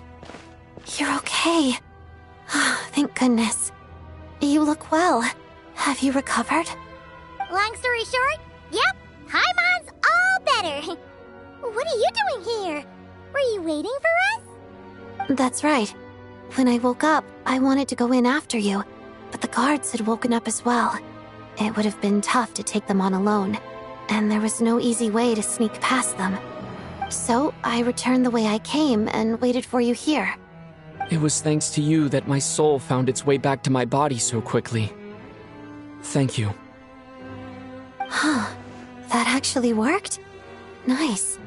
I just figured I'd try my luck when that ominous feeling struck me. Really, you should be thanking this thing instead. Anyway, and now that things here are all taken care of, I have other things I should get back to.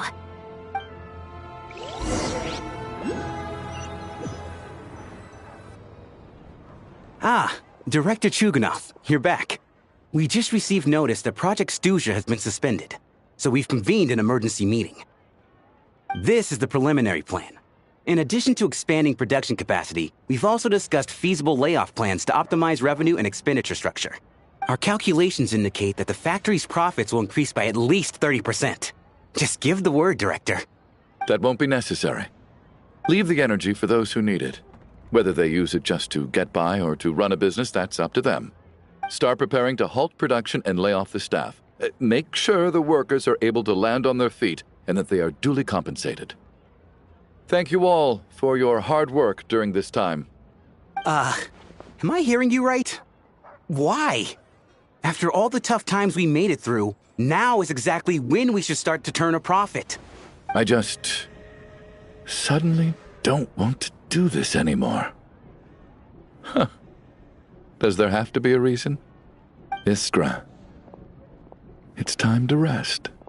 Dear esteemed members of the Rokot, given the effects of Lelik's radical actions upon our organization's reputation and social stability, a decision has been made to permanently withdraw this codename from use.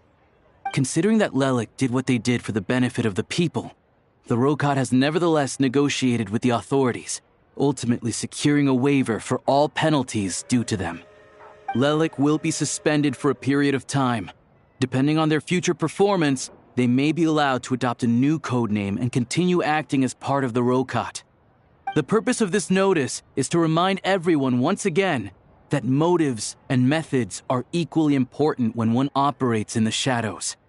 Even with Project Stuja's suspension and our interim operational victory, we must guard against complacency and rashness and work to consolidate the progress we have made so far. We act only for the greater glory and solidarity of our nation. May the aurora shine ever on, and the tundra always stand firm. We act only for the greater glory and solidarity of our nation. May the aurora shine ever on, and the tundra always stand firm. Looks like it's finally over. You mean For us? Just thinking out loud. I've never seen the Snezhna Gradvecha so lively before. I never once thought I'd come here. But I understand everything now, Rosaline.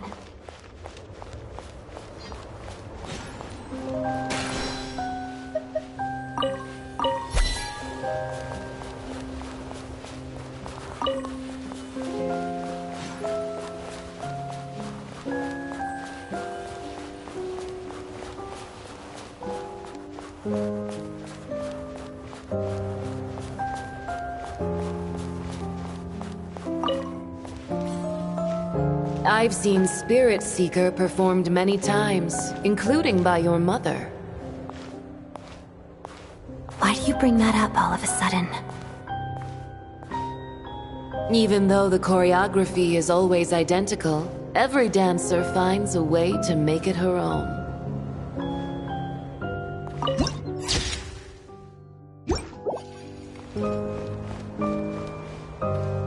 So you actually want to talk to me about ballet? I just think it would be a pity if the dance was lost to history. She didn't teach it to you, did she? That was an unusually subtle taunt for you.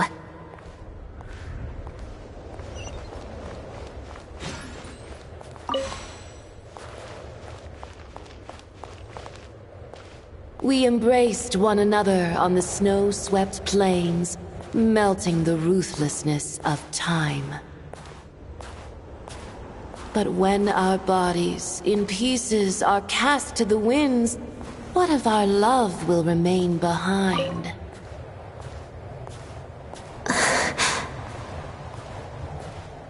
Don't tell me you can't sing.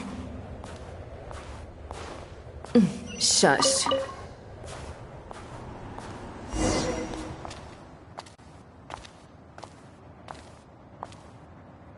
I understand her hatred. The Fatui robbed her of the life she should have had. I never opposed her dancing. Yet still I became an enemy of her ballet. I'll just keep my distance. Many despise me. I'm used to it. You're certainly not one to shy away from confrontation. But children, they need a different approach. I'm hardly the most maternal figure. Yet, she is a child. In my experience, while a father commands authority, he must still yield to love. You should tell her what you think about her dancing.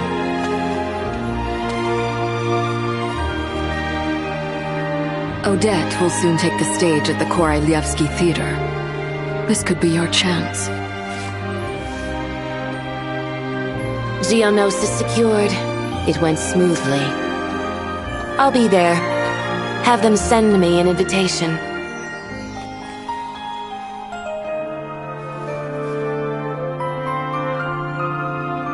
Sadly, things didn't work out. Her final words are inside that block of ice. This? Aren't these for monitoring her subordinates? Not yours. This one isn't her witch's flame, but my two worlds' flames. The two worlds' flames can burn away memories. It was my parting gift to Rosaline.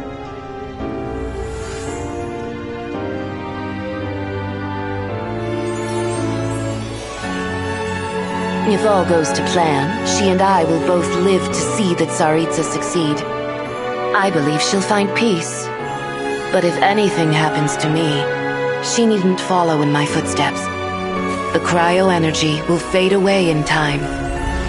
Then the two worlds' flames will burn away all memories of the Fatui. She'll be free to dance. She deserves this. I will handle the aftermath. The choice is yours, child.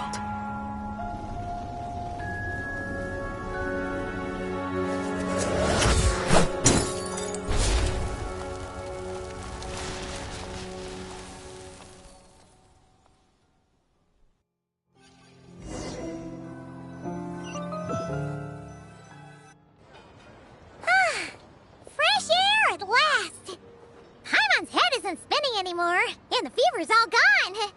Paimon's finally free to fly again. Oh, it's nice to finally know where Paimon came from, too. It did make Paimon a little nervous at first, but it's such a relief now. Like, who cares if Paimon's a creation of Celestia? She's probably not anyone that important. Probably just the fairy of food and fun or something. And like you said, this doesn't have to change anything between us. You're not gonna just... Hey, hurry up! Why are you walking so slowly? You've spent the last few days lying in bed and stuffing your face. I didn't think you'd be able to fly this fast. Says who? Paimon's as agile as ever. They don't call her White Floaty for nothing. Paimon originally wanted to check out the bookstores in Snezhnograd, but she's more in the mood for flying around right now, so let's save that for later. Wait, they've got light novels from Yai Publishing House here too. Huh? And this is Paimon's favorite mystery story from Fontaine! Wow! They got a sequel! The local Snezhnaya books look pretty interesting too, but also kinda heavy. Not the easiest things to lug around. I thought you were in the mood for flying around. Paimon can read while she flies. Hey! Look at these two dolls! Which do you like better? Alright! Boss, we'll take both. Paimon will have the other one. Oh, I thought we were only getting one. All right, fine. I'll pay. There you are. Thanks for visiting. Paimon will grab this and then... Huh? Huh? Huh? How many layers does this thing have? And what are you laughing at? Huh. You knew all along, didn't you?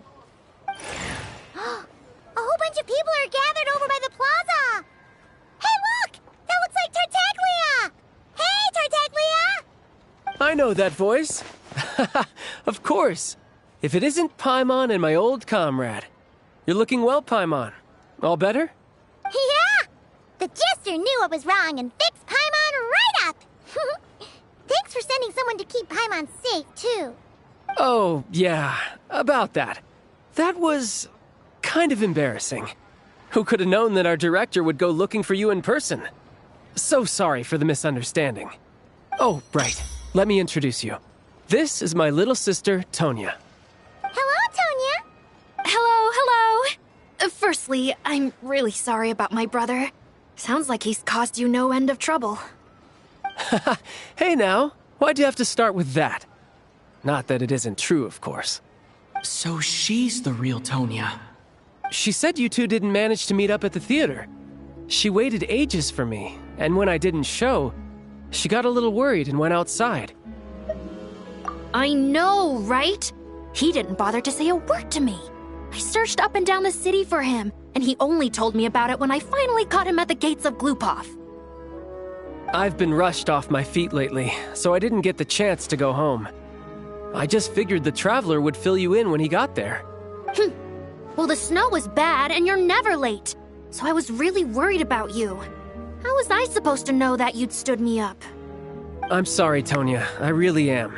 I'll make it up to you somehow. Just... please don't tell Mom and Dad. Although the mix-up led to a series of misunderstandings, it's probably for the best that the real Tonya didn't get caught up in that mess. Besides, it's obvious that Tartaglia isn't usually one to break a promise. He only gave his ticket to me because he had to look into Lelik. No, it's fine.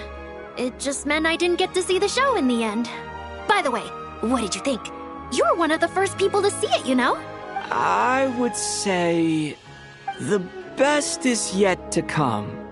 Huh? What kind of review is that? Hey, look!